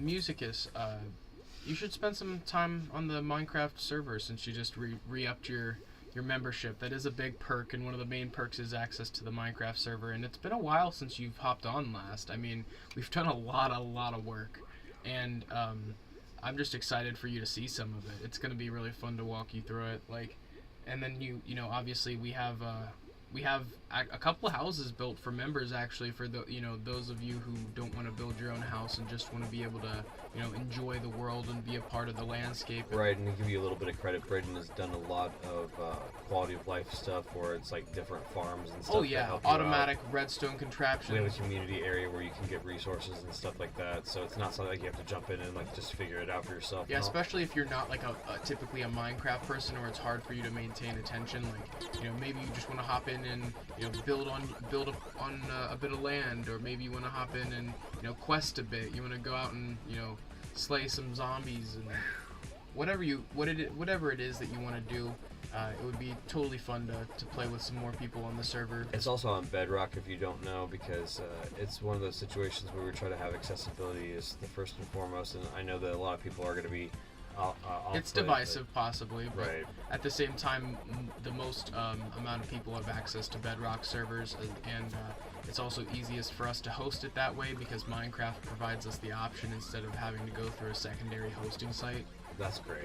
So ultimately, it's nice to have our own little world that me and Dad work on in our spare time. Like, some of our only off-screen gaming time is Minecraft. If you guys looked at the rate of the programming that we've done like the last 9 or 10 days for you guys, because especially, I mean, not to mention Game of Day Made in general, but maybe even just look at the last 9 or 10 days, right? We are definitely committed to giving you full-time programming, and you can see the diversity in what we offer. I mean, I know I'm doing a lot of this right now because I'm trying to get number one, but once that happens, you'll see that we have so many different things that are jump off points from our Game of Day May, and you guys will help form what are things that we just exposed you to one time to things that you're like, man, I want to see more, because some of those are going to be dormant, and that is not. I want to repeat, and this is important. Game of Day May was not a jump off point, and it's not a jump off point for 31 series. Some things you're just going to see for that, and you won't see it again unless you request it, and other things that we know we want to do more of. But the things that we don't pick on either of those two categories, when you ping them for us for suggestions and stuff because you saw it and you got inspired by the passion for us doing it, we would love to be able to do more of those, because, you know, if we did it and we covered it, we thought it was important to the industry, with the exception of freaking Explosion Man. So if you want us to do some more of that, then we're gonna have to get a little bit of, you know, obviously if Musicus wanted to make us do some Explosion Man, then we're gonna put an episode of Explosion Man up. If you know, Skippy the Bard said, hey bud, I'm a completely unnecessary member and I completely think it's unnecessary but completely necessary for you to do another episode of Explosion Man, guess what, we're gonna probably throw up a 60 or 90 minute episode of Explosion Man up because you guys demanded it. You know, in that situation, it makes sense to us. So that was just fun, I guess, for people to watch us get frustrated at it. But we definitely got to watch the build as we ultimately got through it. So, you know, that'll be like a fight thing too, where we kind of still, as gamers, want to do it. But, you know, the drive for you guys to see it will make us more driven to do it. Not just for the sake of that, made them angry. You know, I guess if that's your bag, then I don't know. I really don't know if I could like lean into it full time, but I could definitely flirt with it a little bit. I play Ghosts and Goblins a lot, kids. So it's not like I'm not yeah, not like I'm not into. It's right not like now. I'm not into masochistic It's games. really funny that like Yeah. I can put myself in that kind of position, and I can count the times I've been pissed at Dark Souls in less than 5 times in my playthroughs. Like, that's pretty big for me. Means that I've definitely put in a lot of time and effort going towards my my movement to stop getting super pissed at games and just enjoy them for what they are. And sometimes that just takes a lot of self-reflection.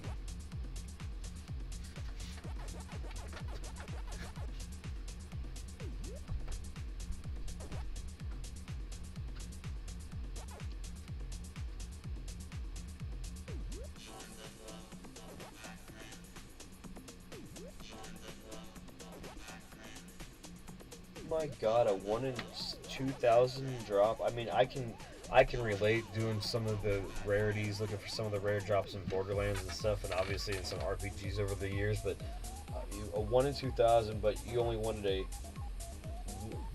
1 in 1,700, and you didn't get it. So yeah, wow. So you got a rare item, but it was undesirable. Whew.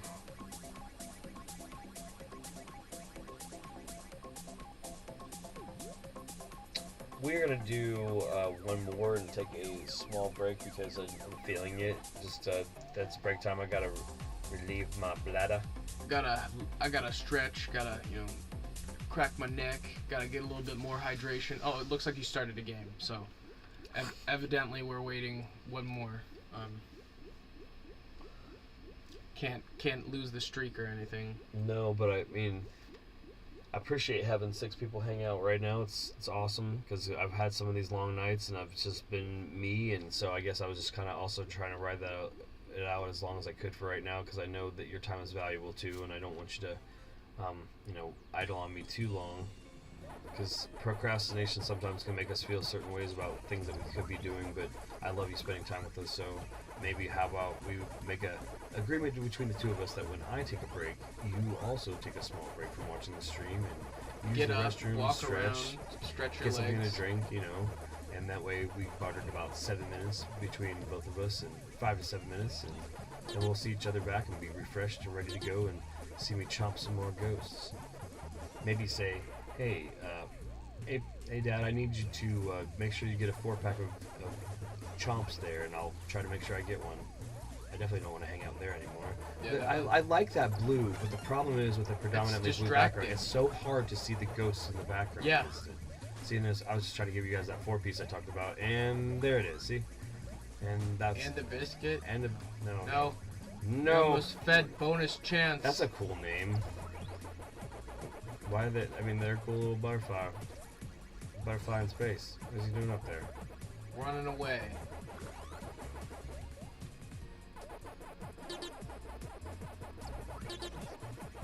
Well, that's what I mean. You know, you made a contract with yourself when you realized you were gonna grind for that item. So if you know that if you knew that that was the drop chance, then you got into that gambit yourself. So Oh, man.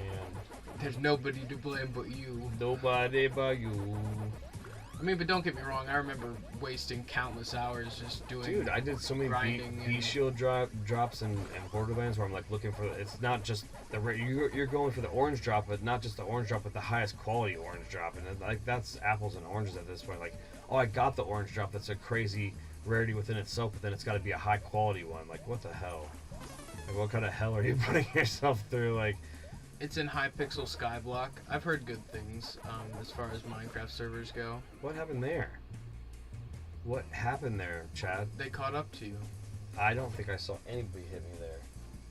I can't even look at it in retrospect.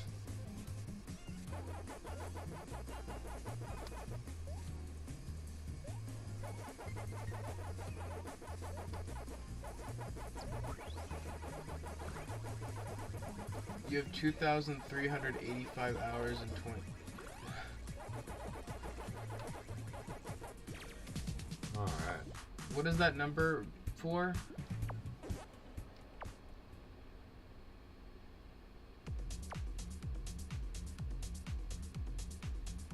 Oh, for Hypixel Skyblock? Wow, that's impressive. But with that, Dad's approaching 40,000, which gives him only a 20,000 rating gap between him and Kofi's. Not only that, but we will also only be the third person to hit that mark, which is amazing. The third PACMAN to hit that mark of 40K in the rating. We are the second highest undefeated player, and first in the PlayStation, second in the local US Eastern Division, third globally, first on PlayStation platform itself. And this is freaking awesome. Just hit level 26. And it's about time for our scheduled break. Like we said, you guys too should take a break, get up, stretch your legs, take care of yourself. We'll be back in 3 to 5. We appreciate you guys.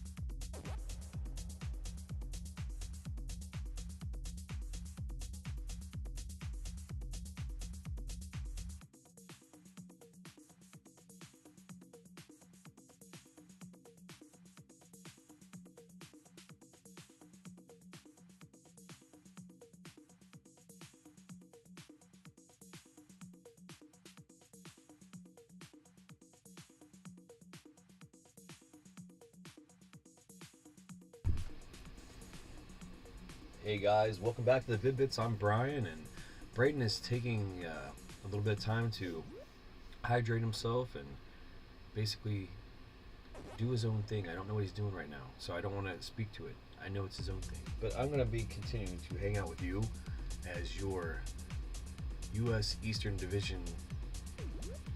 I guess I'm the second highest in this game. I'm about to hit 40,000 in the rating. I will be the, if you look, I'm the second in the U.S. Eastern Division.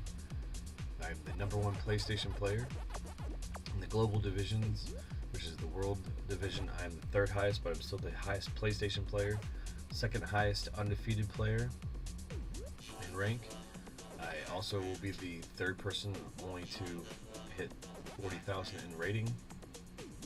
And I appreciate you guys following along this journey. And we put the Vid-Bits on top of the global and US leaderboards.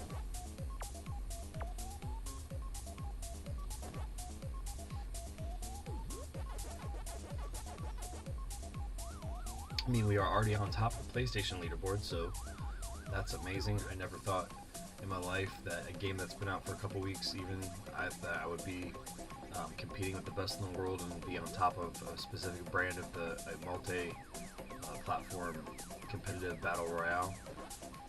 So thank you very much.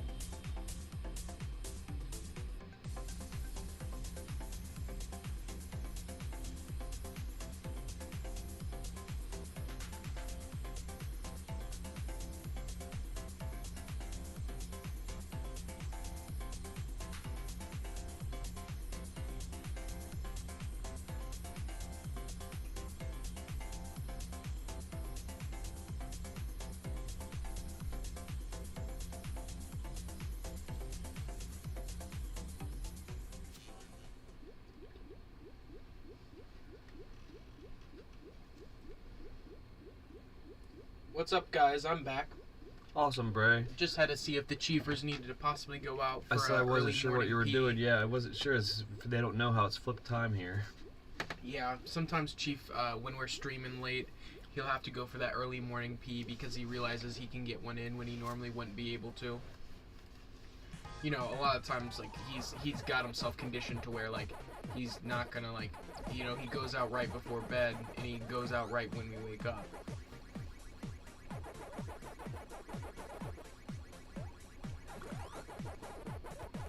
But yeah, we love the Chief around here. Sometimes we call him the Chief as in, like, as if he's like the boss. Like he's the brains behind the whole operation. Like, me and Dad are just the figureheads of the Vid-Bits. It's actually Chief pulling all the strings. Oh, he's the dash that holds us together, man. Yeah, if one of us is Vid and the other one's Bit, he's the dash. He's the dash. But I don't think either of us is Vid or Bit. No.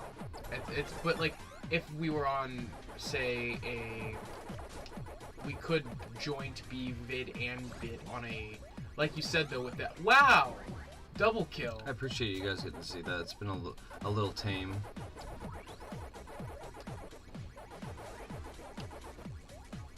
Well, yeah, Chief is the boss, but, you know, it's on like a, you know, hidden kind of level. You know, you guys, you're not supposed to know. I guess because you're a member, that's why you know. You have that secret bit of intel that you actually know that deep down Chief is the true boss of the Vid-Bits. Yes. Why do you think the emojis of the membership are of him? You're praising him. Right, absolutely. You're giving him loves and admiration. I mean, if people talk about emotional support animals, and the Siberian Husky is definitely good for that because he knows the tempo of the room. He really can tell when you're upset and when you're excited. Like I said, like I will keep talking about this. nobody else's animals come and celebrate their Dark Souls win with them. But man, when I think it was when I beat Nameless King, or it was either Nameless King or one of the other bosses where I got really like vocal afterwards and celebrated, and he came in and just started barking and getting all happy with me, and like not in like a playful happy way, not like a mad angry way. So like the fact that he can even celebrate and like he has human emotion, he really does like I don't know, he really does celebrate. He gets sad when you're sad. He's low energy when you are. He really does mirror us. Like, so he like his good days are our good days, and his bad days tend to be our bad days. Yeah. It's weird. Like, he knows when I'm about to go to my schmo job because he like starts to sulk. He's doing the thing again where he goes to that, he leaves, and you all know about how dogs are as far as like their concept of time. So if I'm gone for 4, 6, 8 hours, he thinks it's forever. Yeah. It's like, damn it. Luckily, I'm here with him though, and Yeah.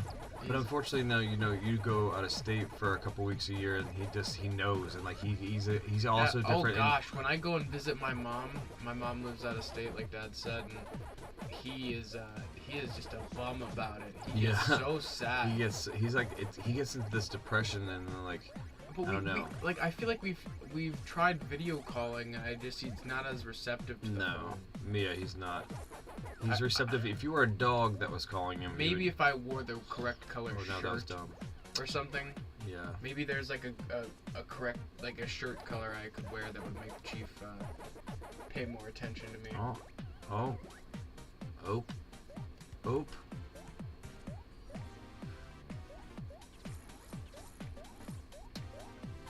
It's crazy. I was playing Skate, and I just like your Pac-Man keeps drawing me back in. I think that's it. That broke our streak, guys. That broke the streak. It did. Had the most eyes on me, and I broke the streak. Well, I think some of our viewers are falling asleep.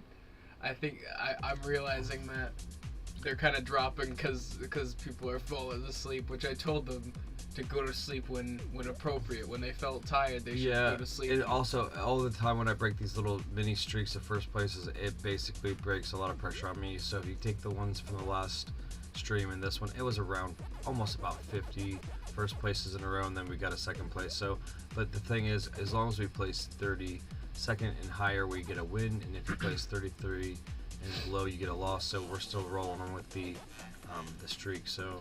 Oh yeah. It's just one of those situations where I was like, I don't know.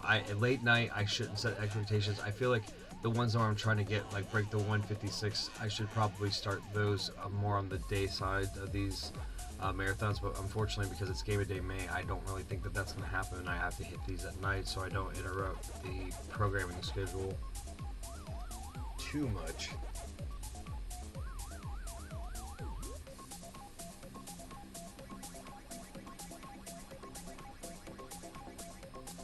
Yeah, but I took a second place. You know what?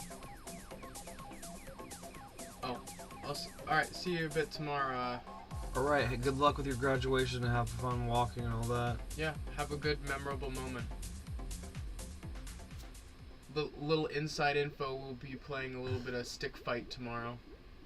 Yeah, that'd be fun. It'll be very awesome, It'd lighthearted. be like lighthearted. Game of Day May. Yeah, Absolutely. Come check that out.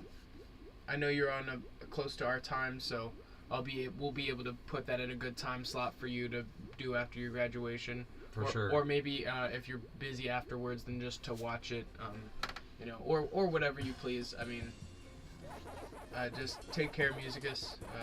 Sleep well.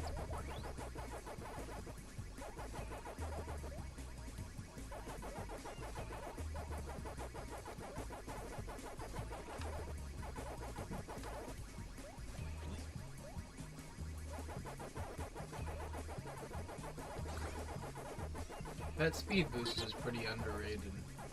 If you don't use it like around the corners, but if you do, like if you're a corner person and you do Sparkster, it can be a little bit too much and it doesn't control as fluid as it does in other times where you get that fast and it's just like a ramp. So I know why people are like complaining it doesn't have like the ramp of Championship Edition 2 or something. I don't know. I mean, Right. because it's all about, and I think you could attest to this too, how you can do better sometimes once you get used to it at a higher speed. That's why that's not good. That's why they let you do that. That's why they let you turn the speed up. For one pellet, man, that sucks. Yeah, it is what it is. I think it's just crazy because a lot of people can't even I think that, like, on average, people don't pass 2 Pac-Man levels or 3 Pac-Man levels in general. Yeah, it's The average person can't make it past, like, the 3rd Pac-Man level. Why? Is it because they're not trying? Is it because it's just, like, are they just basing this information off their first time playing? you and not have to their pay overall attention to experience, or- everything at once, and if you don't, I guess some people's brains don't work that way. Like, you have to look at the whole maze, and you have to think about everything that all 4 ghosts are doing and how they can react, and then you can make so all of your You decisions. just make this game your bitch. Like, no, like, sorry for the profanity, but, like, I mean, honestly, you really make this game your own. Like, where I feel like a lot of these situations, most people would have died off, even me. I'm so calm. I'm so, like, because even if I make a mistake, I'm like, that was my fault. That was my fault. That's how I That mean, was my fault. It's crazy as a gamer to go from getting really, really, really pissed about things to realizing my own faults, and then that being able to help me self-improve. Like, I feel like in Dark Souls, me saying, well, damn, that was my fault, and damn, that was my fault, I should have dodged there, Full I accountability. shouldn't have tried to heal. If you keep yourself accountable in Yes. video games, you'll get so much better. What are you gonna get for lying to E- yourself about why you didn't do even it? if it's people will come up with every excuse why it was someone else's fault, or Absolutely. lag, or they cheated, or Right. they're aimbotting, or that's a head glitch. It was Stop a- head glitching. it Why was are you pro- using the riot yeah. shield? Like whatever it is. That like, update, that damn update. yeah, they patched the game, ruined it all. Like there's always some They reason. ruined my game. Sometimes it is. Sometimes that they way. do. Yeah. Quality of life improvement, my ass. You guys were getting ready for the infrastructure for the next DLC, and it fucked everything up, and you don't want to be held accountable. That's what happened. That happens sometimes. That happens sometimes. Remember when you like slipped your way into parts of Destiny that you shouldn't have been because they had like Back in the day, the oh my sparrow God. hopping through the walls. I remember seeing House of Wolves. And good like, memories. all that. Good memories. It of was. Destiny. Yeah, let's was. think of that's the only time if we're gonna That talk about was good, Destiny. man. Let's make sure we only talk about That the was good times. good. Yes, it was good. I remember being able to tell people like, "Oh, we're gonna go to this area." And Yeah. They'd be like, "Really?" Ooh. Like, You're gonna get in trouble for doing that. and then, no, Like they no, didn't. do you not I see thi- me? Do you not see me going through these walls in this game and like shooting through the ceiling and shooting your bosses? Don't tell me I'm gonna get in trouble for doing things I shouldn't be doing. Like that's what I'm doing. So Yeah. yeah, Oh, good times. that is good times. Yeah, Back in the day. make me break your game. I found the holes. You did not put up enough infrastructure. There should be no polygons here, but there is a hole, and I will fall through it. Maniacal laugh. Oh no! Like also there was like that one boss that I remember we jumped up in like the thing that you're supposed to like you're just supposed to drop down, but there's like they wanted to be cool, so they had a big ornamental thing that the dude dropped down from, but somehow we spoofed up on top of it and then shot Yeah. down through that too. Like That was the same boss. The same boss you could shoot through the wall. There was also the ornament oh on yeah, the that's top. right. Valis to Arc. That's why it was such an That OG. was it was the OG. That's the one that I got you the icebreaker when you were Really? Yeah, that was the one that popped on. Yeah. That's a perfect one to have had it been. Because I was like, I can carry him through it because I'll walk through and then I'll walk you through and then I'll walk me through Yep. and then I'll walk you through. That's It's like perfect. yeah, that's I what think I did, actually ended up. What's Yeah. crazy is I ended up using that same way to carry you to get some sort of legendary. Yeah, I sniper. felt you're like, I got you, Dad. Like when I was at work or something. Yeah. Yeah, it was good times. Really, Yeah. I mean, the best gift a father can give a kid in Destiny 1 is the icebreaker when he's doing something he doesn't want to be doing. Back in the day, I mean, like I don't know. I keep saying that, but like back in Destiny 1, there was so much magic, and then like yeah. in Destiny 2, I feel like the quests and stuff just made it so like when you can get when the like world drops weren't important anymore, I felt kind of insulted because I feel like part of the magic in Destiny was like, when they had world drop exotics that were some of the best exotics in the game. Like, but I digress. Yep, good times. And like, it's good times when you actually have to find the good times in there and you're willing to look. Yeah, I agree. Like, we had to like go through these Grimoire cards and actually download this shit to my phone and. Yeah, I remember. That's I remember. That's actually what's crazy is that's what compelled me to make my first email. Really? My first email was Neat. made because I wanted to access the Grimoire cards on Destiny 1, which is just crazy to think about that. Everything else was using you or mom's email, which is annoying because then you have to ask your parent to check their email, and it's probably annoying for you to have one. Like, no. For like Club Penguin or like any other sort of online game, I would like Flash games. Pop Tropica, Webkins. Loved Pop Tropica. You got to play all the OG good stuff though, you know. Yeah, I agree. Before it like got super bad, because then they were like, we could just slap the crappy license on it and not. There's still some good stuff within the shit, but like Chex Quest. it takes a lot of searching. I remember playing some Flash Mario games that were definitely unofficial, but they had so much so much flair and so much style to them. Like, I think that was kind of what inspired me to love like modern style 8-bit remakes and like 16-bit remakes and stuff. Like Shovel Knight is just, that game is fantastic. I can't wait to play Shovel Knight sometime on the channel. Yeah, awesome. That's gonna hopefully be one of those things that we can do from start to finish, because I think it's one of those experiences that, for the story's sake and for you guys as the viewer, I don't want to chop that up too much, because it's a lot shorter than you think. If you I don't know, I should say, based on your skill level, you can. It's not fair, Bray.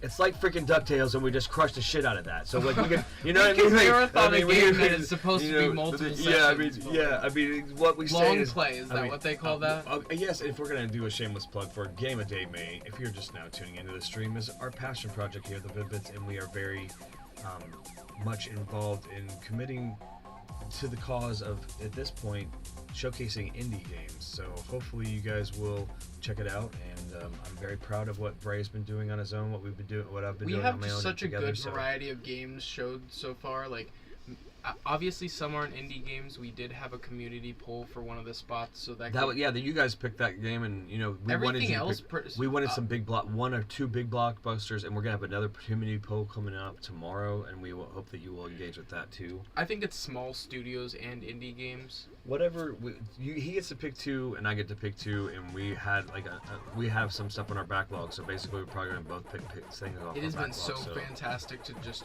get things off our backlog. It's like Atlas relieving the weight of the world from his shoulders. Or even just having games that we feel like we'd like to start series for on the channel, but not necessarily every game throughout the month, but just games that like the community really like engages with, really enjoys, wants It'll to always see be more of. Logged in as the first episode on Game a Day May, so like if you ever say, hey, you guys never did more than one episode, well, we didn't commit to do that, but you like that and you like that idea, and there's a lot of groundswell, then guess what do you think's gonna happen? Yeah, all you have to do is comment, hey, we'd like to see this, I want to see more episodes of this, or you should pick this series back up. Someone recommended that we play Hollow Knight, and I definitely want to start that series when I feel like I can fit that in, but right now I have a lot of other commitments at the moment. Yeah, and to break the tension, it'd be really cool to do another episode of Mario Wonder, but that was oversaturated, so we decided it was so oversaturated when it came out, like so overcovered, and I didn't want to step on anyone else's toes as far as like, I mean, I know they were like, it was just like so many people were posting, it almost felt like the only thing we got so we got some good coverage on the Infinite One-Up trip that for sure was found really early on. But it was so much oversaturated that I didn't get to complete the game for the first time, and I've decided to now put that in my backlog. I'm probably one of the only people that put Mario Wonder in their backlog and actually wanted to play it. So many people just played all the way through it. Yeah. I'm sure it's going to be an amazing experience. Oh yeah. I think at the same time, I still think that the point we made on stream, I don't know if it was probably today. We did a lot of content today. When we were talking about Princess Peach Showtime just kind of being it really is a showcase of like tech. And that's why the loading screens take as long as they do, is because like this is the peak performance as far as technology goes for the Switch. I feel like there's so many different nuances and styles, and It is the swan song of the ability of what the Switch can do performance-wise without them having to do as much to mask how much it's suffering as possible. yeah, because it's really relying on first-party titles to keep it alive. They are the only people that know how to use their technology the best, and it's always been that way. Yep. And it's very alienating for a lot of developers. They wonder why they push them off, and it sucks because as a consumer, I thought, It why? started all the way back at the N64 PS1 era. Yeah, That's crazy. it did, and we are very loyal to Nintendo too because it's like the roots of me as a gamer and Braden's culture too. Because like if I Yeah, didn't- I love Nintendo, and a lot of my favorite games are Nintendo games or games that were made on the Nintendo platform. But like at the same time, like I'm not gonna. That's what I get for doing that. We're not gonna like dick ride all the No, time. of course not. Like it's like I just if don't. there's reason to We're not critique, Nintendo. You're not. We're. I mean, not to quote another guy, but we're not Nintendo YouTubers either. Like we like Nintendo. I'm very thankful for all the cool experiences. I think the cool thing is like, this is how I look at it, and maybe this may make it so that we don't get to work with Nintendo as much, right? Because it might be a hot take, but like in the video game world, Nintendo views video games as individual diorama-style toys and experiences that you can basically miniaturize as experiences. And sometimes it's alienating and it's ostracizing because it's very unique experiences. Like a game like Splatoon is not going to hit with every audience. It's a great game, but then like a it's person so that's stylistically individual. right. But they put a lot of time, and that's a very successful IP to them, and they will be able to make money off of Splatoon like Zelda for as long as they. You have so many lives this late in the game. And it's crazy. Even if they did do balancing and get rid of the lives, I mean, shit. Yeah, I only die usually once or twice per deal, and I'm just really hoping that when I start chomping other people, they're just gonna be able to give me a real challenge so I can learn how to be better than I am now, because it's getting boring. I've said it. Oh no. At 5:46, I've said it's got boring. I'm just kidding. It's not got boring. I love Pac-Man because in this game, I get to meditate, right? It's like that labyrinthine thing that they did back in the day where a king would put a labyrinth in his courtyard where it would be spiraling in, and he would just have to walk into the center, and then the center of this labyrinth is usually made of hedgework or stone if it was really rich, and it's very cool that That's why they had those? yeah, they would walk in and they would meditate on a problem, and when they got to the center, then they would have hopefully found the solution, or they would sit in the center, and so they found the solution, and then they would meditate on how they were going to actuate that in their life on the way out.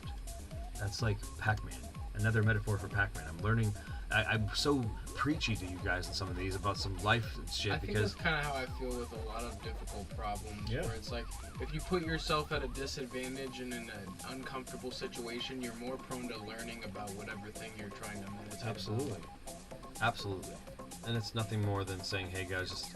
And do I think that's what it is when you're trying to keep yourself motivated for really long durations of like a marathon style stream or video, it's you just have to bring yourself to a positive outlook kind of place, and you're trying to motivate either yourself or other people who may be in a similar position to you, so it gives you the motivation to keep going.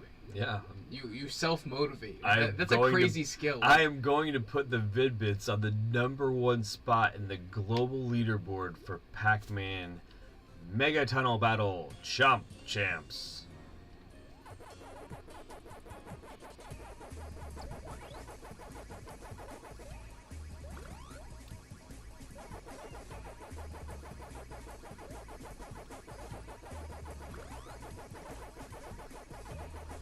Thank you, Bandai Namco, for making a very fun game that is only going to get better from here, and the Vid-Bits are totally happy to embrace this community that we can do in the United States or whatever, and hopefully we can start to work on that as the game's fan base and player user base grows. But like you said, the tournament possibilities here, I'd love to see you play against some of the best people on this engine with this game.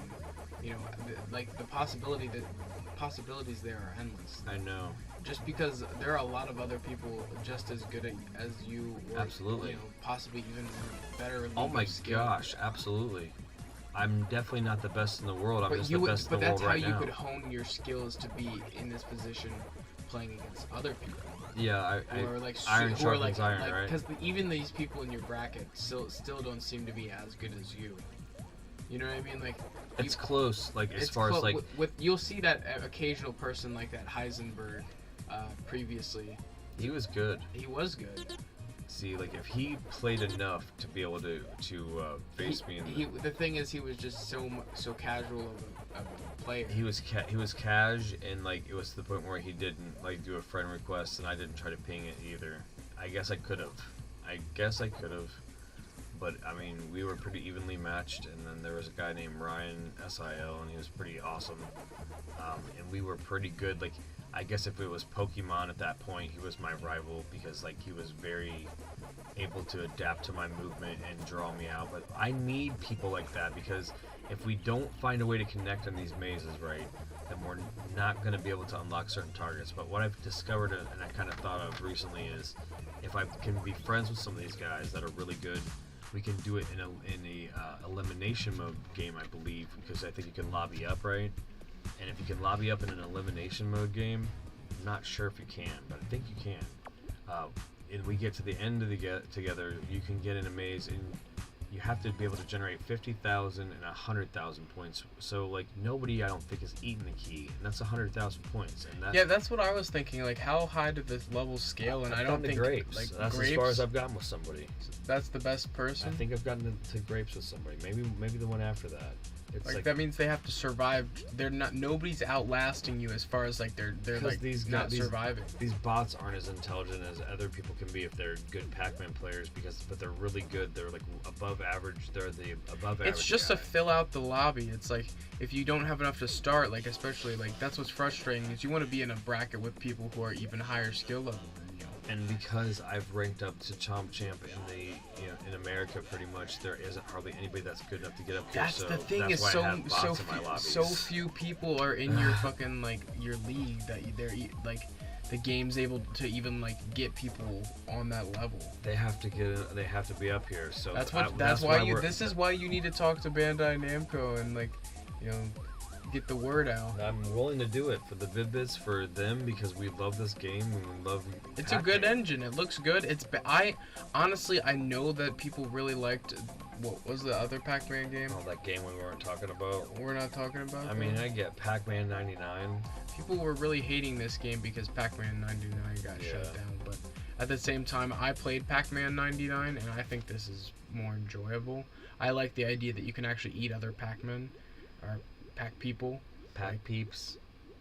I feel like in Pac-Man 99, it was kind of random, and it didn't seem to be as skill-based as it was kind of luck-based. Unfortunately, it was not as good as the was it Mario 35? Mario 35 was fantastic. Nintendo, if you're listening, bring that back. We really liked that. Why did that have to be a timed thing, publicity stunt bullshit? Like, Yeah, people please. liked it. It was so much fun. I know so many other people that feel the same way. They feel really upset. And Feel cheated almost. I mean, I don't want to say it, but I feel sick to my stomach because like we would have paid money for it. I was so good at that too, of just crushing that, and like just sit there and watch movie after movie, and just sit there and just wreck people. And you don't want to even hear that. But people were also competitive though. It was something Yes. that was like this. Unfortunately, in this top bracket, people were hardly competitive. I lost enough. myself to that dude smelly plot. It was one of those things because I'm a speedrunner and can beat Mario in under 6 minutes, and a game that makes it so that if you speedrun it, then you wreck other people because it puts more enemies on their screen. It was like made for people that speedrun that game well. So, and I was getting to compete with some of the top people in the world at that. So all I got was a little bit tighter with my times.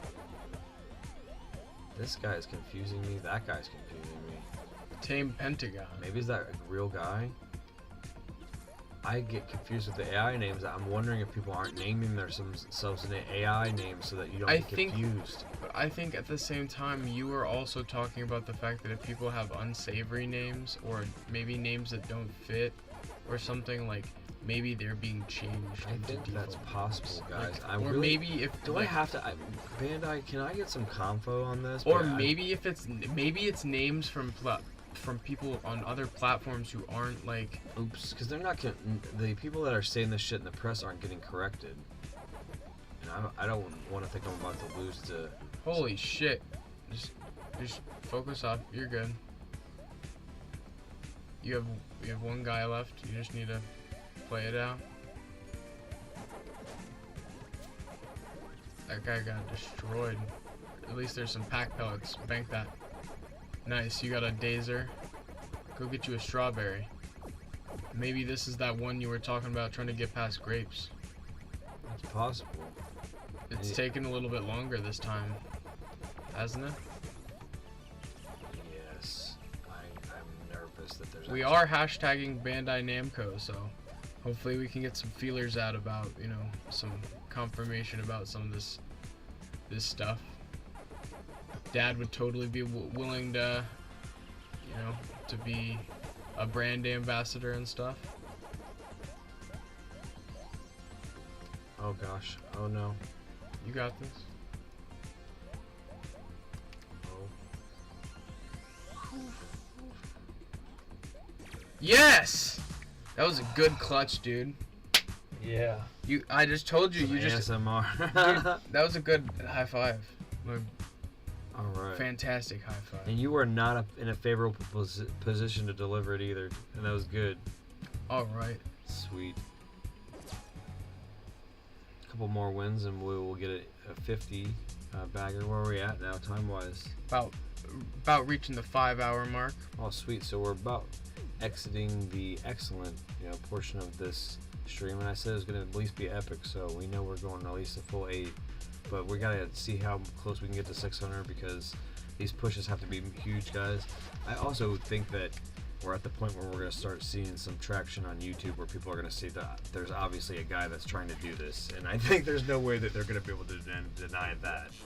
We're bombing their hashtags, like posting more videos than anybody else about this game. Like We have over 53 or 4 hours worth of combined content, and this has only been released mainly for the last 9 or so 10 days, unless you did early access, which you had I think from the 1st or the 2nd of the month. So those are the reason why these guys are ahead of me. I don't regret not getting early access because now there's the chase. yeah, Pac-Man's all about the chase. That was the first scene. That was the first classic. That's literally the first cutscene in video game history is like the chase. So here we are. It's kind of very poetic. Did you hear that?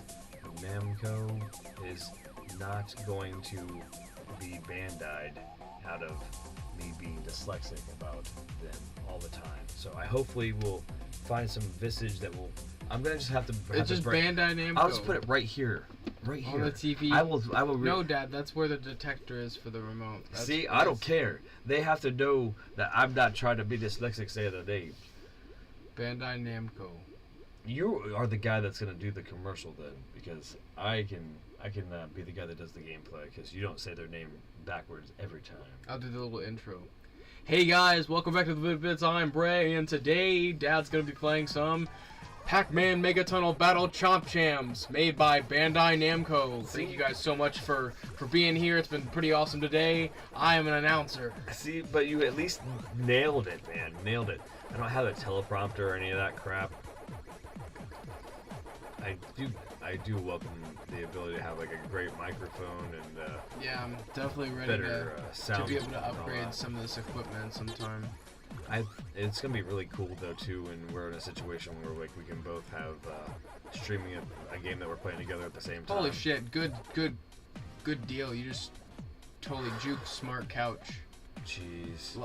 I think this is totally people. I think Bandai Namco really does need to do some clarification because I don't think that was AI gameplay. No, that guy's crazy. That guy's real. I don't think that guy's real. I think legitimately some of these people's names aren't being presented properly, or maybe there's some level of like hiding their names because like other platforms use certain like say like. You know how it only shows the controllers and it doesn't like actually show you the platform they're playing on? Right. Maybe that's why they're not showing the names. It's possible. I think It's possible. because that guy was really, really good. He was really good. You know what? It's possible, and I really appreciate you giving me the potential perspective because everybody, what the hell?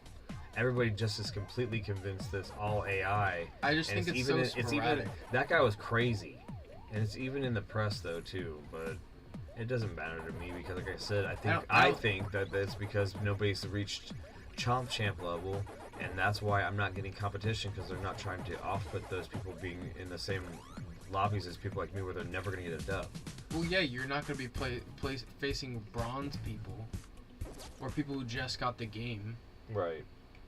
I don't know. Again, it's just maybe getting a clarification, but So I don't care either way because even if the subset was we're all competing against these AI with occasionally running against each other in real time, that we are all going for a score of number 1 on this leaderboard with wins, losses, and percentages of finishing number 1 out of 64. That thing within itself is an accomplishment, and that's what I'm really can keep me, going for it. So, Bray, it looks like you.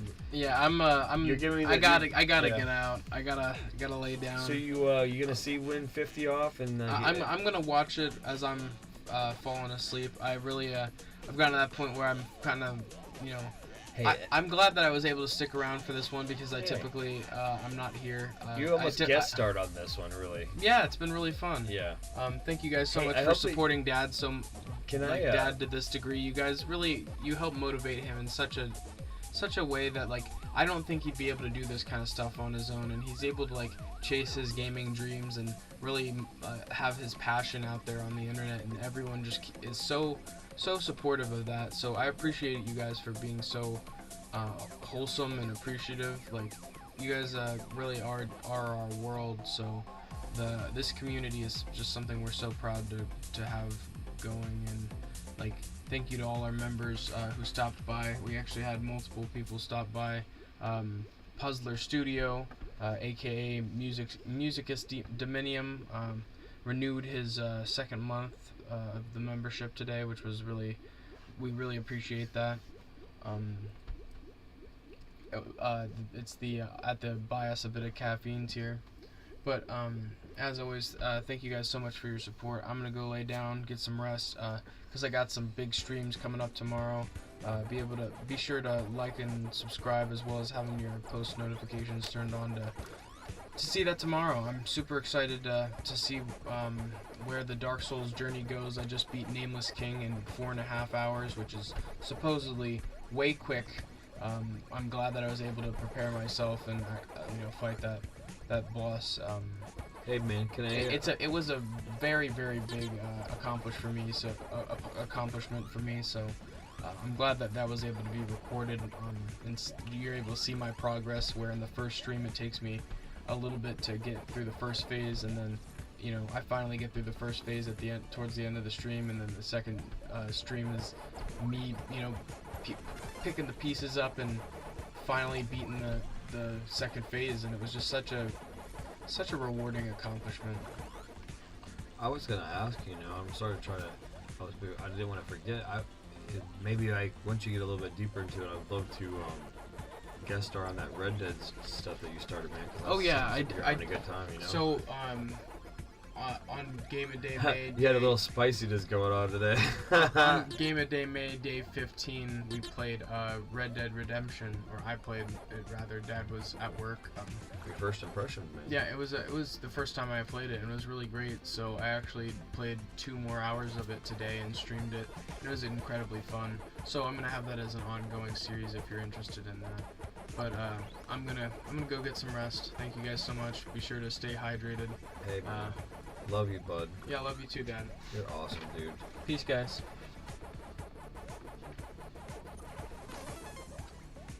That guy's the best. I'm telling you what, when you need an ally and he's gonna deal with your crazy desires to do weird video game feats, even if we weren't the Vid-Bits, even if before all this started, he always believed in the things I tried to do. He's like, Dad, you do crazy stuff, and that's awesome. He's always wanted to be a part of it too, because you know how a kid is, where they want to be involved in stuff, and sometimes as a parent you may be a little bit selfish with your time, and I guess sometimes I felt like I couldn't focus with them in the room or something. Maybe I couldn't handle the pressure, or maybe I really needed to dial in and I wouldn't let them be a part of it so I could do it. It's usually at night, but you know, maybe sometimes more than I should have. I kind of felt like I locked them out of it. And, you know, to be able to find a way to full circle, make that, you know, heal that trauma I had in my head, and you know, try to make that right is really a very fulfilling thing, and I'm very blessed to be in this content creation journey with him. You know, as much of the age that we have between the two of us, and being, you know, early 2000s and me being an 80s kid, like, it's really refreshing to have both perspectives involved with this, and he's very much a part of it, and nothing's forced from either end, and we very much fight with each other at times that you guys don't see behind the scenes sometimes, but you know, at the end of the day, it's only to keep the balance between the two of us so we can make sure we keep the course and stay eligible and be able to do all the cool things in the head that's going to be in the future for you guys, so that when we talk about this at the end of the day, we're like, man, this was awesome, this is an awesome journey, and hopefully we learned something, had some fun, and you know, have a great codex or abbey of video game culture, history, a smosh podge of Americana, all of it. I mean, if I listed it, he told me, you know, earlier we were talking on the stream about listing all and quantifying all my video game accomplishments, like the whole thing about being able to, you know, I don't know, do that with all the things that this is going to reach and all the things that I think that we're trying to do with it, and think of that, that's almost more what I want to focus on, what this is going to do. And speaking of, people are all about the manifestation, like, you know, movement, and I'm very much that too, and energy and vibration and all that stuff, and finding your harmony and resonance and making sure that you're with your tribe and all that stuff too. And I think that this is a way that this is happening, and I'm very blessed to be a part of it. And I get choked up at times, and manic at times, and passionate at times, and that's just me being unapologetically me, and I'm very thankful that you guys get to basically, it's almost like this is radio, PACMAN radio, where we speak philosophy but also try to whip the crap out of these ghosts and AI and real people in you know, unforeseen circumstances with lag and, you know, consequence, while also winning because we're trying to keep the balance of every other aspect in our life. This has been your host Brian from the Vid-Bits, and we're going to continue to whoop ass as we're going to wreck into the #1 position in the U.S. Eastern Division leaderboard, and also the #1 position globally in this game, Pac-Man Mega Tunnel Battle Chomp Champs, by our good friends at Bandai Namco.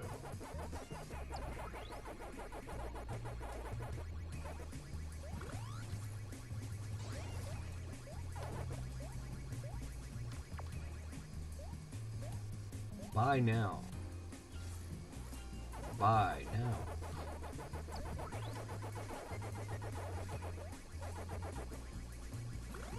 Oh, what? It needs to be free, so it's intoxicated with casual people that don't really want to play the game?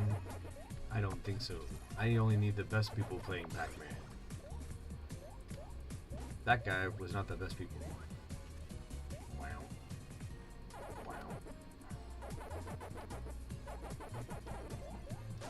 Seriously though, I'm joking, and I'm a little bit, it seems a little, you know, farcical, and you know, it's satirical in a way too, but honestly, if you don't put a little bit of money into something, then I think the core experience can be a little bit hollow, and that's why we really stand on the fact that I don't believe that this needed to be a freemium that was driven on whether or not you wanted to buy skins and stuff, and that's my personal belief on it. That's what I'll stand on it so far. I've really had a lot of time to marinate on it. You can see that I've played over almost upwards, going towards 60 hours of it for you guys, giving you the most thorough examination of all the different tech and everything in the beginning of this journey, and then also now kind of just going into like the philosophical leg of this journey, and then when we get towards the next one, it's going to be more along the lines of the just womp butt and just look forward and enjoy the view and listen to the birds chirp and be just ready for when people want to try to challenge us, you know. And I think it's very obvious what we're trying to do. We're making it so that you're able to follow along, and that within itself is one of the more interesting journeys that you're going to find on YouTube gaming, and I hope that you would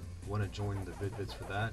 It has a bunch of other things to offer as far as the content goes. We do Game a Day May every year in the month of May. We do a different game every day. Sometimes they launch off into their own things, and other times we just beat them and move on. And sometimes you are going to be able to say, let's do some more of that. But it's a great thing to look forward to every year with the Vid-Bits. We already have a season in the can, and we're in the middle of the next one, so that's why we speak about it, as it's so positively awesome. I mean, part of what we do here, and it's kind of like our WrestleMania if we were wrestling, and I hope that you look into that. Plus, we do many little series. We got Dave the Diver going on, where I try to bring to life that amazing game for you. I'm not going to go too much into detail. I want you to check it out. If not, we have other things like Bray's conquest through Dark Souls 3 as he trudges toward Elden Ring, and then conquesting the new DLC for that coming out. So that's a whole nother journey within itself.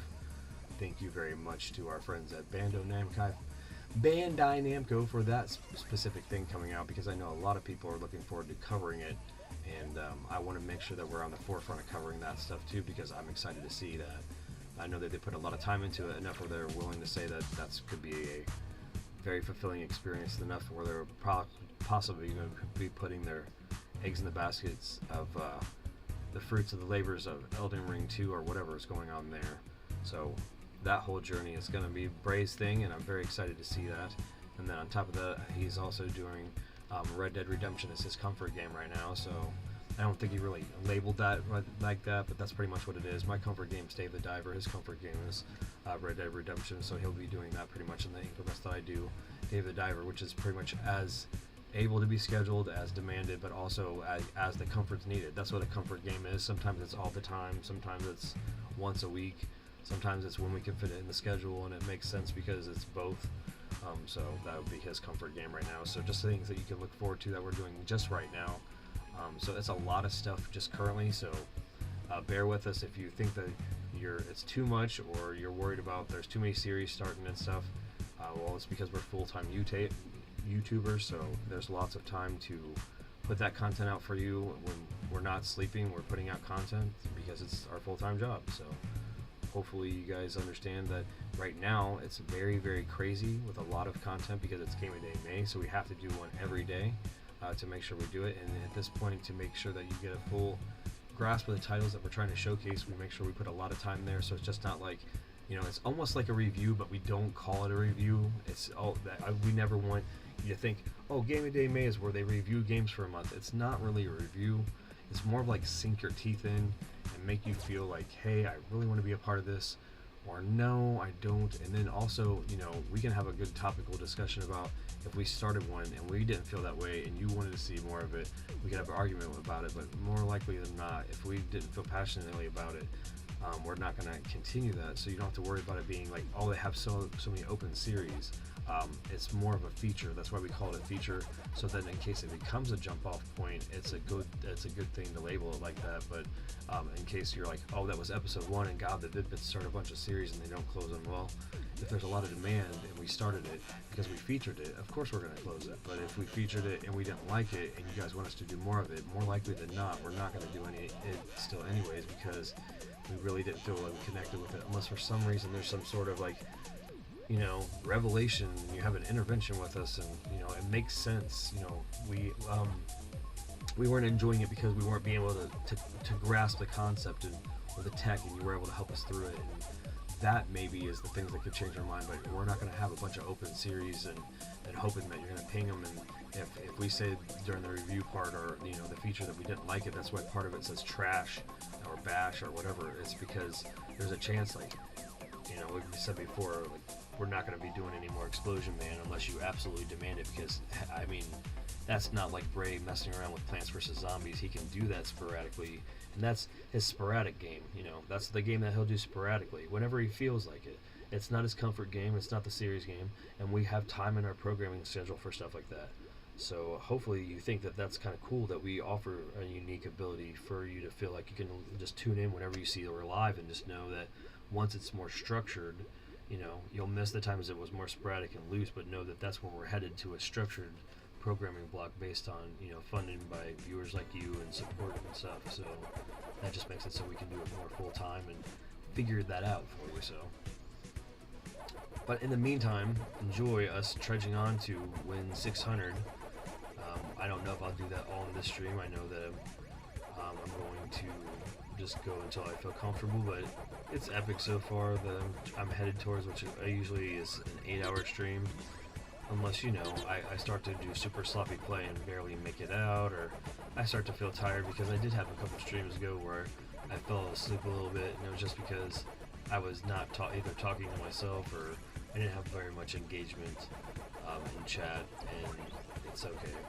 I might have had engagement in chat by now, and I haven't looked, but that's because I'm really just trying to dial in and get these wins as fast as possible.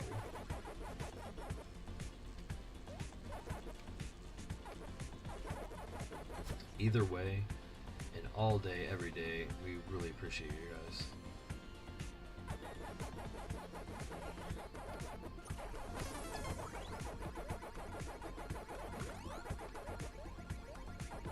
Also, I would just like to say, because we're getting to the point where it could be early or not, I gotta see what's going on time-wise, but there might be a little bit of moving in silence. I don't know, out of meditation, or for me just to kind of like get my wits, where I'll just kind of be lo-fi and only respond to chat. I'll also just kind of wait to see if there's chat that wants to be had, so we can, maybe they think that they just have to listen to me talk, but I'm also able to do a little bit of engagement in between rounds.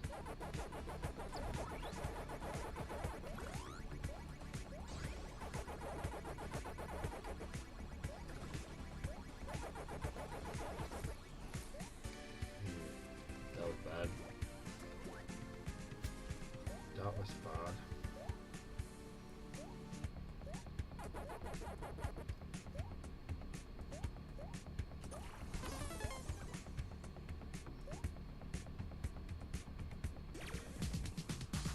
Sometimes you have to run it out.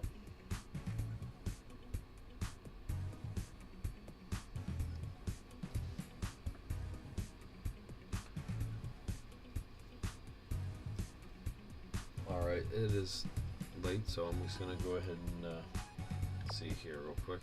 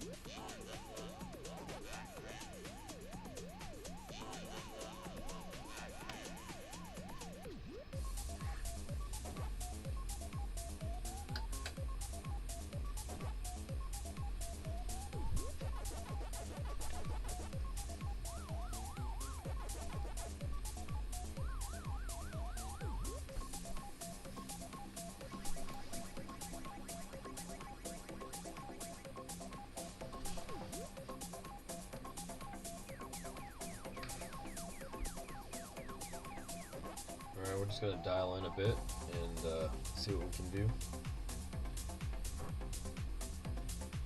It's all over the place emotionally about this. I hope that I won't be held too high a regard. Sometimes when I get a little ranty, I'm sorry, I can get really passionate about whatever I'm talking about. I'm fiery, I'm an Aries, so very much able to be over the top about whatever, but I'm very much reasonable too, you know.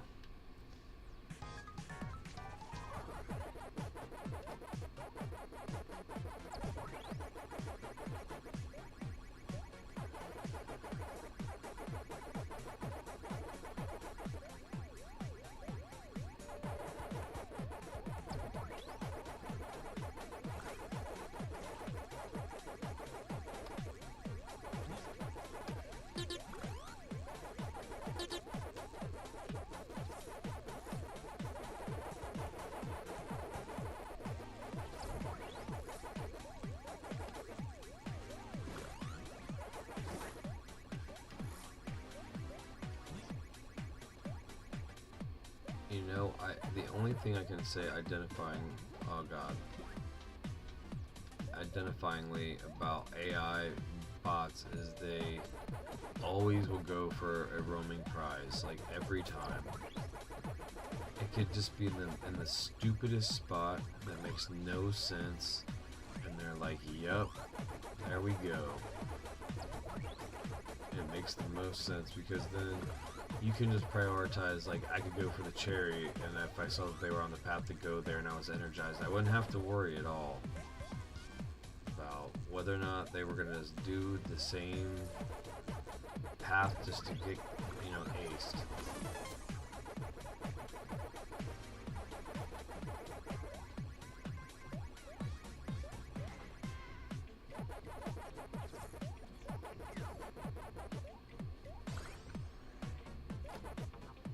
Oh, what a dork. When it happens like that, it doesn't even feel like rewarding too, because the other one died at the same time. Like, I'm not saying these games would be better if they were slow, like when a win happened and it like panned out and it showed like how the other person got clipped or whatever, but kind of saying that, but not, because it would be, they would get in less games per hour. So I like the fact that you can just get into another game and you can, you know, get in a decent amount of games in a small amount of time.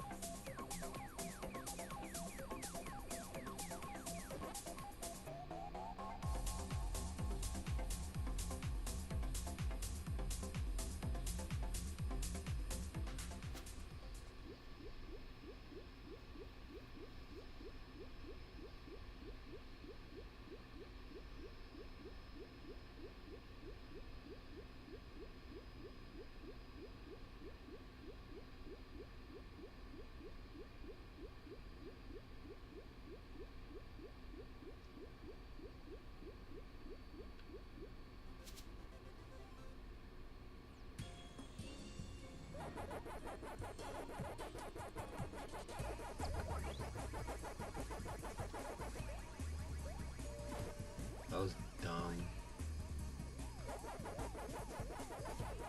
You need to stop going to this blue maze. It's just not... I don't know.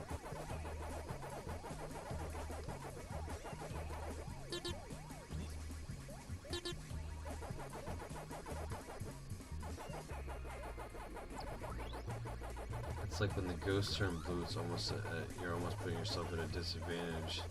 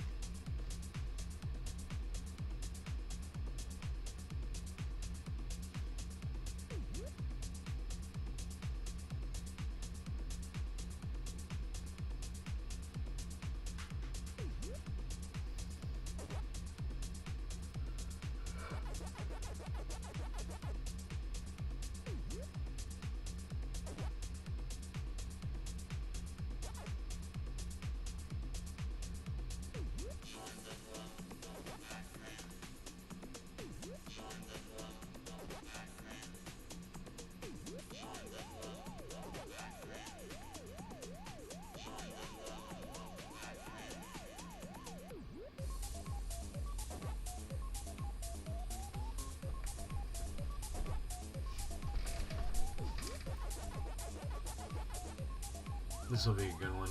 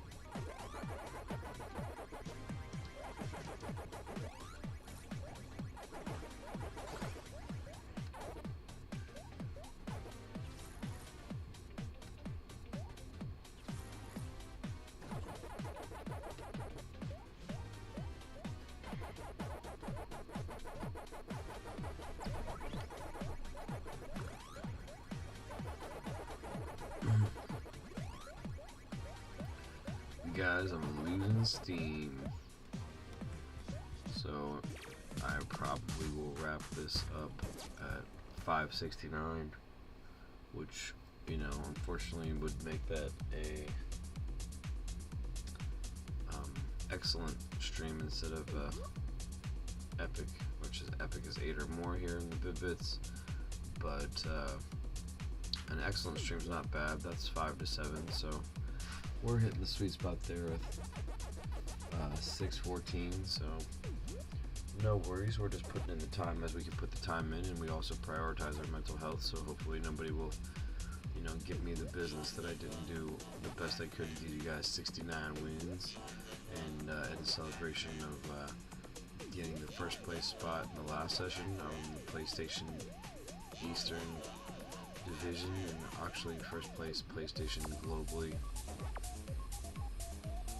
So I'm just kind of pushing right now towards the top, trying to create a big division here between me and Socrates, and hopefully then, you know, put the pressure on so I can get the push to be able to become number one.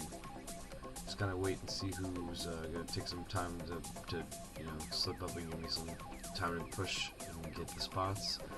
But I'm really appreciative and blessed and thankful and humble to be able to provide you this content, and also be part of an amazing father-son duo in YouTube gaming known as the Vid-Bits. And I'm Brian, and Brayden and the Chief are asleep in bed, which I will be soon too after 6 more dubs. This out of these 69 dubs, I think or 69 to be dubs, so when we're done, hopefully we've not placed anything other than first, except for twice, trying to min-max the session. But unfortunately, I think we got a 5th place and a 2nd place, I think, but I'm not sure. I know at least one place was 5th, I think. 5th and 2nd, I think. Anyways, we've had some really good streaks recently, but, you know, to me, being able to say that I'm the #1 PlayStation player in the world in this game, it's awesome.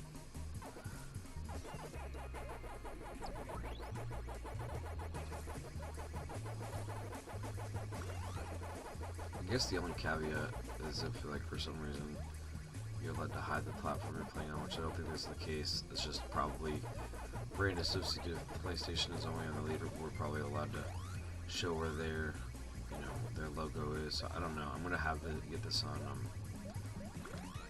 probably Steam and see how it controls. I'm not sure if it would be good on the Steam Deck or not. I don't think so. It'd be good to run on the Steam Deck, but not play with the analog like that. You have to have it in a controller form.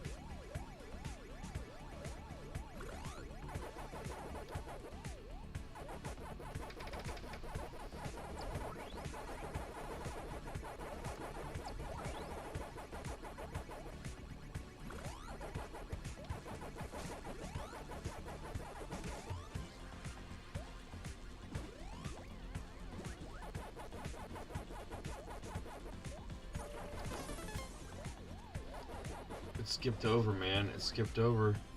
Holy shit.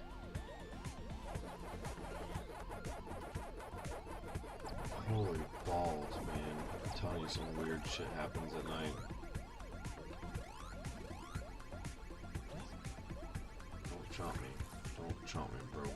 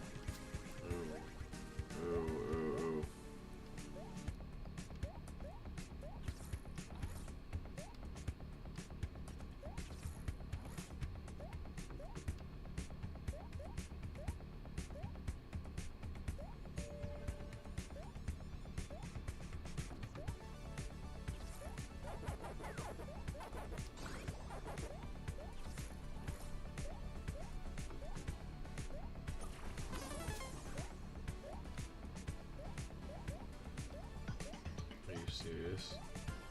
Are you serious? No, no, no, no, no, no, no. Third. Ugh. I don't know how many thirds I have. It's very few. Ugh. That was poopy. It's gonna happen. It's statistically gonna happen. I mean, I've had some really great streaks at first places, so I don't, you know, guarantee that every stream that I'm going to have, I'm going to get first place in every one, so hopefully I don't have super high expectations, but crazily enough, we did get a 156 win streak where we got first place, so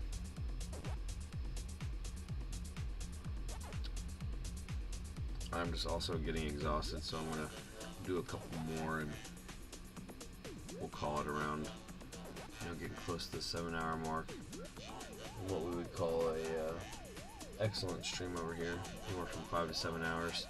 And then 8 hours is an epic stream, and then all the way maxed out at 11 hours and 55 minutes would be a legendary stream. And we always appreciate you guys hanging out with us.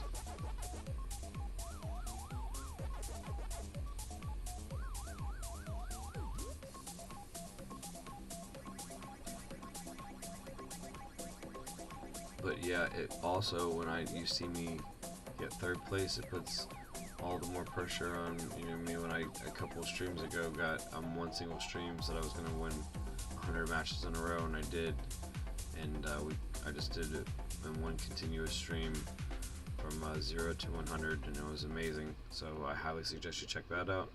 I'm gonna have to figure out a way to on the playlist separate that and let you know like what like the highlights of that is, but I just haven't had the time because between my regular job, my shoot job, you know, and this is my regular job. I'm hoping one day the full-time job. I really believe it will be. You guys are making that possible. You know, between those things and balancing health, mental health, and other responsibilities, I don't get to play as much, so I feel like sometimes I need to be able to stay in the hunt based on what these guys can do, but I'm really trying my best to put us in the top of the leaderboards, and I really believe in us, and I believe that it's going to happen. I just gotta be careful that, you know, I don't know. I keep going back and forth, and I'm not. Maybe my problem is when I am dying there, I'm just not taking them seriously enough because I'm thinking they're all bots, but I don't think they all are. I don't know. Not that I should have like need confirmation to be able to keep them to take it seriously or whatever, but. And I also will probably be a little bit ranty here towards the end of the stream because I'm just trying to push myself through. Very simply. And, you know, when I have a day where I don't have to go to my schmo job, my other job, or whatever, it'll be easier for me to get a couple of these really ridiculously marathon-y sessions done so that I'll be able to get the record, but also we have Game of Day May that we're doing right now, which is taking a lot of the time of the day schedule, but also it's allowing me to rest when I'm doing these for you. pulling, 5, 6, 7, 8 hours, 9, 10, up to the maximum amount of time we can possibly stream on one continuous stream. So there's that too. Really just want the record. I think that it's very obvious that I want to put the Vid-Bits on top, but right now we are on top of the PlayStation World Global Leaderboard, so best PlayStation player in this game in the world. I hope that you're enjoying watching me play it. I know there's been some near misses. This stream we have had a 5th, a 2nd, and a 3rd place finish, but the rest of them have been dubs, about over 60 dubs, so I'll take it.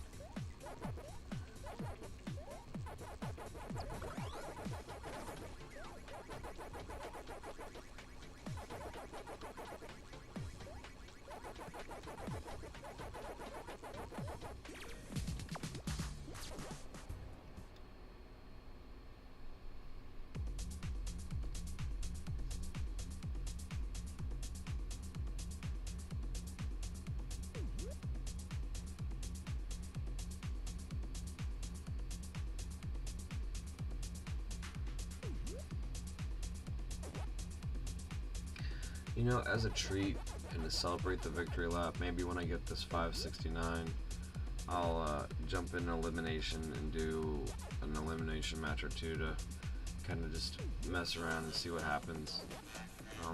Just for funsies. No, maybe not. I'm tired. We'll see.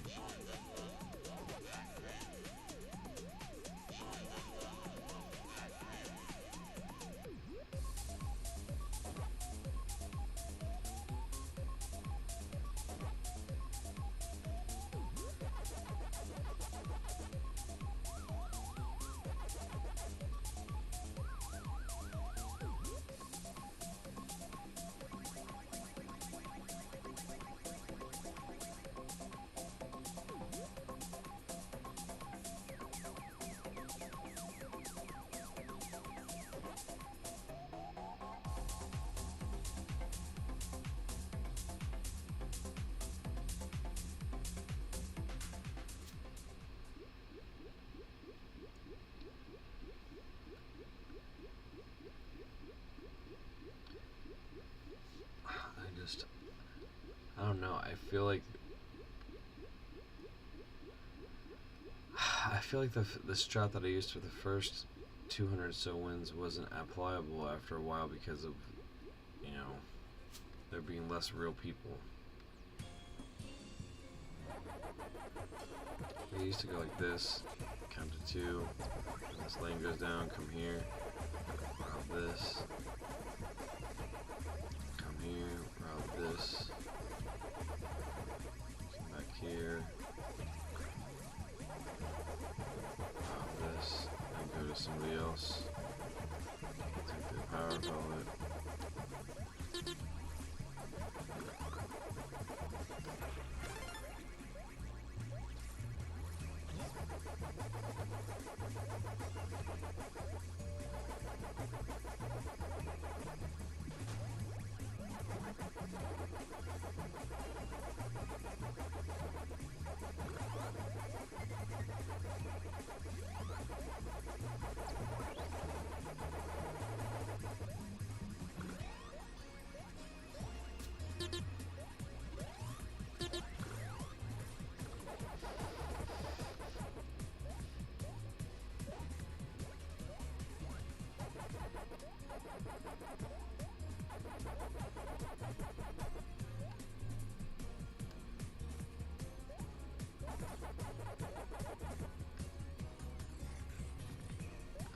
See, that's the problem with the blue background with the white pellets.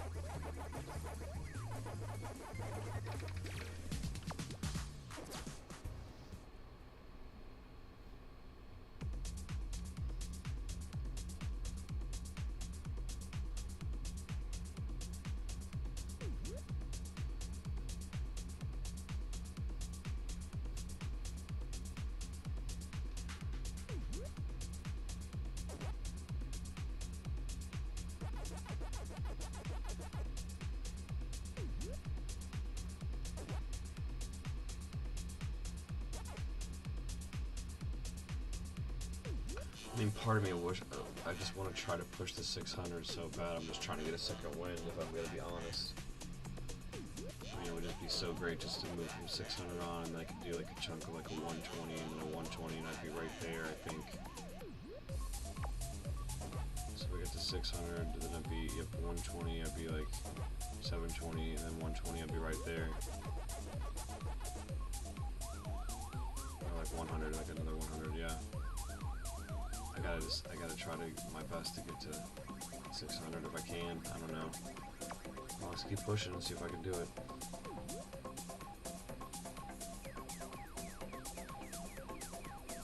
Yeah, that's about another. It's almost another 3 hours. About 2.5. So it'd be like a 9-hour stream. I don't know. I'm gonna keep going and see if I can get these matches over a little bit faster. Keep plugging through them. Just try to keep myself hyped, but not over talk.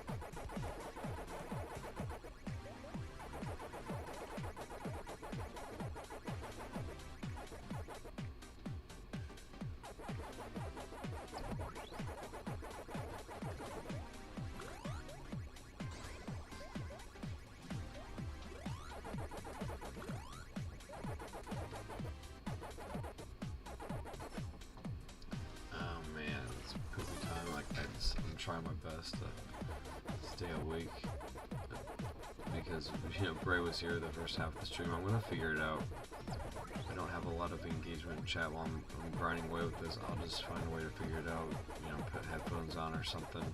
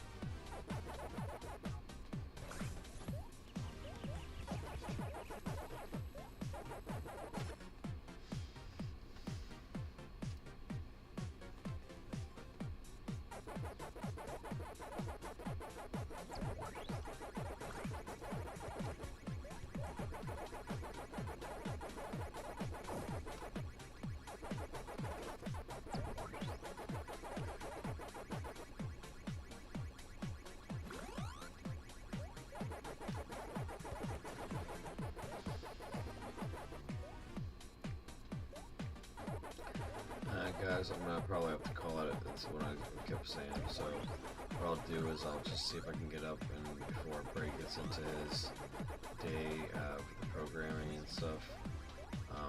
I'll see if I can get it rounded out, and then maybe, you know, do like a couple pack snacks to round it out, and then, you know, go about my day for a little bit until the evening session or whatever. So we'll do one more.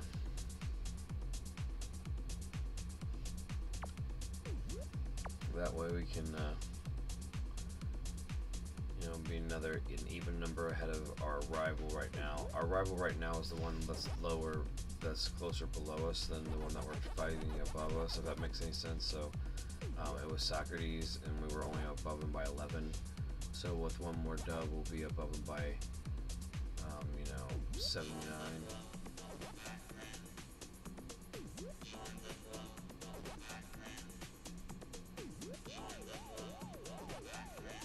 I think that's enough.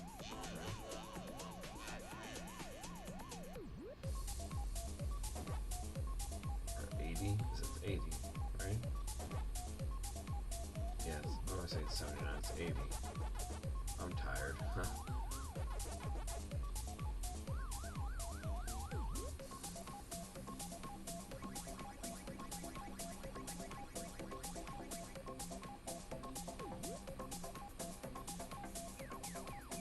I don't know, I'm probably wrong. It's 70. I don't know. I should be able to do that math. 69 plus 1 is 70, plus it's 80.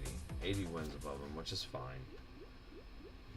Late night math sucks. I'm definitely better at math than that. Late night, early morning math, I should say. So we'll get one more, and then we'll be 80 wins above our closest rival and moving towards first place in the U.S. Eastern Division, and then #1 global overall victor here. We already got the PlayStation title. We're just trying to get the one over all the brands.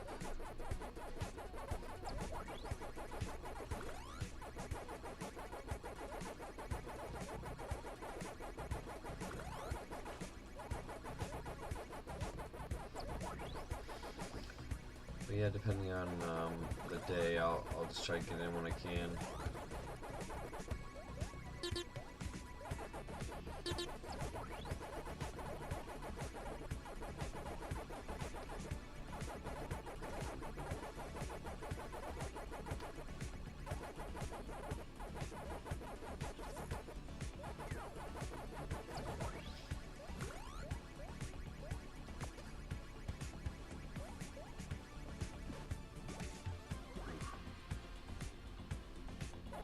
It's just definitely learning when the pocket of time I can do this longer sessions versus everything else going on, because I had a session like this the other day where I didn't call it earlier, and I did pretty much fall asleep a couple times because of just not having Bray talk to me. And I can't talk continuously on my own without being provoked for questions, because I'll just kind of sometimes get manicky and you know, have long diatribes, and then it blows my voice. So I really appreciate you guys hanging out.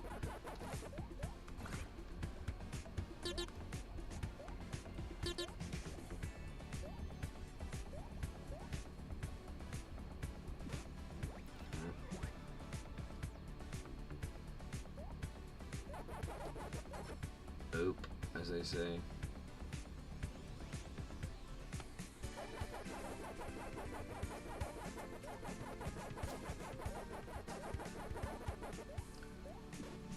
Oh man.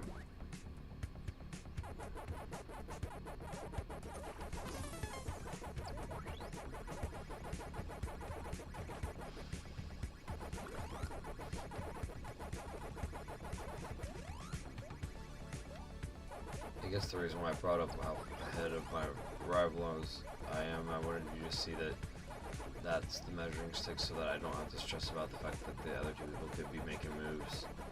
Because I wanted to get to an 8-hour stream, but I want to cut it a little bit short so that I can maintain my stamina and kind of come back and bring back at least another 3-hour stream before Bray starts his day. So,